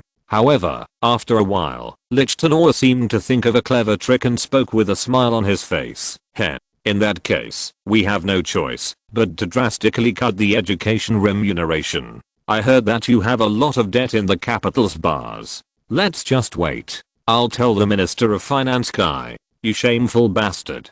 Threatening me with alcohol, the stigma of my life. Haha, why would the commander of the Knights of the Guard do this? Catherine smiled humbly for a moment, but after a moment her expression hardened, and she spoke to Rich Tino. Don't worry, I'll teach you properly, even if you don't threaten me like that. What chance can I get twice in my life to see a body like that? If anything, I should have asked to come in as a disciple. Well, that's probably true. I too have watched His Highness the Prince since he was young and wondered how strong he would become. Then it's a bit weird to say it's a chicken instead of a pheasant. But what about her? She's a princess from the kingdom of Lyon. I saw her yesterday, and she's no joke. When Catherine suddenly pointed to Eliza, Rich Tenor looked at her with an expression of surprise. You mean Princess Eliza? What kind of sword would you teach the princess in swordsmanship? Moreover, teaching the princess of an enemy country the swordsmanship of the Imperial Knights, the sum of 500 years of empire history? If I go back to the kingdom of Lyon and teach it, my head will be cut off, right? Britty. Speaking of that, it seems like the princess is really into our prince, right? When I tried to attack him for a test, she just rushed at me with an expression of frustration that she couldn't kill me. I understand. I'll make a suggestion to His Majesty the Emperor at lunch. The owner of the Knights of the Guard is definitely His Majesty, so I can't do what I want without permission. Even as he said that, Lichtenor's eyes were focused on Eliza Point. Although she could not compare to Yuno's movements, Eliza also showed quite high athletic ability and was showing good movements, as if the time she had spent training with Yuno was not in vain. So Lichtenor wanted to take Eliza as his student. It wouldn't be a bad idea to teach a pretty princess rather than just sweaty guys. And it looks like your relationship with the prince is close. It wouldn't be a bad idea to just hold off and teach him apostrophe in this way. Juno and Eliza were each given a teacher, and starting in the afternoon, they began taking lessons from Catherine and Lichtenor. Eliza broke up with Juno and headed to the Knights training ground to begin receiving swordsmanship training from Lichtenor along with the trainees of the Knights Guard. The Knights sword training itself wasn't that difficult to follow the basic movements thanks to physical training with Yuno, but when receiving personal instruction from Lichtenor, I had to roll around a lot. Lichtenor used all kinds of applied postures and strange sword moves to exploit Eliza's weak points, making it difficult for her, who was now at the basic level, to avoid, let alone block. After blocking the incoming sword, cut right back. Is there anything that changes if you just apply strength and hold on? Always focus on defense, but attack and defense must be done at the same time. Hard up, don't move hastily. It's important to feel the sword sticking. Lichtenor's teachings were harsh, and even if he didn't like her movements for the slightest, he would immediately kick her and knock her out. However, every time Eliza touched the floor, she was reminded of her failure to protect Yuno, and she gritted her teeth and got up from the floor and swung her sword. That's right. That's it. Guts. Guts is the most important thing. Even when it seems like you can't win, if you grit your teeth and persevere, you will somehow find a breakthrough. Lichtenor was very happy with Eliza, but he drove her away again. While Eliza was being rolled around by Lichtenor, Yuno headed to the private training room built on the first basement floor. Catherine had already arrived and was waiting there, and as soon as Juno entered, she welcomed him with a loud voice. Welcome. Yuno. As I said yesterday, this is Catherine Aragorn, who will be teaching you from today. Before the actual class, let's attack this teacher with all our might. It doesn't matter what technique or weapon you use. Quang. As soon as Catherine finished speaking, Juno attacked Catherine without any hesitation, as if she wanted to make up for yesterday. Is this the only way your fist can move? Make all movements concise. Move more quickly. Ugh. Harp. From time to time, Catherine checked Yuno's open arms and the movement of her legs, kicking them with her hands and feet, to correct Yuno's posture little by little. Weik. Quang, it was good just now. My posture has become very simple. But how will I respond if my opponent does this? Catherine threw sand from her pocket on the face of Juno, who was pushing her against the wall, and Juno closed her eyes in embarrassment at the unexpected surprise point POW. Immediately afterward, Catherine's fist hit Juno's chin. It was a fist without mana, but its power was enough to knock Juno unconscious when Juno fainted. Catherine threw the water she had prepared on Juno's face, and forcibly woke him up. You how, master. From now on, we will spar once a day before class. As you saw just now, I will attack you with all kinds of cowardly tactics. So, you two, should spar with fairness and fairness. Do you understand? Yes, I understand. Until now, he had been training alone, and when he occasionally had bare-handed sparring, or wooden sword sparring with the Knights of the Royal Guard, the high-ranking knights treated him with too much regard, and the trainees were opponents whom he had to control, so Juno had no one to give his all to. That's why Juno liked Catherine's refreshing teaching style. Her personality was clearly revealed in her subsequent classes. It is safe to say that your body is already almost complete. Therefore, classes with me will focus on specific fighting movements, how to use terrain features, and mana training. How do you do it? When it comes to mana training, the knights swing their swords according to the prescribed sword path, and practice mental techniques at the same time. I have a mana hole in my deck, so I don't think that's right. If that's the case, don't worry about it. Our school's training method has nothing to do with the location of the mana hole. Now, watch what I do carefully. Catherine ignorantly brought a thick and large piece of metal in front of Juno, and threw it away with her bare fist squang. Then, a fist-sized groove was created in her piece of iron, and the piece of iron was crushed. Now look. How are my fists? Huh? Are you okay? Didn't you use mana anyway? Since you're a master. If you're wearing a badge, Taken. Do you think I was just trying to show you that as a demonstration? What is mana? It is the power that resides in all things in this world. All living things contain mana, and when living things are injured in their bodies, they naturally send out mana. Helps with treatment, yes. That's true, but then, if you continue to intentionally abuse your body and injure it, won't the mana continue to float around your body and make you stronger? For example, as a result of training your body every day, your cardiorespiratory endurance and strength are almost at a superhuman level, even though you cannot use mana. We reached then really, Juno was skeptical, but looking at his teacher's mouth, he believed it was not true. But the words that came out of Catherine's mouth shattered Juno's hopes. Yes, starting today, you will hit this steel sandbag with all parts of your body. I will hit the parts of your body that cannot be hit with this iron ball, so don't worry too much. Well, if I do that from the beginning, wouldn't it be difficult to train every day due to injuries? It would be better to take it easy at first. Juno gathered the remaining fragments of her hope and brought them to Catherine, but she completely crushed them. Haha, don't worry. After stimulating it like that, I will stabilize your body with mental techniques, and then you will naturally feel your body recovering. If you repeat that, your mana will gradually increase, and your body, which you thought had already reached its limit, will, as you know, muscle growth is based on repeated stimulation and nutrition, which can be replaced by strengthening it a little and supplying mana. What's going on? I was reincarnated like this to live comfortably, but this is too bad. If it's going to be like this, then there's no need to train and attract attention. Juno was deeply regretful, but it was already too late. Well, you just have to suffer a little bit from now on. I know this is a difficult process, because I have also experienced it. But if you just endure it, you too can become like this. Catherine took out her dagger hidden under her dancing clothes, and stabbed herself in the arm. Oh, master, what are you doing now?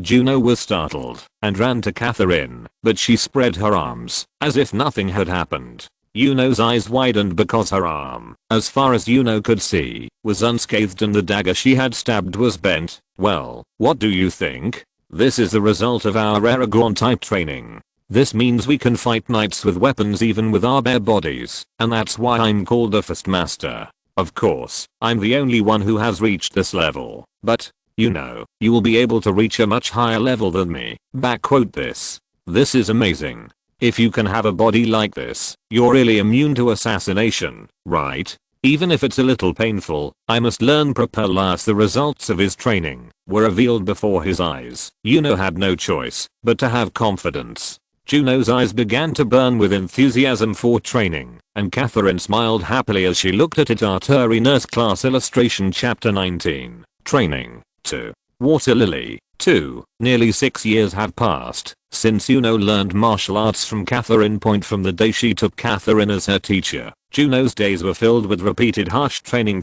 He pounced on Catherine every day, sparring until her body was a mess, then led her injured body and kicked her with his fists and feet on a steel punching bag and pounded her body with an iron ball. Later, Yuno had to train his fingers by dipping them in hot sand. The skin on his hands and feet peeled off every day, and the bones and muscles of his entire body were intact. But Yuno, who was a prince, treated his injuries by pouring the highest quality potion, and the internal injuries he suffered inside his body were completed with mana practice. After all training, every time I did it, Catherine helped me by moving my mana, so I came back to normal the next morning. As a result of this difficult training, Yuno's body became stronger and harder as the days passed, but Catherine increased the intensity of the training as Yuno became stronger, so the intensity of the training that Yuno felt remained the same. Because of that, Yuno sometimes regretted choosing such difficult penance. However, every time he sparred with members of the Guard Knights, he could feel that he had become much stronger, and Yuno devoted himself even more to training. Isabella asked as she looked at Yuno, who had been helping Isabella and Mary exercise with Eliza during their personal exercise session every morning, and had also been working out hard since the morning. Yuno,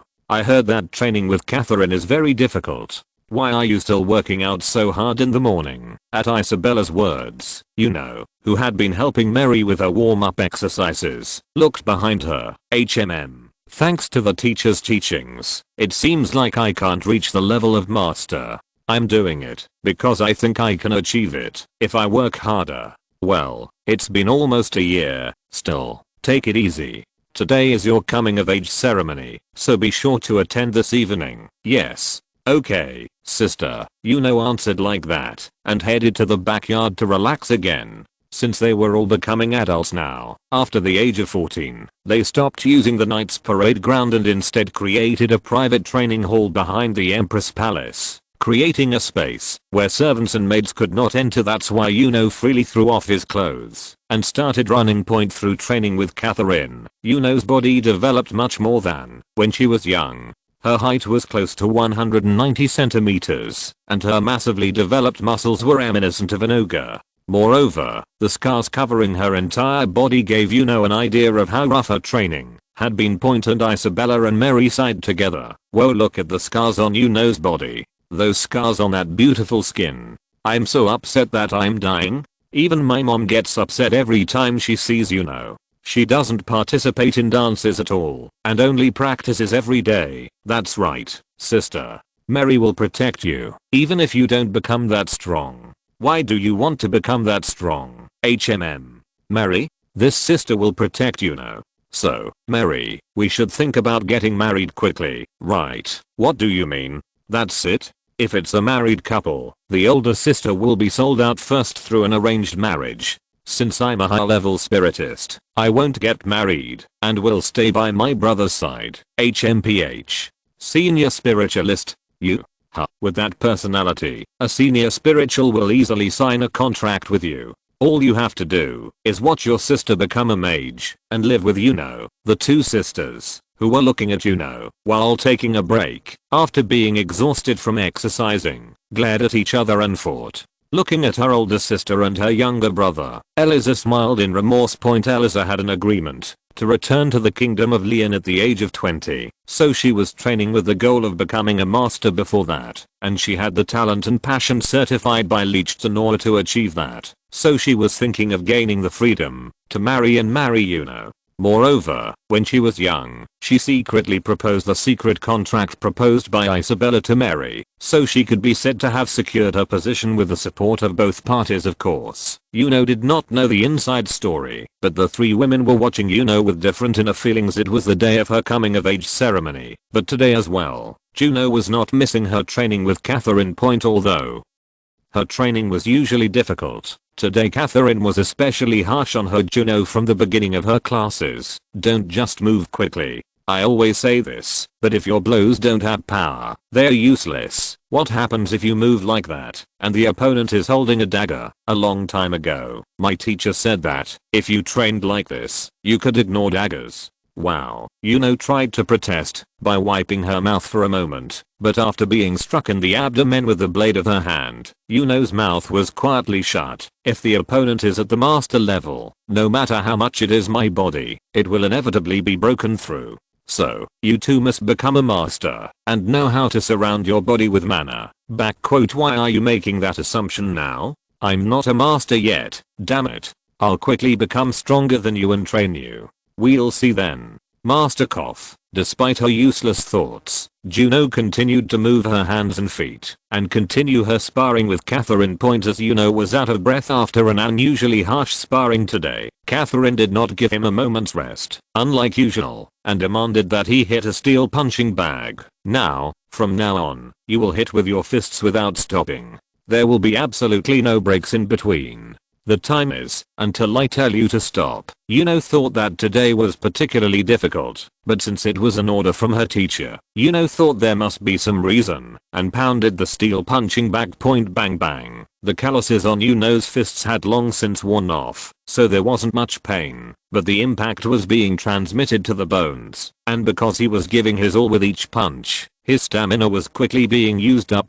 However, all that came out of Catherine's mouth was to switch to a kick instead of telling him to stop, and Yuno continued hitting the punching bag, even though all of his hands and feet were in shambles. Time passed like that, and even as dinner time came to a close, Juno was still hitting the steel punching bag with his fists, as instructed by Catherine.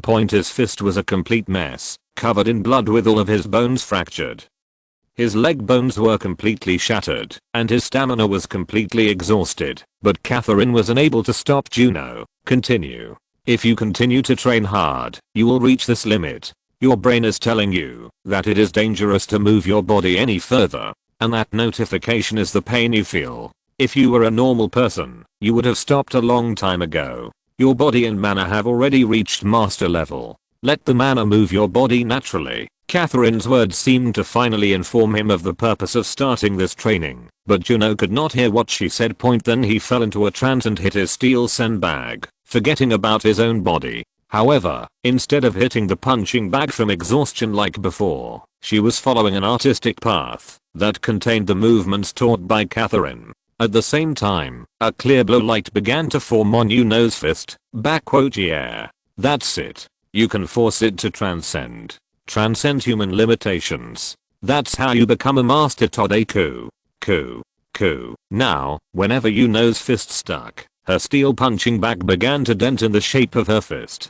The punching bag she used when she was young was hollow, but now she is using something made entirely of metal, and it is getting more and more distorted. Moreover, the blue light on Yuno's fist became darker and more destructive, and the punching bag was losing its shape and gradually turning into a lump of scrap metal. Quang. With an extremely loud roar, Yuno's fist finally shattered the punching bag made of solid steel. Now, the blue light on Yuno's fist had formed a single shape that could be called a fist, so Yuno had to stare at his fist with blank eyes. Clap Yuno. Congratulations on reaching the level of master. My. Did I step on a master? Okay, boy. What do you think is growing on your hand? This is a method that Master Lee came up with after putting a lot of thought into breaking through what has been blocking your realm since last year. Juno approached Catherine with an emotional face. Master, yes, this guy. You must be the first in the history of the continent to have reached the master's level at the age of 19. I also reached that level at the age of 26. Catherine hugged Juno and congratulated her with her sincere heart. She then forced Juno to sit on the floor and cross her legs. Master? But this is, you can say, that you have forcibly reached the level of master by injecting the mana that was overflowing in the mana hole into your body. So, you have to make the inside of your body know that as well. Only then can you say that you have become a true master. From Catherine's explanation, Juno realized that she had not undergone a body change, one of the master's symbols. Then, From now on, I will slowly guide the mana in your body. Turn it naturally, as if you were doing the exercises on a regular basis. And just like before, you should let your body go with the flow. Yuno closed her eyes and focused her mind on the mana within her body. I could feel the mana slowly flowing out of the mana hole. However, since the amount was several times more than what she usually practiced, Yuno was embarrassed, but as Catherine's mana slowly helped her, Yuno soon regained her stability point. Then, mana began to circulate rapidly within Yuno's body, and Yuno finally lost consciousness as she felt something break inside her head. Pap duck, pap duck, pap duck, pap duck as Juno's body began to glow blue. Catherine removed her hand from Juno's body. She then went up to the first floor and approached the knights guarding Juno's palace. Unconditionally, do not allow anyone to enter this building. Even if it is the Liechtenauer, the Empress, or even the Emperor, they will absolutely not be allowed to enter this place for 1 day from now. Catherine, what's going on? What's going on is that even His Majesty the Emperor and His Highness Juno has to attend today's coming of age ceremony. Yuno has just become a master, so he will undergo a body change for a day. So tell him. The knight's eyes widened after hearing Catherine's words. Is that really true? Your Highness, Yuno is the master. Okay. Don't make me explain again and again. Just convey it quickly. As soon as they heard Catherine's words, 2 out of the 4 knights of the Royal Guard ran to the Imperial Palace and the headquarters of the Knights of the Imperial Guard respectively. And after a while, the entire reserve force of the guard led by Viscount Spear came and began to thoroughly guard Juno's palace. So Catherine, somewhat relieved, went down to her basement again and looked at Juno's condition or Yuno's scar-filled body before body change. Chapter 20. Yuno's coming of age ceremony. 1. Yuno's coming of age ceremony. 1. What? Yuno became a master and underwent a body change. The emperor jumped up from his throne and shouted with a surprised face. The nobles who had been talking about what had happened when Yuno, the main character of today's coming of age ceremony, did not arrive on time, only listened to the royal guard's report with their mouths open. Yes, your majesty. These words were said directly by Master Aragorn, His Highness the Third Prince's martial arts teacher, so they seem to be true. Roaring, roaring, roaring. The third prince, who became an adult today, is a master. Isn't this the earliest age in the history of the continent? I should have looked into it when I saw that your majesty bestowed the dragon heart on His Majesty the Third Prince. This is all thanks to your majesty's current affairs. God must be blessing the empire. I bow down to you, your majesty. Congratulations poured into the emperor from all over. What about Yuno? Are you saying Yuno's condition is okay? Meanwhile, in response to questions from Empress Iria, who was worried that Yuno might have done something wrong, the royal guard who came in to report continued the report. I believe there is no need to worry too much as Master Aragorn is currently with the third prince, in preparation for any possible assassination or external shock. Viscount Spear has led all reserve units of the guard's knights to guard the place, so you can rest assured. Empress Mama Iria, somewhat relieved, sighed, and received praise from the emperor. Thank you for your quick action. Haha, I never thought the third prince would really become a master. The child who surprised me at first by saying he didn't have mana hole has become a pillar that will support the empire. You worked hard to raise Yuno well. Empress Yuno knows it's a big deal, but what kind of accomplishments does the new concubine have? Please stop giving me the undeserved praise, your majesty. No. With the empress firmly supporting the children, wouldn't they have worked so hard with peace of mind? I heard that Isabella and Mary also achieved quite a lot. Weren't you disappointed that your luggage wasn't found for a while?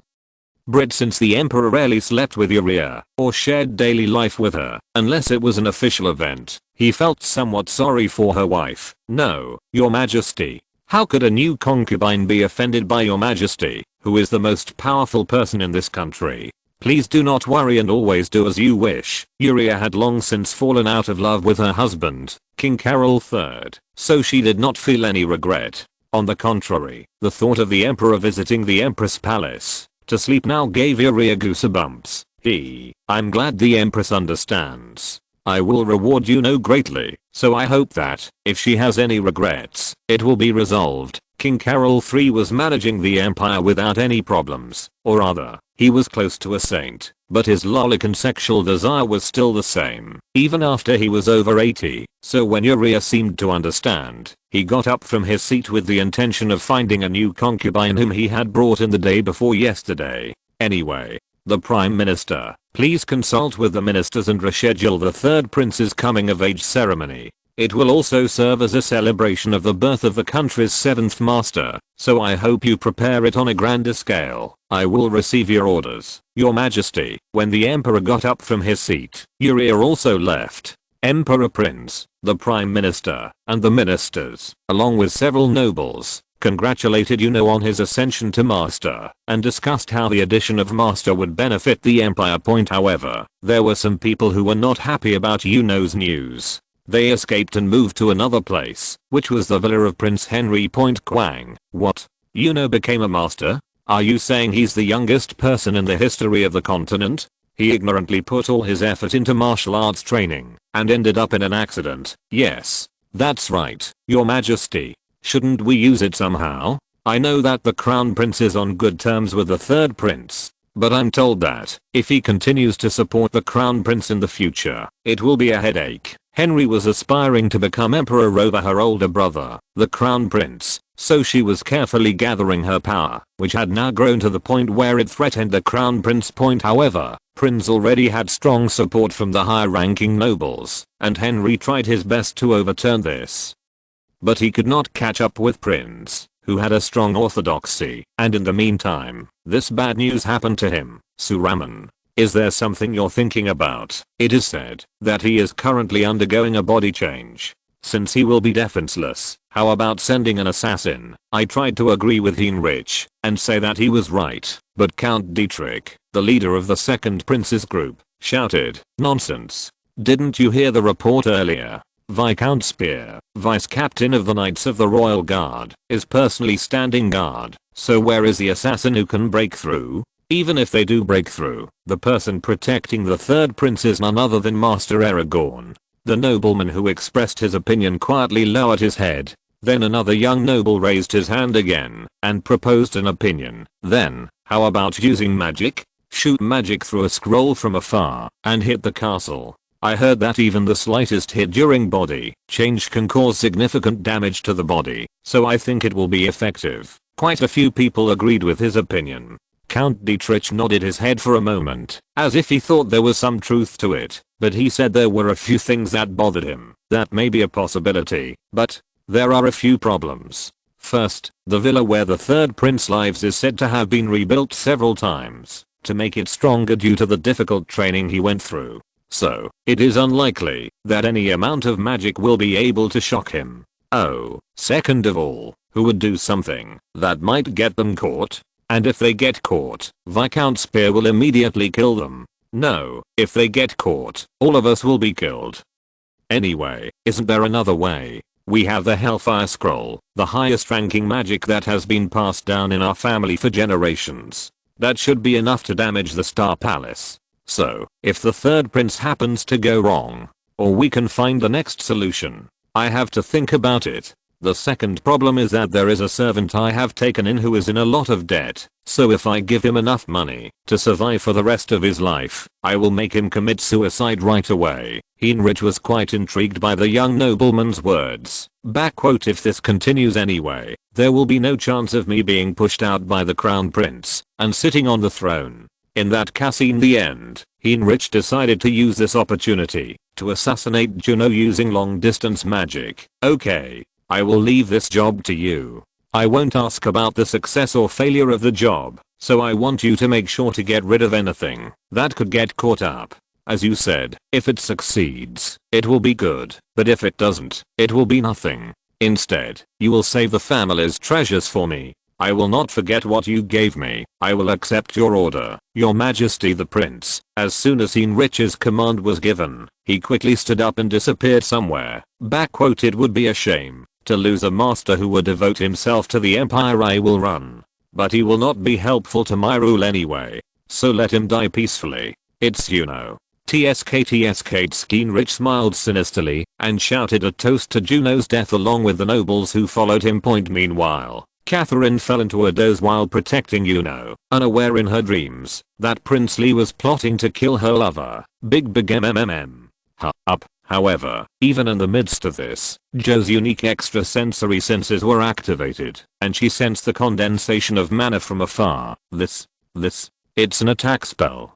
Damn it. Catherine went out at great speed, but the magic had already been activated, and a huge fireball was falling from the distant sky. Spear. Let's blow the sword. You guys can do your best to block it too. Spear and her royal knights, who heard Catherine's cry, looked up and hurriedly began to respond. Point masters Catherine and Spear each tried their hand and sword skills, but Hellfire only shrank in size and fell slowly. Holy shit. Everyone raise your shields. If this happens, you can block it with your body. Catherine and Spear once again prepared to use their swords, and the guard knights packed their entire bodies with mana and gathered their shields to gather as much defense as possible. Point shoe. Spot. As Hellfire got closer, sharp fists and sword energy flew out once more. Hellfire was reduced to about 1/8 of its size by being hit by the tremendous power and sword energy thrown by the two masters, but it was about to hit the knights. Pick up your shield and hold on with all your might. Think once again about why you exist. We will protect His Highness the Prince even at the cost of our lives. Now, Viscount Spear also threw away his sword and raised his shield to gather mana, and the members of the Royal Guard closed their eyes in preparation for the coming shock point. In that moment, Kwang, a huge storm of mana exploded from the basement of the villa and collided with Hellfire, causing Hellfire to disappear. The immense power of the mana storm was not enough to destroy Hellfire, and it disappeared into the distance, leaving a tremendous roar in the night sky. Illustrati of Empresseria turning 33 Chapter 21. Yuno's Coming of Age Ceremony 2. Yuno's Coming of Age Ceremony 2. What did you just do? Are you speaking to the third prince? No. We bought more than that.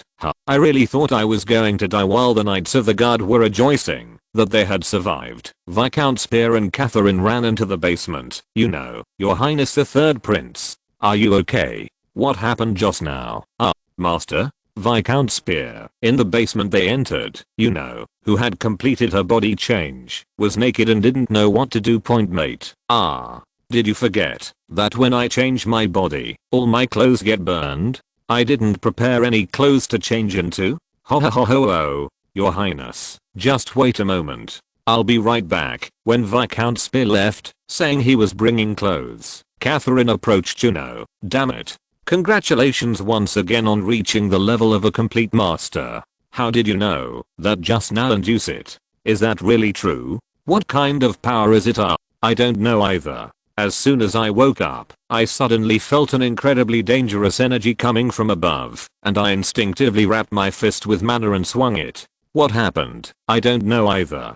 I was guarding you all night, and I dozed off for a while, and suddenly a huge amount of mana condensed, and that kind of super high level magic was flying out. It looks like Hellfire. I don't think there is a mage in the Empire capable of using Hellfire right now. It must have been done by someone who doesn't like you becoming a master. Had a vague idea, but he didn't say anything, and just smiled bitterly. I see. Anyway, thank you, master. Thanks to your teachings, my student was able to become a master at such a young age. I will never forget this grace for the rest of my life. As Juno bowed politely, Catherine's face turned bright red. Yuno's dick was exposed to the outside as he was offering his greetings. Okay, so quickly get rid of that ugly thing. Ugh, I thought it was a big kid. What's so big? Juno looked down at Catherine's words, and then his face turned red, and he turned his body back. Then suddenly the door opened and someone came in. Juno, who naturally thought that Viscount Spear had brought the clothes, turned to welcome him, and tried to take them, but Juno was once again frightened, and had to cover her lower body with her hands. I'm fine. Are you okay? Are you feeling better? Wow. The ones who entered the villa training hall were none other than Iria, Isabella, Eliza, and Mary, and although covered her lower body again, they could not help but engrave Yuno's exposed cock in their minds. Oh my. How big has his dick become? I can still vividly remember the feeling I felt before. I was so ecstatic back then, but now it's even bigger. Furthermore, I wish I could have a dick like that just once. Yuria, you crazy bitch. Exclamation mark exclamation mark. What on earth are you thinking? Yuno is your son. Back quote what? What is it? Why is Yuno's dick so big? Aren't you going to die after receiving that? Ugh. I don't want to be recorded as the princess who died while having sex with her brother. But if you listen to the mates, they say the bigger the man's dick, the better. How good would that feel? Back quote Oppa, you must have grown like that as soon as you saw Mary, right? Just wait a little bit. Oppa Mary will come pick you up soon. Back quote AHH. Yuno is amazing, I love you, Yuno. As expected, there's no part of your body that's not perfect. After the body change, it got bigger, right? I see Yuno every day, but it's been a while since I've seen her naked like this, so I'm so happy. Each of the 4 women had different thoughts, but they all had the same thing in common. They kept Yuno's naked body deep in their heads. After a while, when Viscount Spear brought her clothes, Juno dressed again and headed to Catherine with the girls. Congratulations on becoming a master, Yuno. Mom is so happy. I never thought my son would grow up so wonderfully. And it's true that after going through a body change, all the scars will disappear. I'm so glad. Do you know how heartbroken it was for my mom to see the scars? And her body was so shaky. But now she has a nice body. At Yuria's words, Yuno slightly lifted her top and looked at her body. Just as Yuria had said, not only had all the scars on her body disappeared, but all of her muscles had also disappeared. However, Yuno felt much stronger than her original body and was overflowing with energy, so she decided to ask her teacher later. I see. I'm glad that the scar is gone, but just because you've become stronger, you shouldn't do anything dangerous. Do you understand, Mom? Don't worry about danger. Thanks to Master, my body has become incredibly strong, right? So even if I get cut by a blade, I won't be in danger, you know.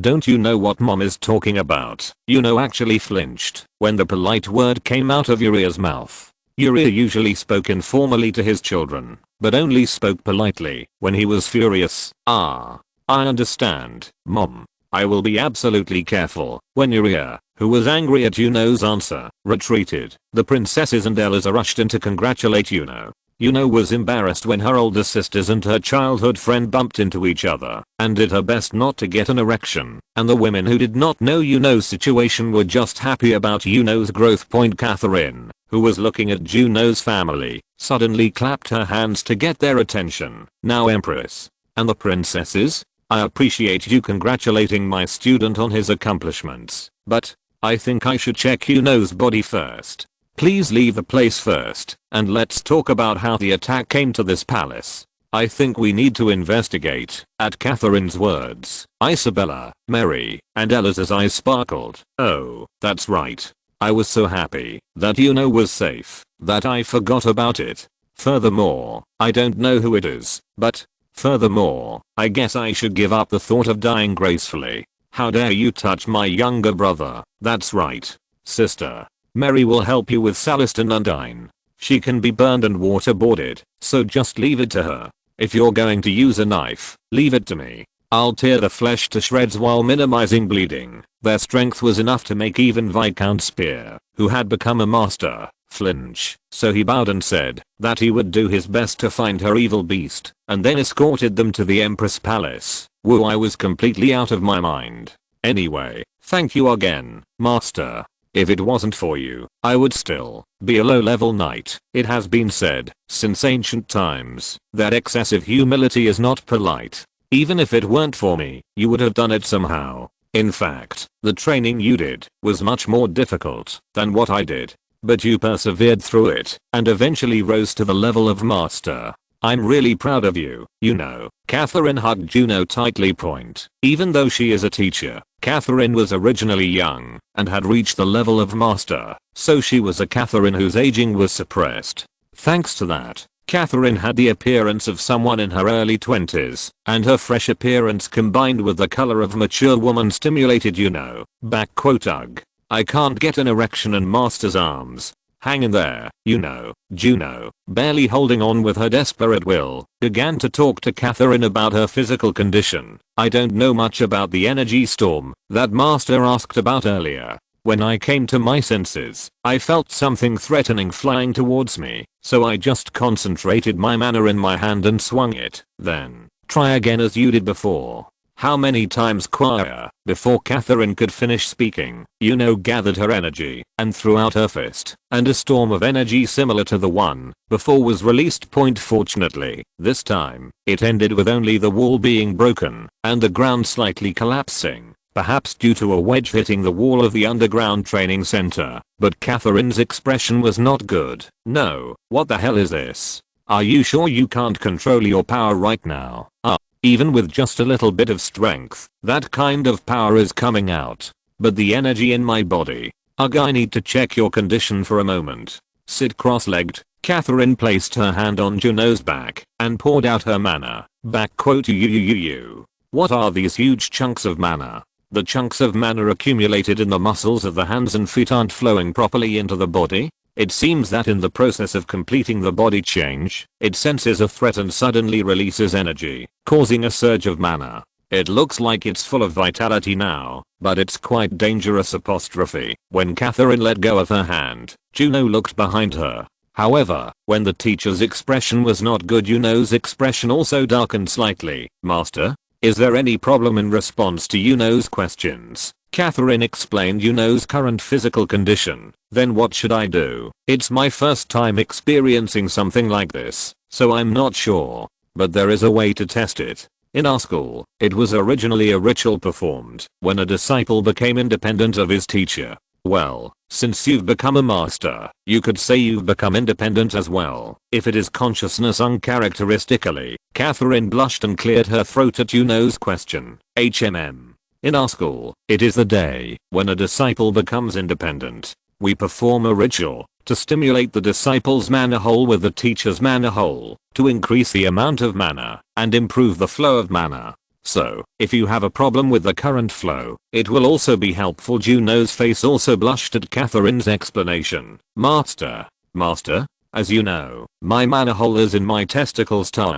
When Juno was embarrassed, Catherine threw a strong honey bomb at Juno's head. How can you accept a sacred ritual like that? Like my teacher, my mother, I have a mana hole in these big breasts, but I received it by rubbing my breasts with my mother.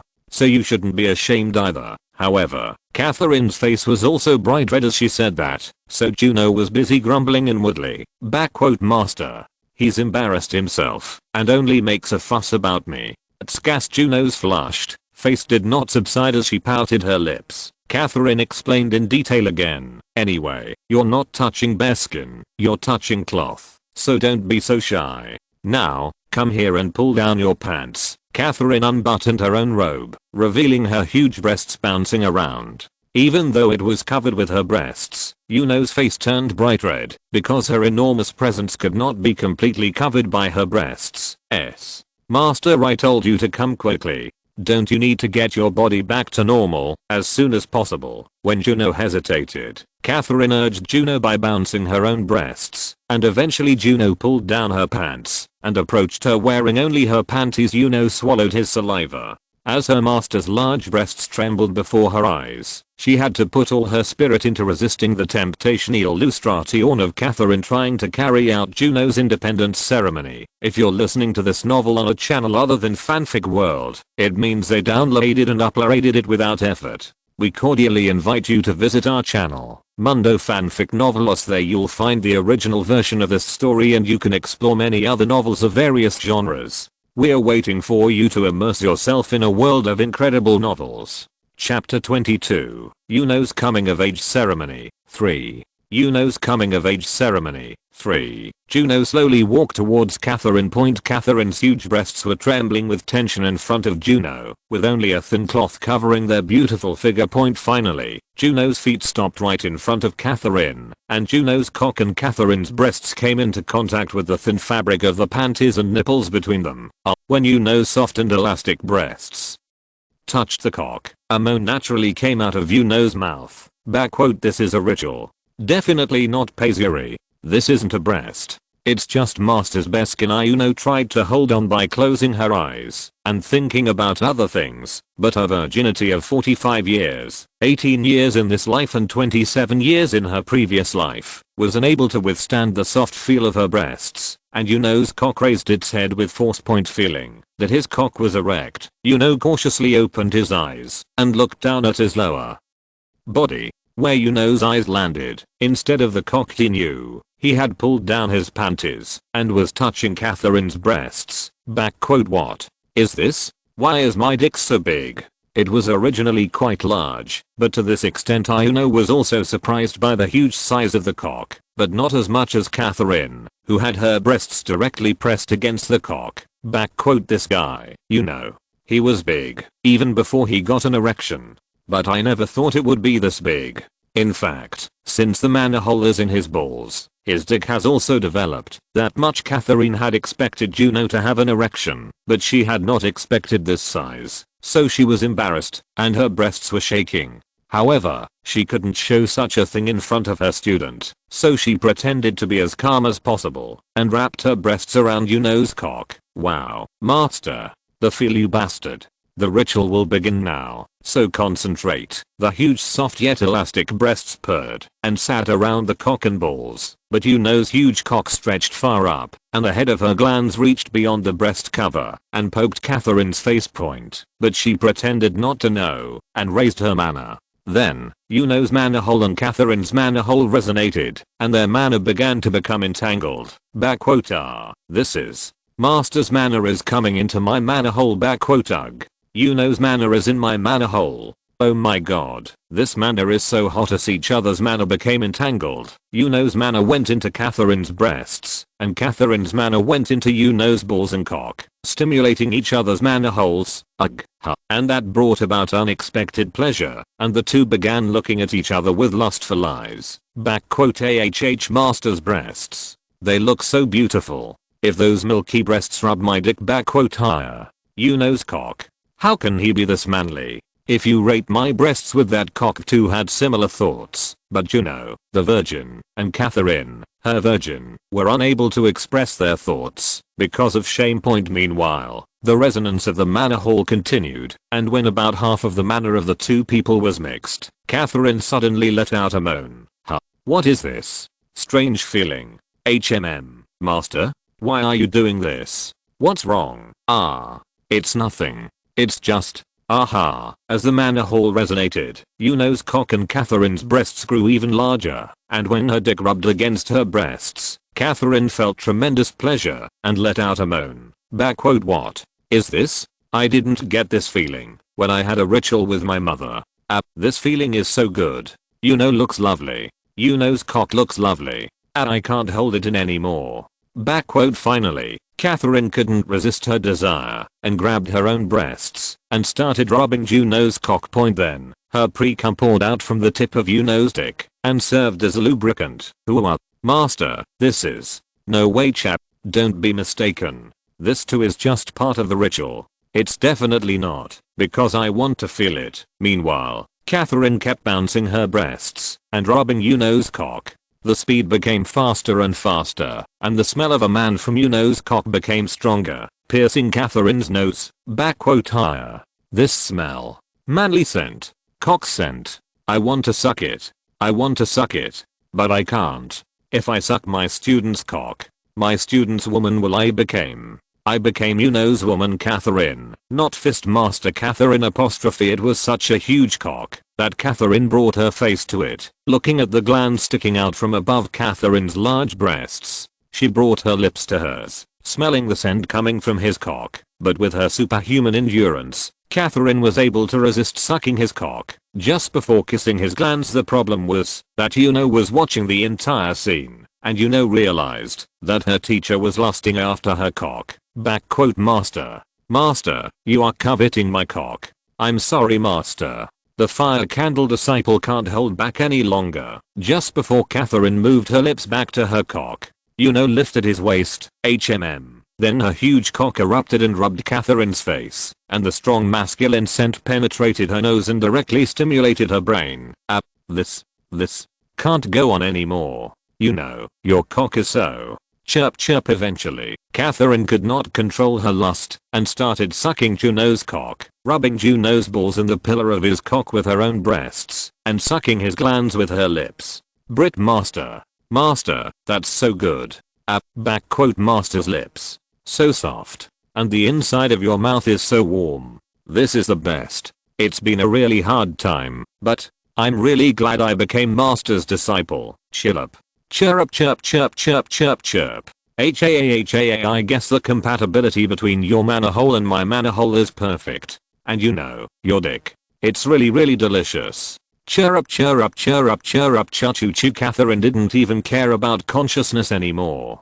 Her whole mind was focused on Yuno's cock, and all her brain was thinking about was how she could make Yuno's cock feel even better. You master, if you do it like that, I can't stand it anymore. You. As Catherine gently sucked the urethral opening at the tip of Yuno's cock with her tongue, Yuno felt the mana in her balls greatly amplify along with the immense pleasure she felt. And the mana began to amplify in Catherine's breasts. Master, I'm coming. Please take it out. As the mana amplified, Yuno felt a sense of ejaculation and screamed for Catherine to take her dick out. Then, she grabbed Catherine's head and tried to pull out her cock, but the pole of the cock was held tightly by her breasts, and her glans was being sucked by her lips, so she could only be stimulated by the cock. You come. I'm coming. In the end, Juno's cock exploded in Catherine's mouth. Boom boom boom boom. A huge amount of cum poured into Catherine's mouth. Smelling the fragrant scent of Yuno's cum,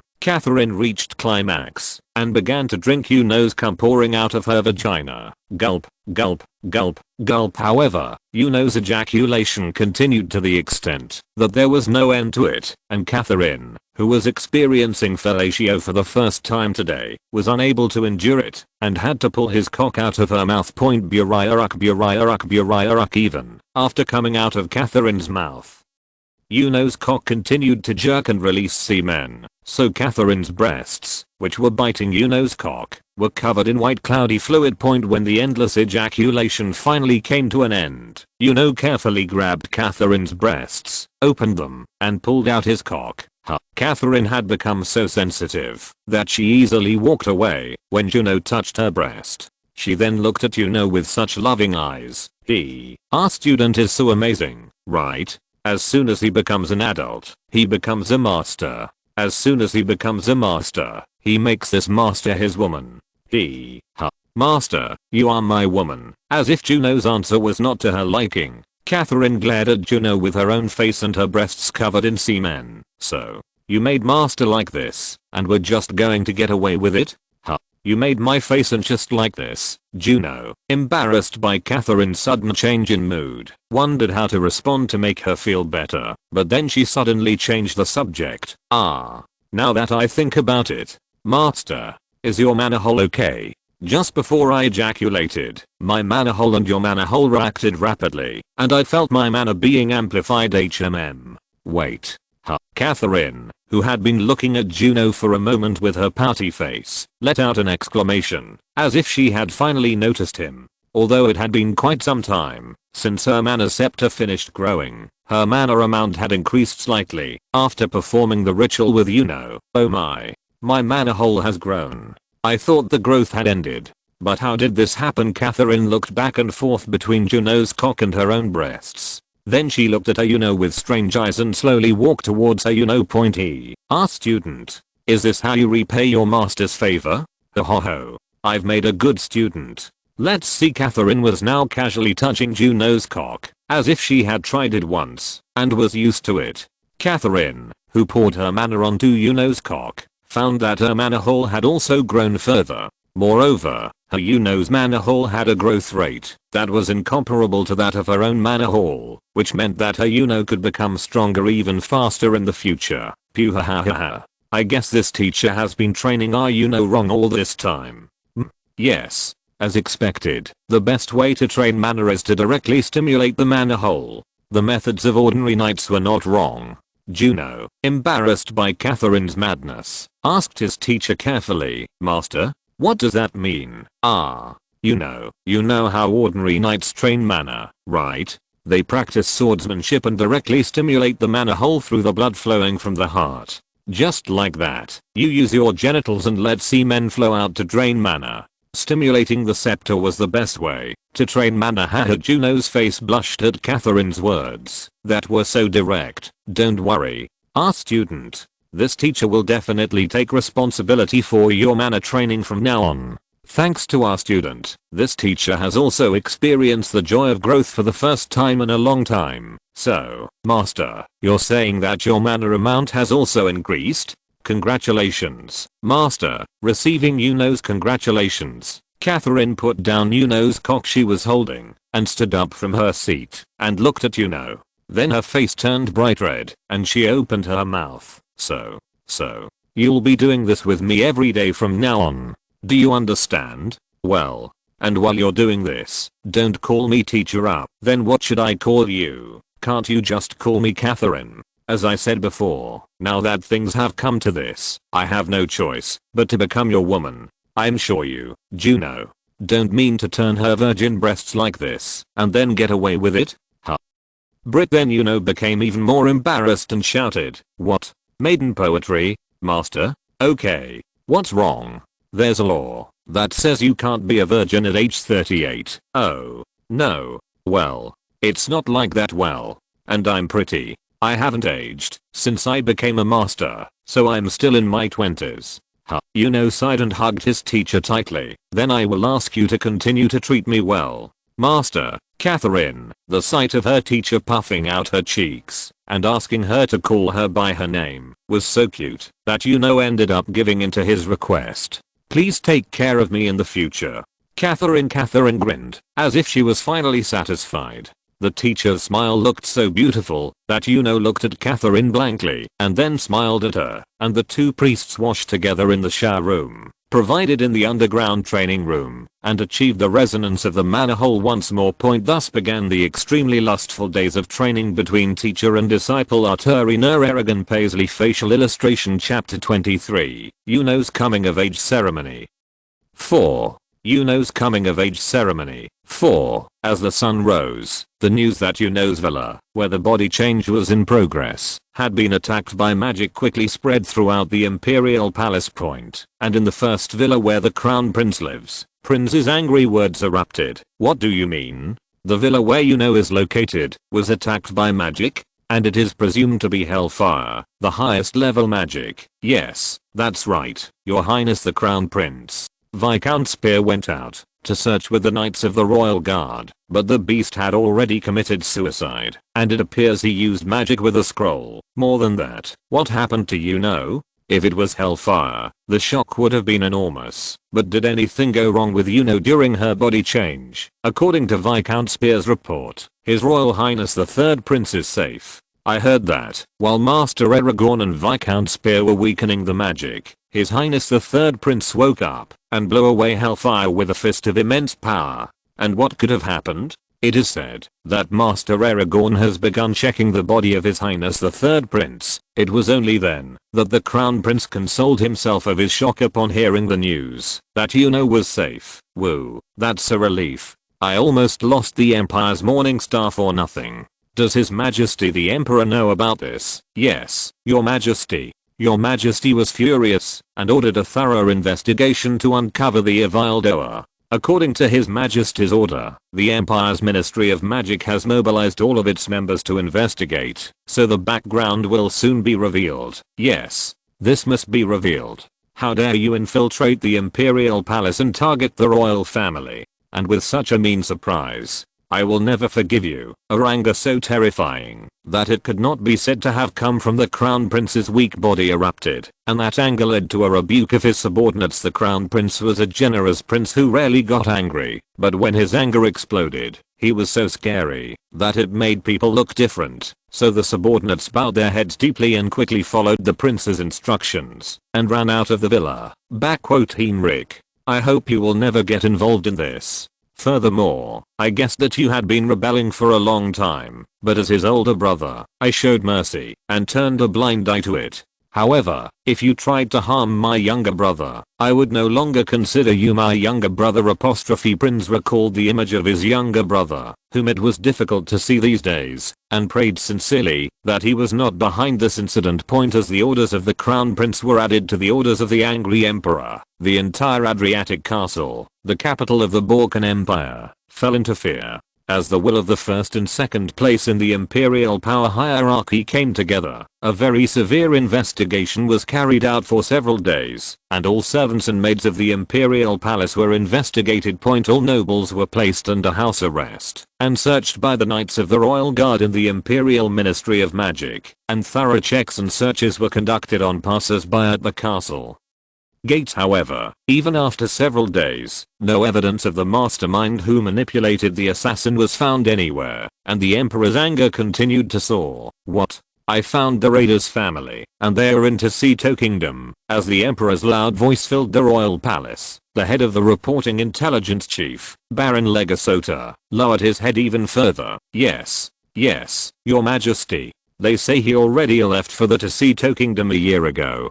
There is a possibility that he was hidden as a spy all this time. What has the head of the intelligence department been doing all this time? Isn't it true that Tacito's ganja has been roaming freely in the imperial palace for a year? I have nothing more to say, your majesty. After briefly reprimanding the intelligence chief, the emperor ordered him to return to his seat. As soon as the intelligence chief's report ended, the royal palace was filled with the voices of various nobles, as expected. There is no doubt that the Tacito sent assassins. We must immediately declare war and punish them. What are you talking about? There is no evidence. There is evidence. What more evidence do you need? Evidence? The conclusive proof is that those abominable Tacito bastards are alive and breathing. Ha. So what are we going to do with the declaration of war? No one is dead and there is only minor damage to the villa, but the evil beast's family is still alive somewhere in Tacito, so let's declare war on that. Are you out of your mind? What? This guy's real. What? You bastard? Are you done talking now? As always, in an instant, the royal palace became a shambles. However, unlike usual, this time the hawkish voices were a little louder and the atmosphere seemed to have definitely changed from before. Carol 3 looked at the nobles closely, as if his anger had disappeared, and then struck the floor with his cane. When the emperor's staff hit the floor and made a sharp sound, the nobles immediately put an end to their fight and waited for the emperor's command. Good. I want to use this opportunity to punish Tacito. We must firmly engrave in their minds what it means to them to dare show their teeth to this empire. Foreign Minister, prepare to declare war. I will take your orders, your majesty. Many nobles bowed their heads before the emperor's solemn command, but the crown prince raised his head and advised the emperor, your majesty, please wait a moment. The mystery of the evil eye has not yet been properly revealed. Since the investigation is still in progress, it would be best to postpone the declaration of war. However, the emperor did not properly listen to the advice of the crown prince whom he had always cherished so much, and entered into a civil war. Then the crown prince followed him into the civil war, and blocked the emperor's path. Your majesty, please listen to me. War is a hasty decision. Slam. The crown prince was dumbfounded after being slapped by the emperor. It was not because the cheek slapped by the 80-year-old emperor hurt, but because it was the first slap he had received in his life. Ugly bastard.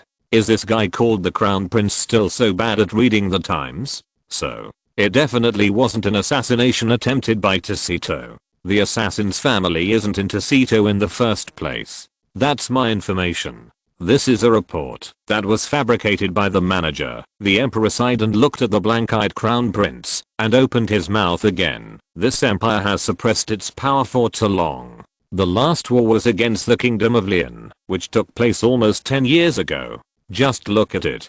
Didn't you see the young nobles full of blood getting all hot and screaming for war? But war causes damage to the people. The crown prince, who came to his senses, protested in a faint voice, but the emperor ignored it and took the crown prince to the balcony. Prince, if you want to run an empire, you have to look far ahead. War is only a means. It is not the goal. It is just an extension of politics. My life is not long, and you will have to take over this position. As a successor, it will be the easiest.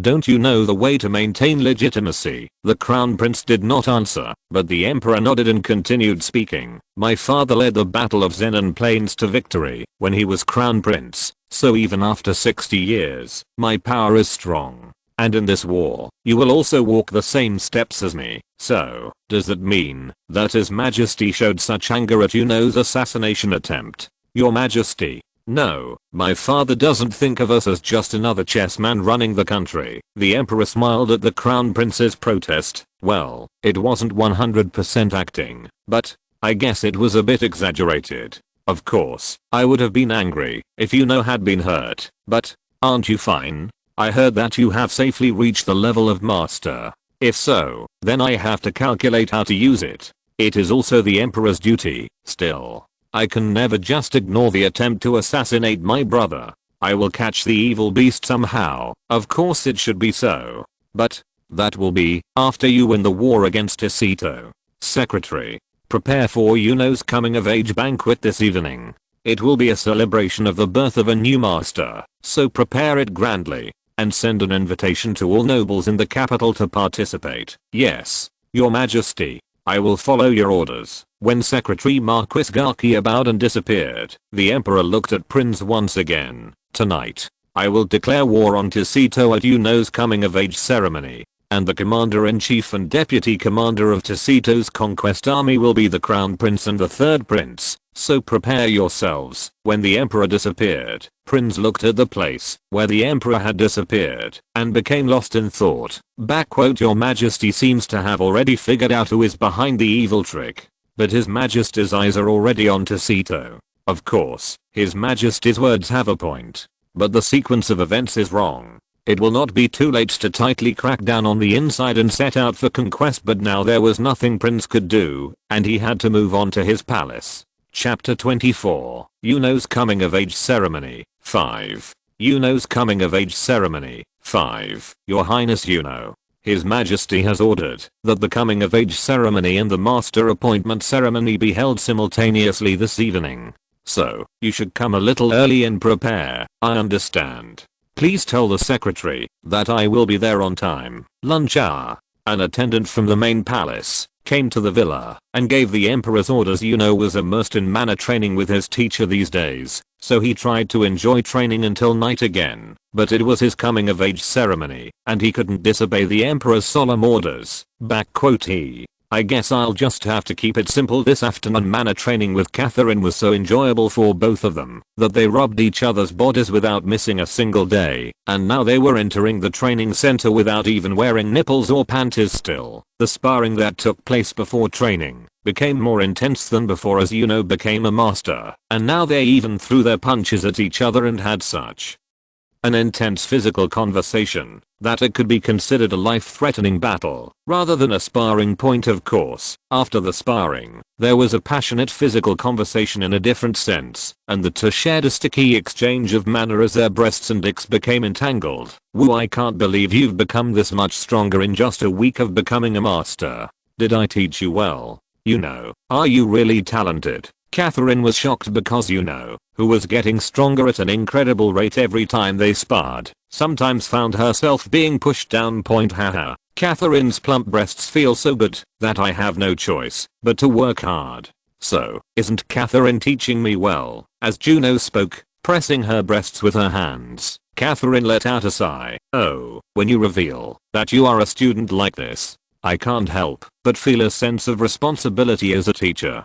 Catherine, moved by Juno's touch, placed her breast on Juno's cock once again, but Juno grabbed her shoulder and stopped her movement. I'm sorry Catherine. That's all for today. My father told me to come in the evening for my coming of age ceremony today, so I think I'll have to get ready soon. It's a shame. I can't help it. If it's the emperor's order, I'll take supplementary classes tomorrow to compensate for what I lacked today. Furthermore, I'm prepared. Yuno was very disappointed, but Catherine was also very disappointed because she was immersed in Yuno's cock, which made her feel so good, and her sense of accomplishment at the growth of her mana hole, which had been stagnant. However, I could not refuse the emperor's call, so I ended my training by stopping here for today. The two who now find it natural to take a shower together, washed each other's bodies, and revealed their closer relationship a few hours later. As the sun set, all the nobles in the capital began to gather one by one at the Imperial Palace Point. The spacious Imperial Palace banquet hall was overcrowded with nobles, and the banquet hall could not accommodate all the guests, so the outdoor garden, usually used as a tea party venue, had to be mobilized. No, even though it is a party that also celebrates His Highness the Third Prince's coming of age ceremony and becoming a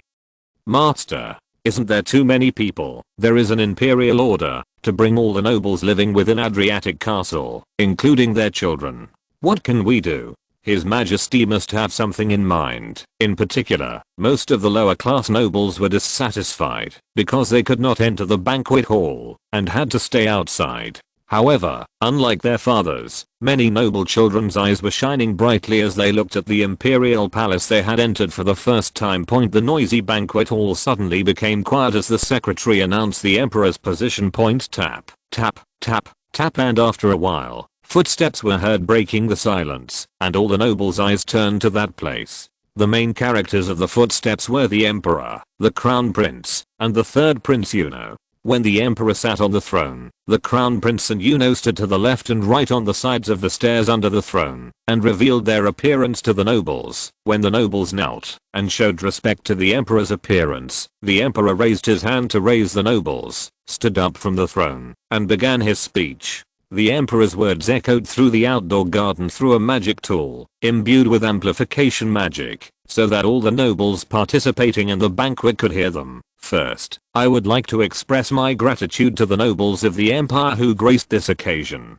As you all know, last week, my third son, the third prince, Juno Alexander Windridge von Borken, became an adult and became a master. Those present here, please congratulate me on this. Clap, clap, clap. Congratulations on becoming the youngest master on the continent. His Royal Highness will become the guardian deity of our empire. Glory to the Borkens. As the applause poured in, Yuno scratched her head in embarrassment and raised her hand to respond to the nobles' cheers. The crown prince also came up to Yuno and patted her on the shoulder, congratulating her sincerely. The emperor smiled and looked at the brotherly love between the brothers. Then his expression hardened, and he pounded the floor to brighten the mood. But there were also cowardly bastards who tried to tarnish this glorious place. As everyone knows, there was someone who attacked the villa while the third prince was undergoing a body change, and it was finally confirmed through the intelligence department that their identity was the Tacita guys. Roaring, most of the high-ranking nobles knew about it through the cabinet meeting, but for most of the lower-ranking nobles, it was their first time hearing about it, and as they had been subjected to extremely intense searches over the past few days, the situation was becoming increasingly irritating, so their anger burned in an instant. How dare you, Tacito, do such a cowardly thing? We must not forgive those Tacitan bastards who carry out such cowardly tricks. You're trying to harm the master of a glorious empire in this way. Public opinion at the banquet hall heated up in an instant, with all kinds of criticism and swear words directed at Tacito. In particular, the anger of the young noble sons was soaring point for most of the children of lower class nobles who had just begun to control their manner. The appearance of Master Yuno, who was their own age, was like a hero to them, and their patriotism boiled over when they learned about the enemy country's cowardly plan to eliminate him. Therefore, I hereby declare, as of today, the empire will enter a state of war emergency, and I'm declaring war on Tacito, who committed such a wicked act. The Minister of Foreign Affairs will forward this to the Tacito royal family as soon as possible. Do it. Even though war was declared, the atmosphere in the Imperial Palace did not subside, but rather became extremely enthusiastic. In that atmosphere, the Emperor smiled without anyone noticing, then changed his expression again, and opened his mouth. As we enter the wartime emergency system, each noble should gather private soldiers and form a corps. If there is anyone among the spirits here who would like to volunteer, please tell the Minister of Military Affairs and the Vice Minister, and they will accept you as a commander or member of the order. I will follow your orders, Your Majesty. Crown Prince himself will be the commander-in-chief of the army that will punish Tacito this time, and third Prince Yuno will serve as second in command. The Crown Prince and third Prince should come before me, according to the Emperor's order. prince and Juno went to the throne and bowed before the emperor. The emperor then gave the crown prince a baton, signifying commander-in-chief, and gave Yuno a sword, signifying the command of the soldiers. Yuno was taken aback by the sudden order, but since she could not refuse the emperor's order, she accepted the sword in a daze. The first, fourth, and fifth corps, excluding the second and third corps, which maintain the front lines of the Kingdom of Leon, and the 6th and 7th Corps, which are in charge of guarding the castle kingdom of Johans, will participate in this conquest. The Minister of Military Affairs will later determine the scale of private military support from nobles. I want you to organize your command accordingly, assign them to each corps, and report to me. When the Minister of Military Affairs, the Marquis Seidlitz, gave a military salute, the emperor shouted a toast praying for the destruction of Ticito, and entered the inner room. Yuno, who suddenly became the second in command, was still dumbfounded, but was led by the crown prince's hand to the center of the banquet hall. Your Highness the third prince, congratulations. You ascended to master level as soon as you became an adult and were appointed such an honorable second in command. As all kinds of nobles gathered around to flatter and praise Yuno, he was embarrassed and could not say anything. It seems that Her Highness is so heartbroken that she is about to personally crush the wicked Tecito who tried to assassinate her. Haha. Then, his maternal grandfather, the Duke of Windridge, came to Yuno's aid and took him to the royal family's common room, allowing him to calm down for a moment. To what extent have you calmed down, Your Majesty? Yes, grandfather. Thank you. He suddenly took on the position of second in command without any warning, so his mind went blank. And I showed my ugly side. No, Your Highness. Everyone only remembers that you are a master. They don't think that you have just become an adult. Cluck clap. Duke Windridge smiled once and offered Yuno a cool drink. When Yuno seemed to calm down a bit after drinking his drink, Duke Windridge opened his mouth again. But Your Highness, it's okay as a military officer, but as a deputy commander or commander leading the army, you must not show that kind of attitude. You must remain calm in any case, make bold decisions at any time, and have the decisiveness to implement them. Grandpa tears welled up in Yuno's eyes as she was comforted by the kind Duke of Windridge.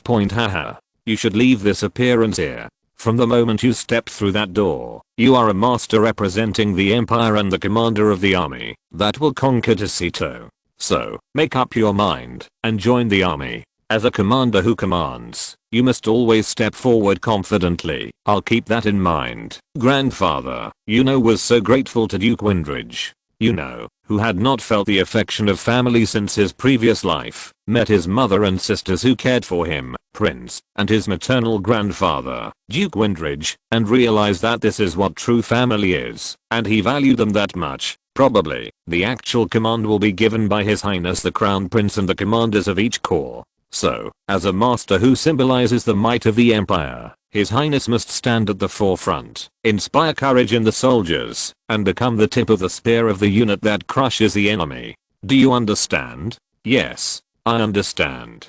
Thank you for your advice, Duke Windridge. Only then did Yuno's eyes return to fire, and the Windridge Duke smiled brightly and patted his grandson's back for regaining his courage.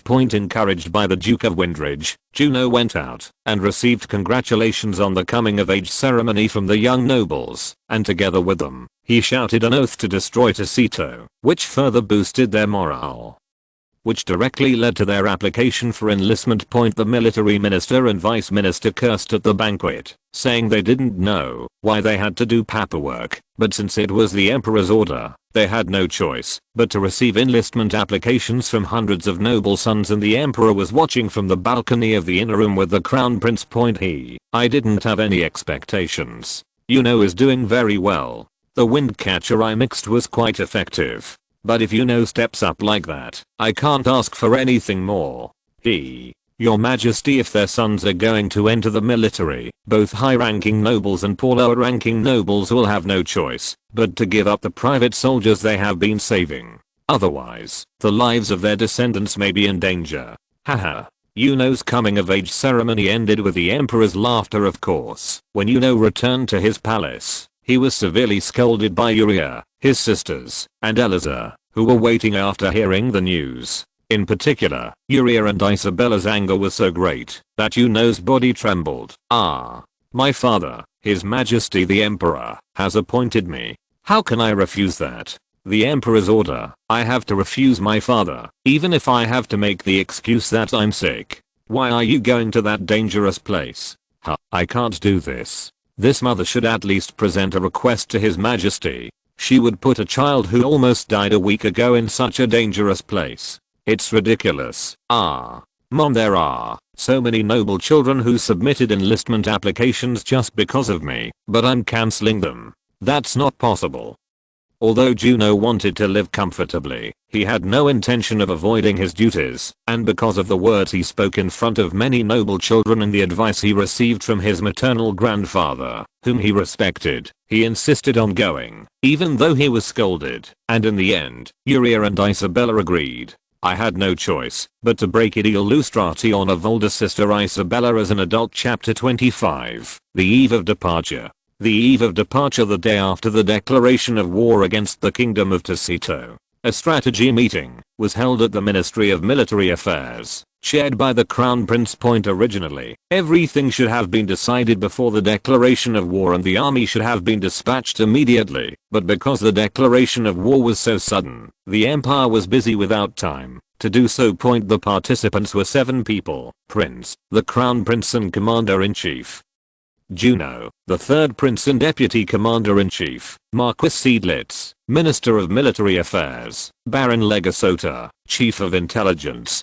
Baron Hassor, Commander of the 1st Corps, Baron Sigwald, Commander of the 4th Corps, and Irian, Commander of the 5th Corps. It was composed, Minister of Military Affairs. Where should we aim? The Minister of Military Affairs began the briefing by looking at the map the head of the Intelligence Department brought out in response to the Crown Prince's question. First, our primary target is Streve, a 9-walled fortress that created a salient that we were unable to capture in the last battle of Zenon Plain. Only by capturing that place can we maintain a supply line in enemy territory in the future. But the problem is, yes, of course, the enemy knows this, so there will be a huge water force guarding it, and the current commander of Streve is Count Radelmo. Military authority in all nearby territories falls under Count Radelmo, so if we show any movement of invasion, the nearby territory will be attacked. All troops in the territory will head to Streve. Ugh.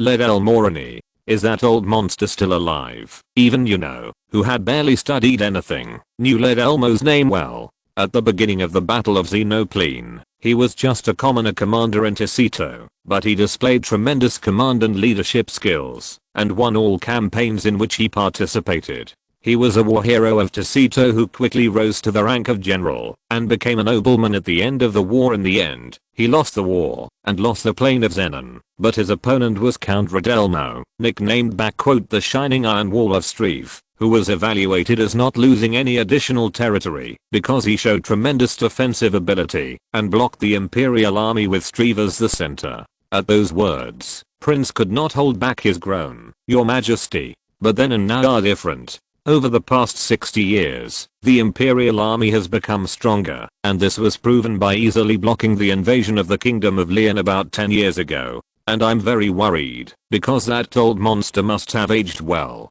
Do not. Prince's expression brightened slightly at Baron Hassor's remonstrance, but his concern continued. How about ignoring Streve and marching towards Lake Semenitra? Or is there an alternative to marching along the coastline? Your Majesty, no matter where you go, you cannot avoid Streb's interference. The Semenitra advance route could inadvertently provoke the Holy Kingdom of Johans, and the coastline route could have its supplies cut off by the enemy navy. And whichever way you go, Streb just needs to send out his forces and attack our army together, and that's it. So in the end, there is only Streb. Our first goal is to go to Streb Fortress. How about the nobles' support for the private army? Yes. Currently, more than 200 young people from noble families have applied for enlistment, and the support is pouring in so much that we can form to corps with only private soldiers.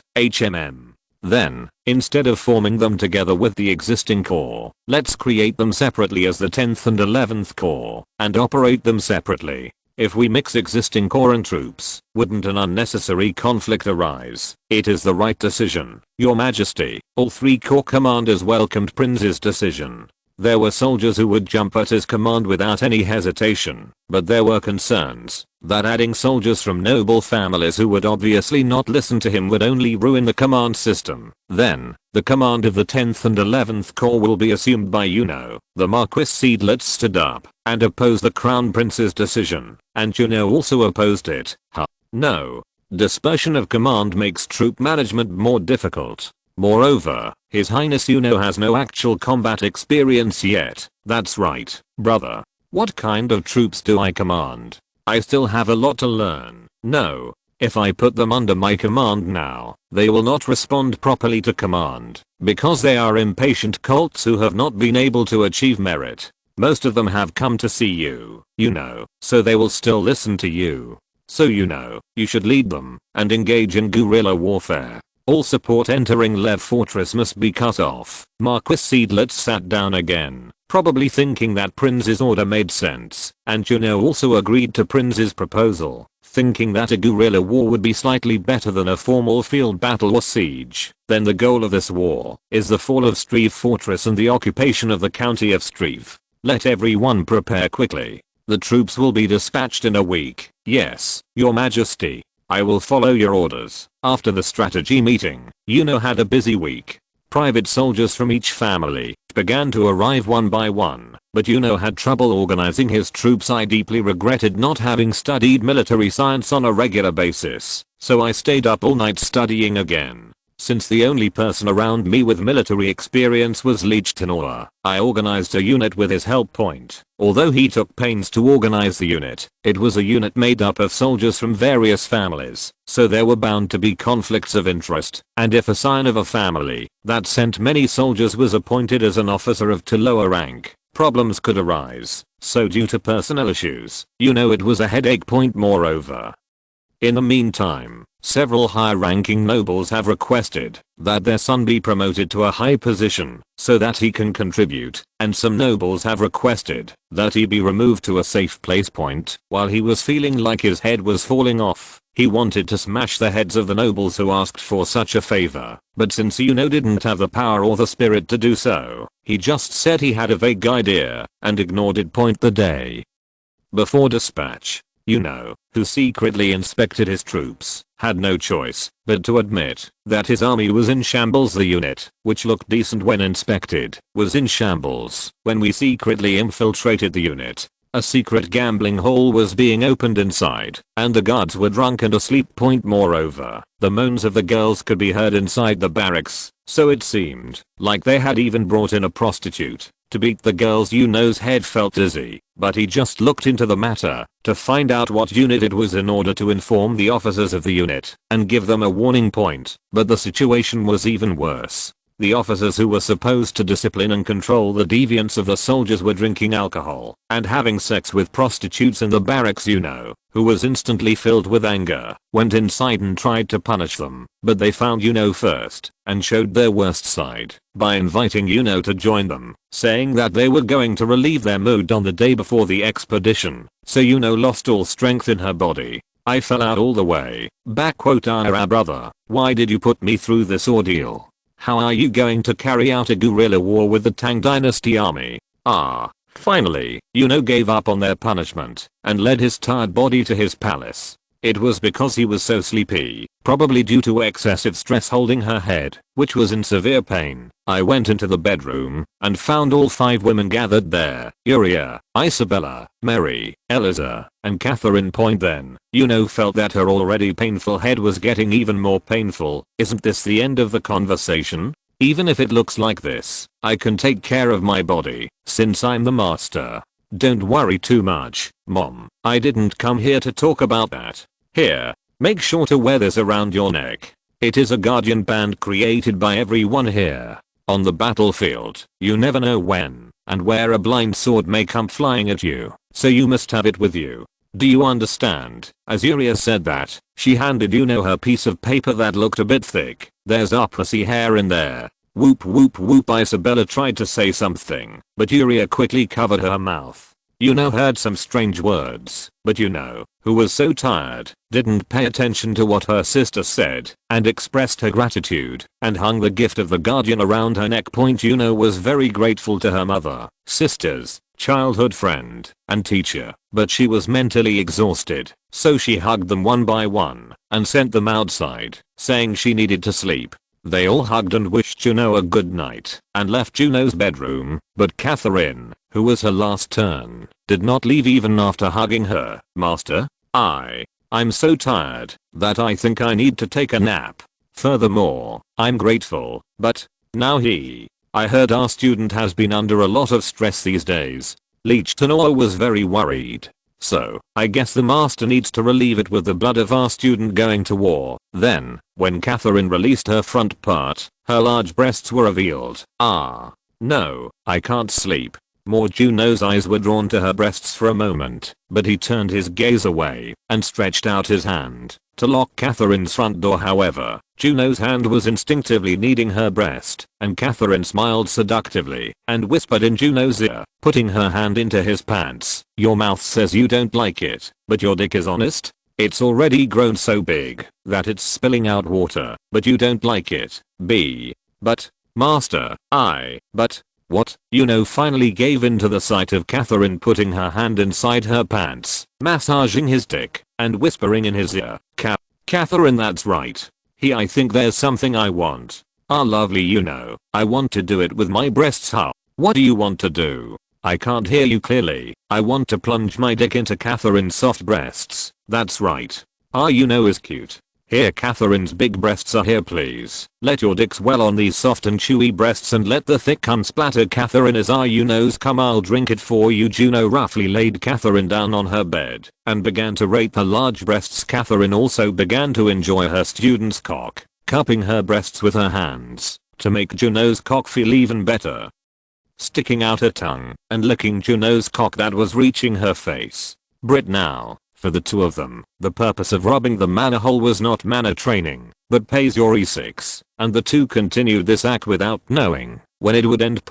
While Juno and Catherine were engaged in a lustful practice in Juno's bedroom, Yuria, who was sleeping in the Empress Palace, could not sleep, so she got up from the bed. Although he has reached the level of master and has become an adult, a child who has just turned 19 has to go to the battlefield. How scary must he be inside? Yuri couldn't sleep because of her worries about and in the end, she headed to Yuno's palace wearing only a simple slip, without her maids accompanying her. The guard knights guarding the main gate of the villa easily opened the door upon seeing so Yuno was cautious and headed to Yuno's room without even making a sound for fear that would wake up.